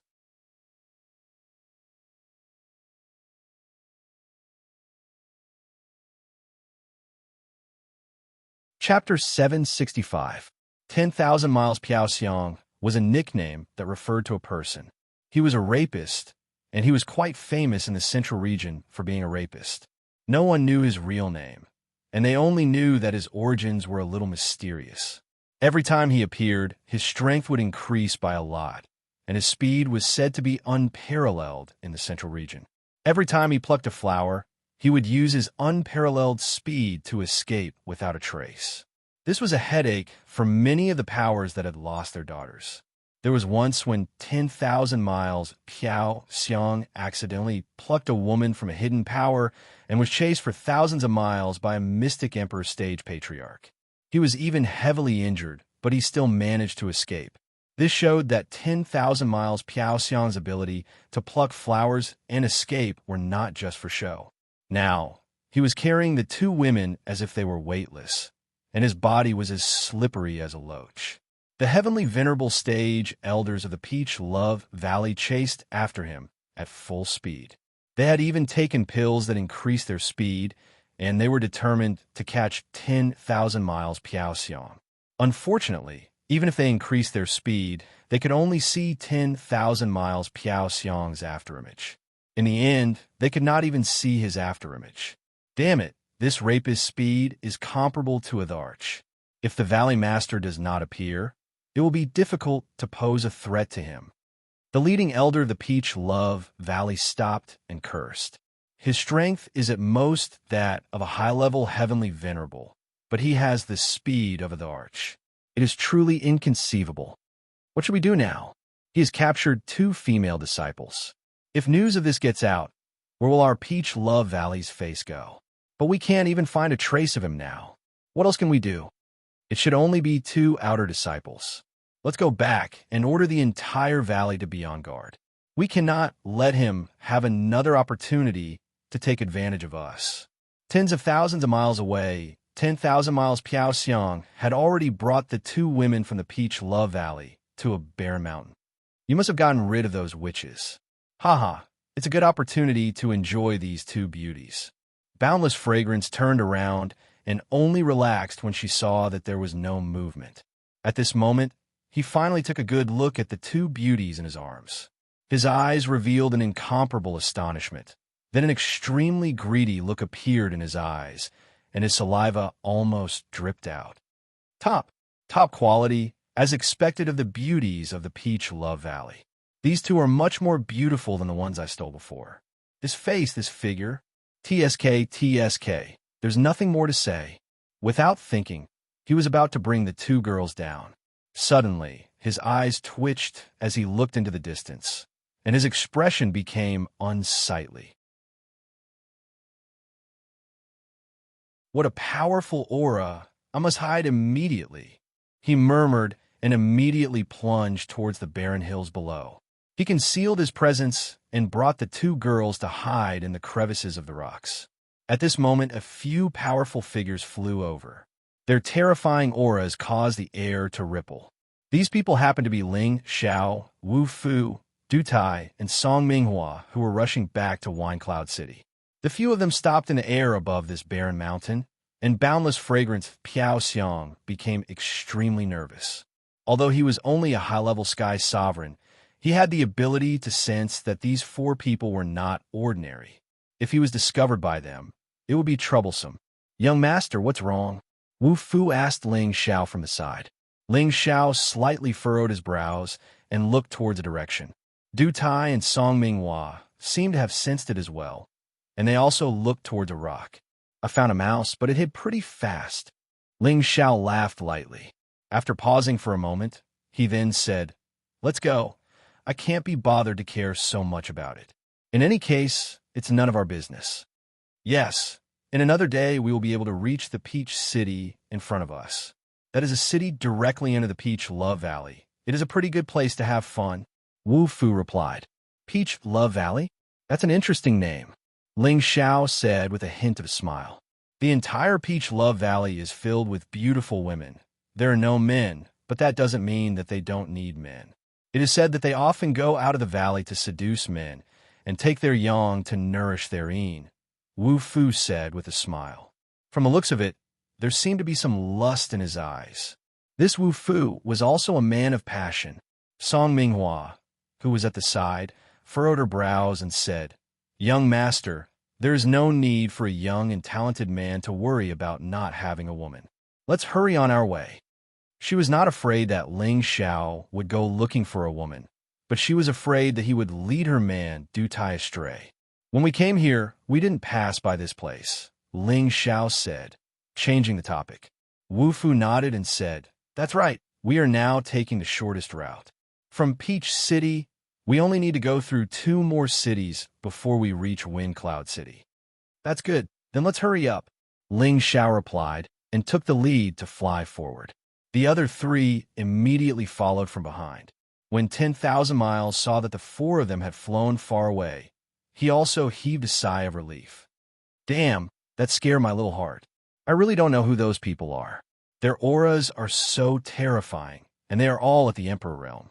That young man in the middle seems to be the weakest, but his cultivation is also the most unfathomable. Those 3 seem to be following him. Could it be that he is a proud son of heaven from one of the great powers?"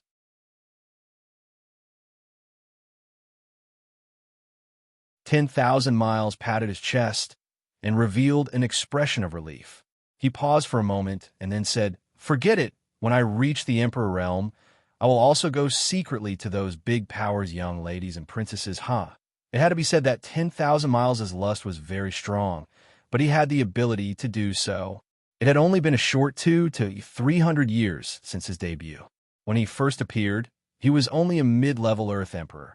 At that time, he only dared to make a move on ordinary or powerless women. Later, as his strength continued to increase, his courage grew. When he became a low-level heavenly venerable, he dared to steal the female disciples of 6th grade sections. Now that he was a high-level heavenly venerable, he no longer cared about 5th grade sex or families. Unless it was a true mystic Thear-cranked super expert who came out to kill him, no one would be able to deal with him. He was a rogue cultivator, so how could his strength advance by leaps and bounds in just a few hundred years? Of course, this was inseparable from his fortuitous encounter. He was originally an ordinary king realm martial artist. Through an opportunity to become an idol, he obtained the inheritance of the solitary rapist, Nan Shui, in a mystic realm 10,000 years ago. Nan Shui had an illustrious reputation 10,000 years ago, and there was a saying in the central region, "Fire, theft, and theft." From this, one could see how powerful Nan Shui's nickname of stealing fragrance was. Not only had 10,000 Miles fragrance inherited Nan Shui's cultivation inheritance, but he had also inherited his lecherous character, as well as all of Nan Shui's treasures. Among them was a low-grade sacred artifact, which was what he had relied on to escape from an Emperor-ranked expert. 10,000 Miles carefully walked out of the stone crack and looked around. Just as he was about to find a place to have fun, the soft fragrance powder that the 2 women were in had worn off. The 2 women woke up at the same time and looked at the man who was very close to them. Both of them were shocked. The pink-robed woman cried out, "Who are you? Why did you bring us here?" The red-robed woman was even more straightforward. She immediately took out a fire-colored spirit artifact and guarded herself. When they saw this masked man, they could definitely guess that he was not a good person. When they felt that their bodies were still intact, they slightly relaxed. 10,000 Miles laughed sinisterly and said, "Didn't you want to leave Peach Valley? Didn't Big Brother bring you out now?" As he spoke, he walked towards the two women. His eyes scanned the two women's sexy bodies without any scruples, and his saliva almost dripped out. The two women immediately realized that something was wrong, and they simultaneously flew backwards to escape. Unfortunately, the two women's strength was only at the high-level king realm.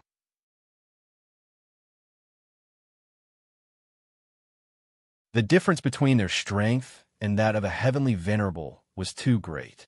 10,000 Miles arrived in front of them in the blink of an eye. He crossed his arms in front of his chest and said playfully, "With your strength, you won't be able to escape. You'd better obediently listen to Big Brother. Once Big Brother is done enjoying you, I'll naturally let you leave." The pink-robed woman was just about to attack 10,000 Miles when the red-robed woman gave her a look. Then, she looked at 10,000 Miles with a coquettish smile and said, "Hee hee, is that so? You want us to serve you together? Aren't you a bit too greedy? Why don't I accompany you alone?" The red-robed woman's voice seemed to carry an incomparably seductive tone, and her eyes rippled with tenderness. Any man who heard this would feel their beastly blood boil. The pink-robed woman didn't want to stand idly by, and she revealed a charming expression as well. She lightly tugged at her clothes, and her shoulders were slightly revealed. Her smooth and round skin seemed to be dripping water. She lightly licked her lips and said coyly, "That's right, men are so bad. You still want to have a threesome? I'm afraid you won't be able to handle it." Any man wouldn't be able to endure being seduced like this by two stunning beauties. Especially a lecherous man like 10,000 Miles, he couldn't endure it. His eyes flashed with a trace of bewilderment and greed as he said, "Fine, Big Brother has even fought against 7 of them, let alone 2. Come, 2 beauties, let Big Brother kiss you." After he finished speaking, he actually pounced towards the 2 women without any hesitation. The 2 women thought that 10,000 Miles had been bewitched by them, and the 2 women simultaneously thrust their swords towards his vitals. Just as the 2 swords were about to pierce 10,000 Miles, the look in his eyes instantly recovered. His body lightly floated, and he dodged the 2 swords. At the same time, he said with a lewd smile, "You 2 beauties are too passionate. Big Brother can't endure it." After he finished speaking, he flashed behind the 2 women, and a powerful aura pressed down on the 2 women, imprisoning them. "Bastard, let go of us!" The 2 women cursed at the same time, their faces filled with anxiety. "Don't worry, I'll let you go, but not now." 10,000 Miles flung the 2 women to the ground and took out 2 stalks of spirit grass that had a strange smell and fed them to the 2 women. "This is albizia flower. In a moment, you 2 will serve Big Brother to the best of your ability. Ha ha." 10,000 Miles said with a very proud smile. Then he opened a large hole in the rock wall beside him and brought the 2 women into the hole. The 2 women were about to face the fate of being ravaged. If there was no miracle, it would truly be a pity.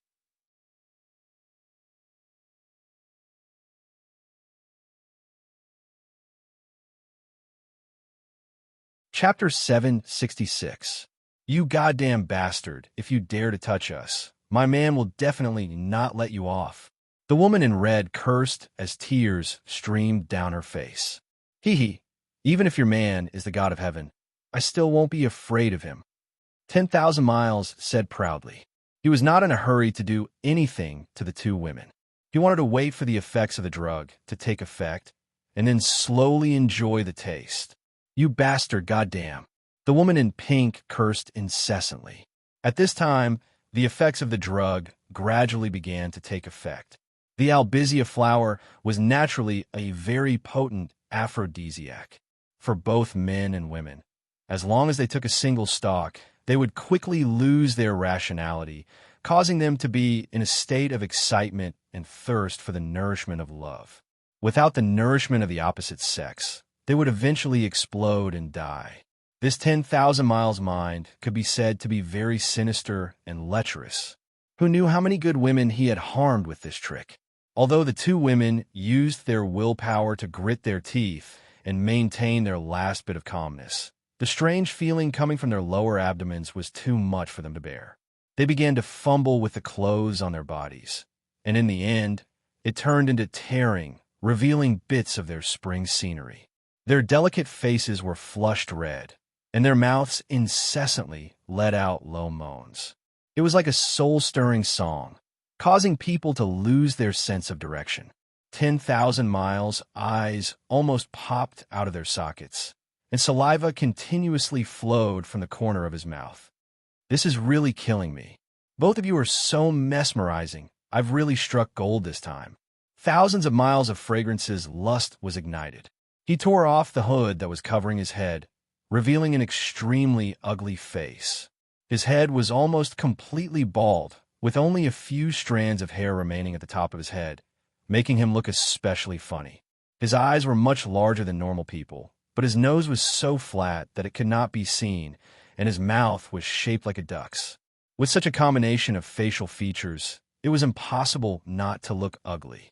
If anyone couldn't sleep in the middle of the night and saw such an ugly man, not only would they fall asleep, they might even be scared to death. At this time, the two women bit their lips so hard that the skin broke, and blood began to flow. "Senior sister, you have to endure." The woman in red tried her best to restrain herself from tearing her clothes, but her hands didn't seem to listen to her. She just couldn't control them. She felt as if there was a ball of fire burning around her. It was the same for the pink-robed woman. Her beautiful eyes began to turn misty. I'm so hot, so hot." The pink-clothed girl moaned as she tore off her clothes. Her upper body was only left with a small undergarment to cover her towering virgin peaks. That pure white and tender skin was like a peerless jade, round and without fragrance, but also like the nectar of the finest jade, making people unable to resist the temptation to suck it to their heart's content. "Two beauties, here I come." 10,000 miles had already shaken off all the clothes on his body, revealing his skinny body. He cried out in alarm and impatiently rushed towards the two women. Just as the two beauties were about to be defiled by him, a loud explosion sounded. The restrictive spells at the entrance of the cave seemed to have been destroyed. The cave began to shake, and a lot of stone chips fell from the top. "Who dares to ruin my business?" 10,000 miles hurriedly turned around and shouted. A cold-faced young man walked in with dragon-like strides. His gaze was fixed on the two women who were in the throes of pleasure, and his dragon eyes were filled with thick, killing intent. 10,000 miles fragrance recognized this young man with a single glance. He was actually the young man who had just flown over from the sky above. He originally wanted to attack and kill this young man, but when he thought about the three emperors following him, he didn't dare to act rashly.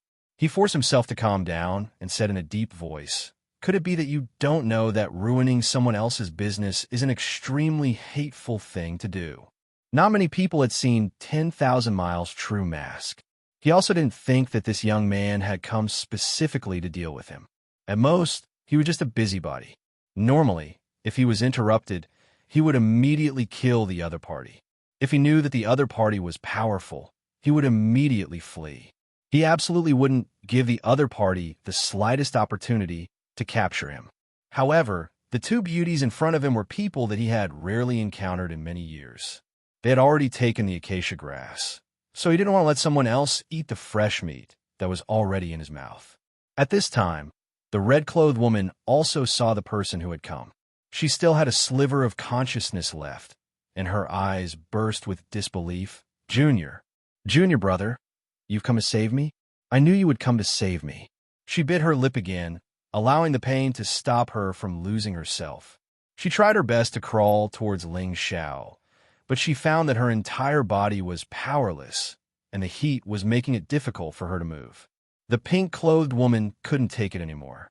She glanced at the person who had come and muttered, "No, impossible. How? How could he appear here? I, I can't take it anymore. I'm so hot. The pink-clothed woman had already lost the last bit of her consciousness. She tore off the last bit of clothing that was left on her body, revealing a perfect body that was as white as a cake. Even Piao Xiang couldn't help but glance over, his Adam's apple bobbing up and down.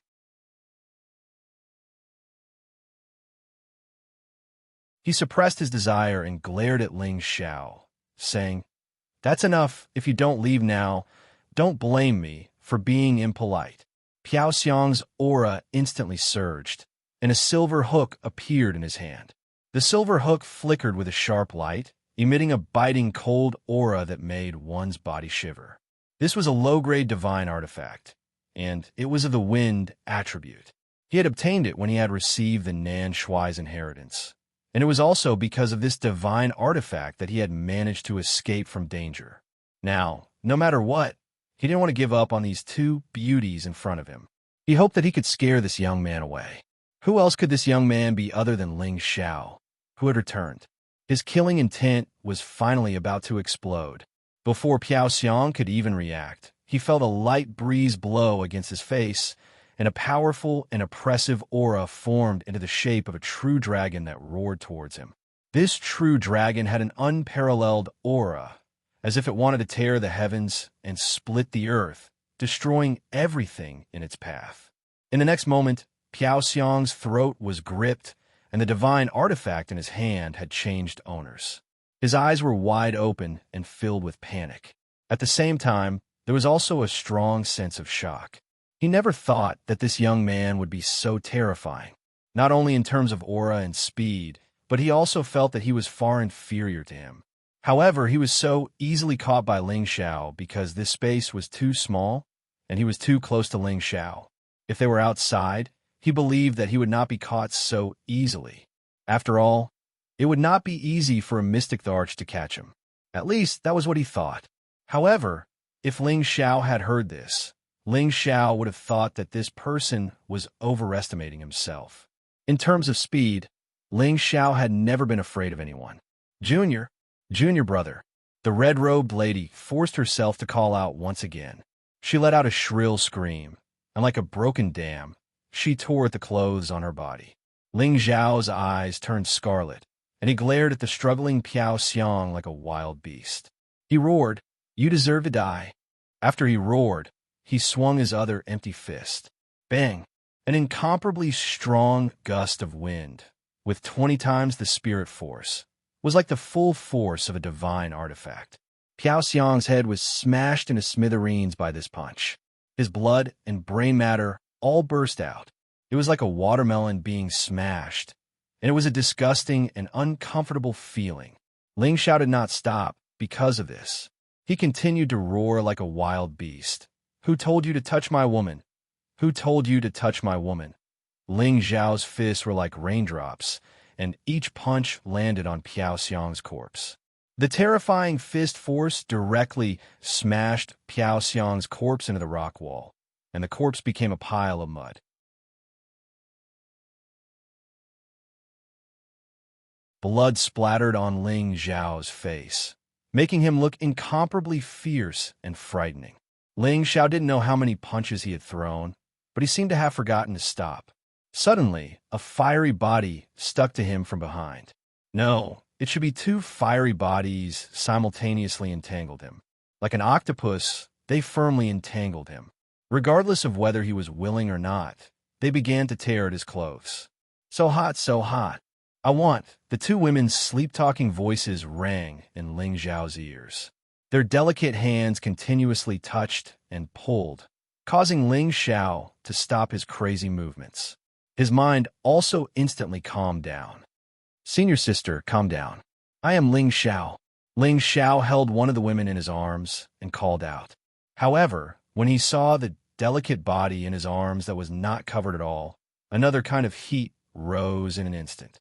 The breath that smelled like orchids came to his nose. The delicate and smooth skin, the towering and plump jade peaks, the slender waist like a snake, and the perky jade buttocks, all of them showed the most primitive temptation. This delicate body was like a stunner. Even Liu Xiaohui couldn't help but want to get close to it. Moreover, there's not only one here, but two perfect works of art. Even a saint would break his precept, let alone a hot-blooded man like Ling Xiao. Ling Xiao's eyes widened, and he swallowed his saliva heavily.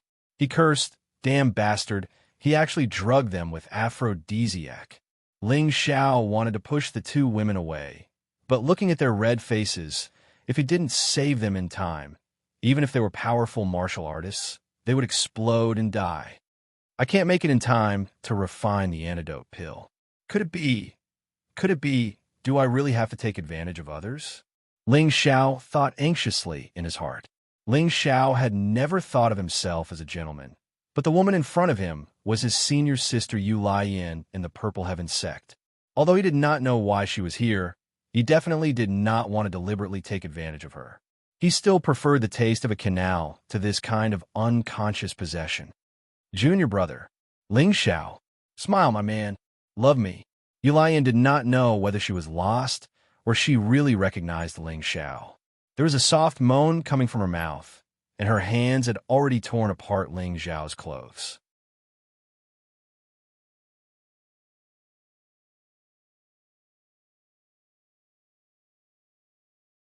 Chapter 767. Yu Yian's words were like an aphrodisiac, ringing in Ling Xiao's ears, causing his lust to surge to the extreme. Ling Xiao clenched his teeth and made up his mind. Senior sister, I know you like me. From now on, just obediently be my woman. When they were in the Purple Sky sect, Yu Laiyan had constantly teased him. In the end, he was prepared to take both her and Bing Ruoshui, but many unforeseen events occurred, causing them to miss each other. Now that they actually met in this vast and boundless central region, and such a thing happened, wasn't this the best opportunity that the heavens had created for them? Ling Xiao allowed the two women to do whatever they wanted to him. With a light wave of his hand, he burned the deformed corpse that was drifting for thousands of miles to prevent it from affecting his mood. At the same time, he said, Elder Wu, Elder Du, help me seal off the surroundings. Don't prepare for anyone or spirit beast to come within a kilometer of us. Yes, two voices sounded from outside. Ling Xiao's clothes had already been completely torn by the two women. His sturdy body was like a golden wave with bulging muscles that were full of explosive power. This young master's illustrious reputation will be destroyed in a day. I only hope that the two of you can be a little gentler. I'll be in pain. Ling Xiao simply took out some clothes and placed them on the ground. He laid down with a bitter expression, allowing the two women to torment him. If other men were to hear Ling Xiao's words, they would probably use their eyes to look at him with disdain. Damn it, if you're afraid that your illustrious reputation will be destroyed in a day, why don't you let me try? Even if I die, I'll still be dissolute. The battle on the night of spring was extremely intense. Ling Xiao was like a small boat that was submerged in the storm. The feeling of pain and happiness made him want to die, but he couldn't stop. In the blink of an eye, 3 days passed. Du Tai quietly came to Wu Fu's side and whispered, Master Wu, young master. He's been in there for so long. Will he be all right? Wu Fu laughed and said, You don't have to call me Master Wu. From now on, we're all on the same side. You can call me Old Wu, and I'll call you Old Du. After pausing for a while, he continued, Young master is going to rescue those two beauties. Naturally, it will take some time. We're all men, you know, Wu Fu had a disrespectful look on his face, and Du Tai naturally understood what he meant. Du Tai was obviously not interested in the affairs of any woman other than Song Minghua, so he changed the topic and said, Old Wu, I remember that you haven't joined any forces.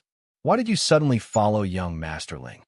Wu Fu lightly sighed and said, It's a long story. In this world, there are only a few people that can make me, Wu Fu, admire them. Young master, you happen to be one of them.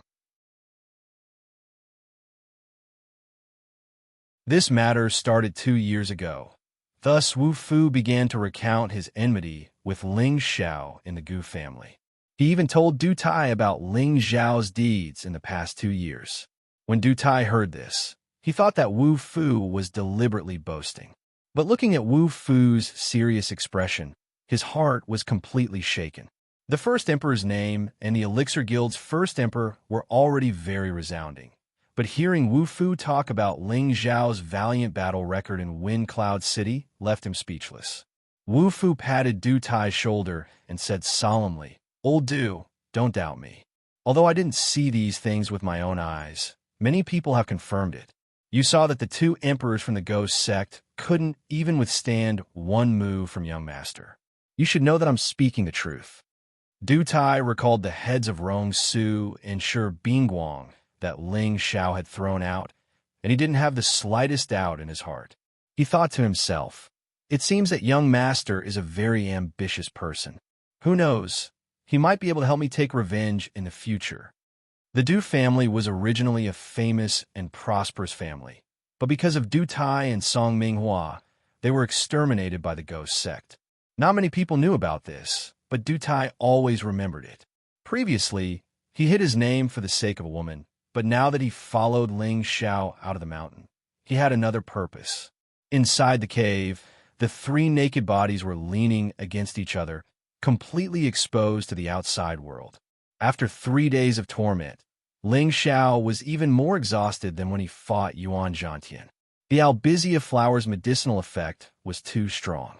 At first, the two women tossed and turned without any regard for their lives, giving Ling Xiao a taste of the pleasure of being pushed down. Later on, for some unknown reason, the two women exuded a bewitching charm that made Ling Xiao gradually lose his sense of direction. Although his willpower was especially strong, facing the temptation of two beauties who had a relationship with him, how could he defend himself? Therefore, he went from being passive to taking the initiative. He crazily invaded the two women, giving them almost no time to stop. In the end, the three of them were lying together like mud. Ling Xiao hugged the beauties on each side, and he almost felt like he was dreaming. Although he had always been served by stunning beauties, he had never been so crazy, so tired, and so refreshed like this. That kind of feeling was not something that other women could give him. Those difficult moves that he had never used before were simply asking for his life. If it were not for his combat power being a little stronger and the gap between him and the two women, he was afraid that he would really be squeezed to death. Looking down at the two perfect bodies, Ling Xiao felt somewhat guilty. He had feelings for Yu Laiyan long ago, so it was not a big deal for him to have her. However, he had only met the other beauty dancer once or twice, and they could not even be considered friends. But such a thing happened between them. How was he going to explain it when he woke up? At this time, Yu Laiyan, who was on the right side of Ling Xiao, trembled slightly. Ling Xiao saw that her eyes were still closed, and her curled eyelashes were trembling slightly. The flesh on her face had not receded from being moisturized, making her look so delicate and beautiful. Ling Xiao gently kissed her forehead and calmly exclaimed, "Senior sister, I know you're awake. Stop pretending to be asleep." Yu Laiyan suddenly opened her eyes, and her charming eyes rippled with the color of a lotus. Her tender arms wrapped tightly around Ling Xiao's sturdy waist as she gently opened her red lips and exclaimed, "Am I not dreaming? Are you really my junior brother?" Back when she had left the Purple Heaven sect, Ling Xiao had still been trapped in the secret realm. She had wholeheartedly wanted to become stronger so that she could open the secret realm one day and rescue Ling Xiao. This had always been her wish. Even if Ling Xiao had died in there, she wanted to see his corpse. Hence, she had decided to join the Charm sect, one of the 3 great 7th grade sects in the Northwest. She hoped that she could receive the Charm sect's full support and see if she could quickly improve herself. She had indeed been acknowledged by the Charm sect because she was naturally seductive, just like Mei Yang. Cultivating the Charm sect's seductive techniques would definitely take half the effort and double the effort. Unfortunately, the resources in the Northwest were limited. If she wanted to quickly improve herself, it would be very difficult if she did not have a lot of good resources to provide her. In the end, her master in the Charm sect did not want to delay her and Mei Yang's Tenbin and decided to send them to the central region to be nurtured. She hoped that they would become strong one day and repay the Charm sect. At that time, Her master had a friendly relationship with a deacon in the Peach Valley. Hence, she had brought along a token and traveled a long distance to send them to the Peach Valley as disciples. It was just that her master did not expect that the deacon did not have much of a position in the Peach Love Valley. She and her senior sister were arranged to be the worst outer sect disciples. They were not able to enter the eyes of the inner sect elders and were not able to receive good nurturing. Even so, as outer court disciples, the resources that they could obtain were much better than cultivating in the Northwest region. Moreover, the spiritual energy of heaven and earth in the Central region was much denser than in the Northwest region.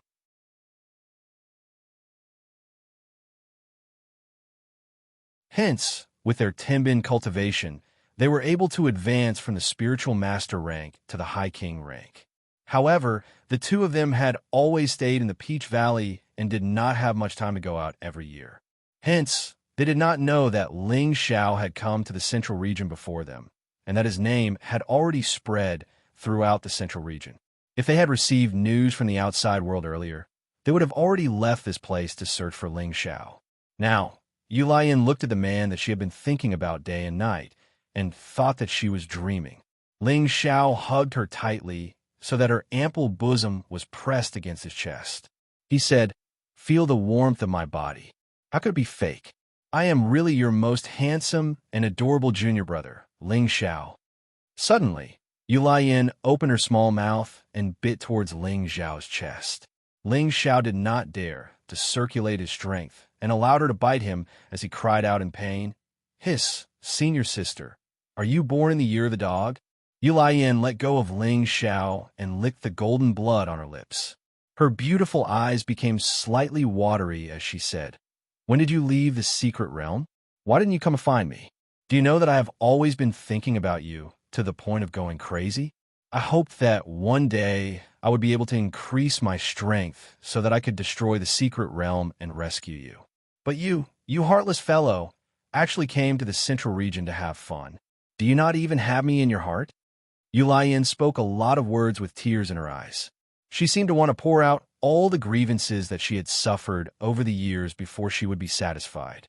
Ling Xiao felt Yu Laiyan's sincere heart and was extremely moved. He kissed her tears and said in a gentle voice, "I'm sorry, senior sister. I will definitely not let you suffer any grievances in the future." This is what you said. "Now that I have been drugged and raped by you, you have to be responsible for me for the rest of your life. Otherwise, I will crush it." Yu Laiyan wiped away her tears and said to Ling Xiao emotionally. Her delicate hand even grabbed Ling Xiao's golden dragon spear and was extremely threatening. You're tuning into the Romance Rendezvous YouTube channel. We're so grateful for your support, and don't forget to subscribe to join us on this incredible journey through captivating stories. Your generosity through donations truly makes a world of difference, as it's the primary source of revenue that allows me to expand and enhance this channel for you. Thank you from the bottom of my heart for being a part of this adventure.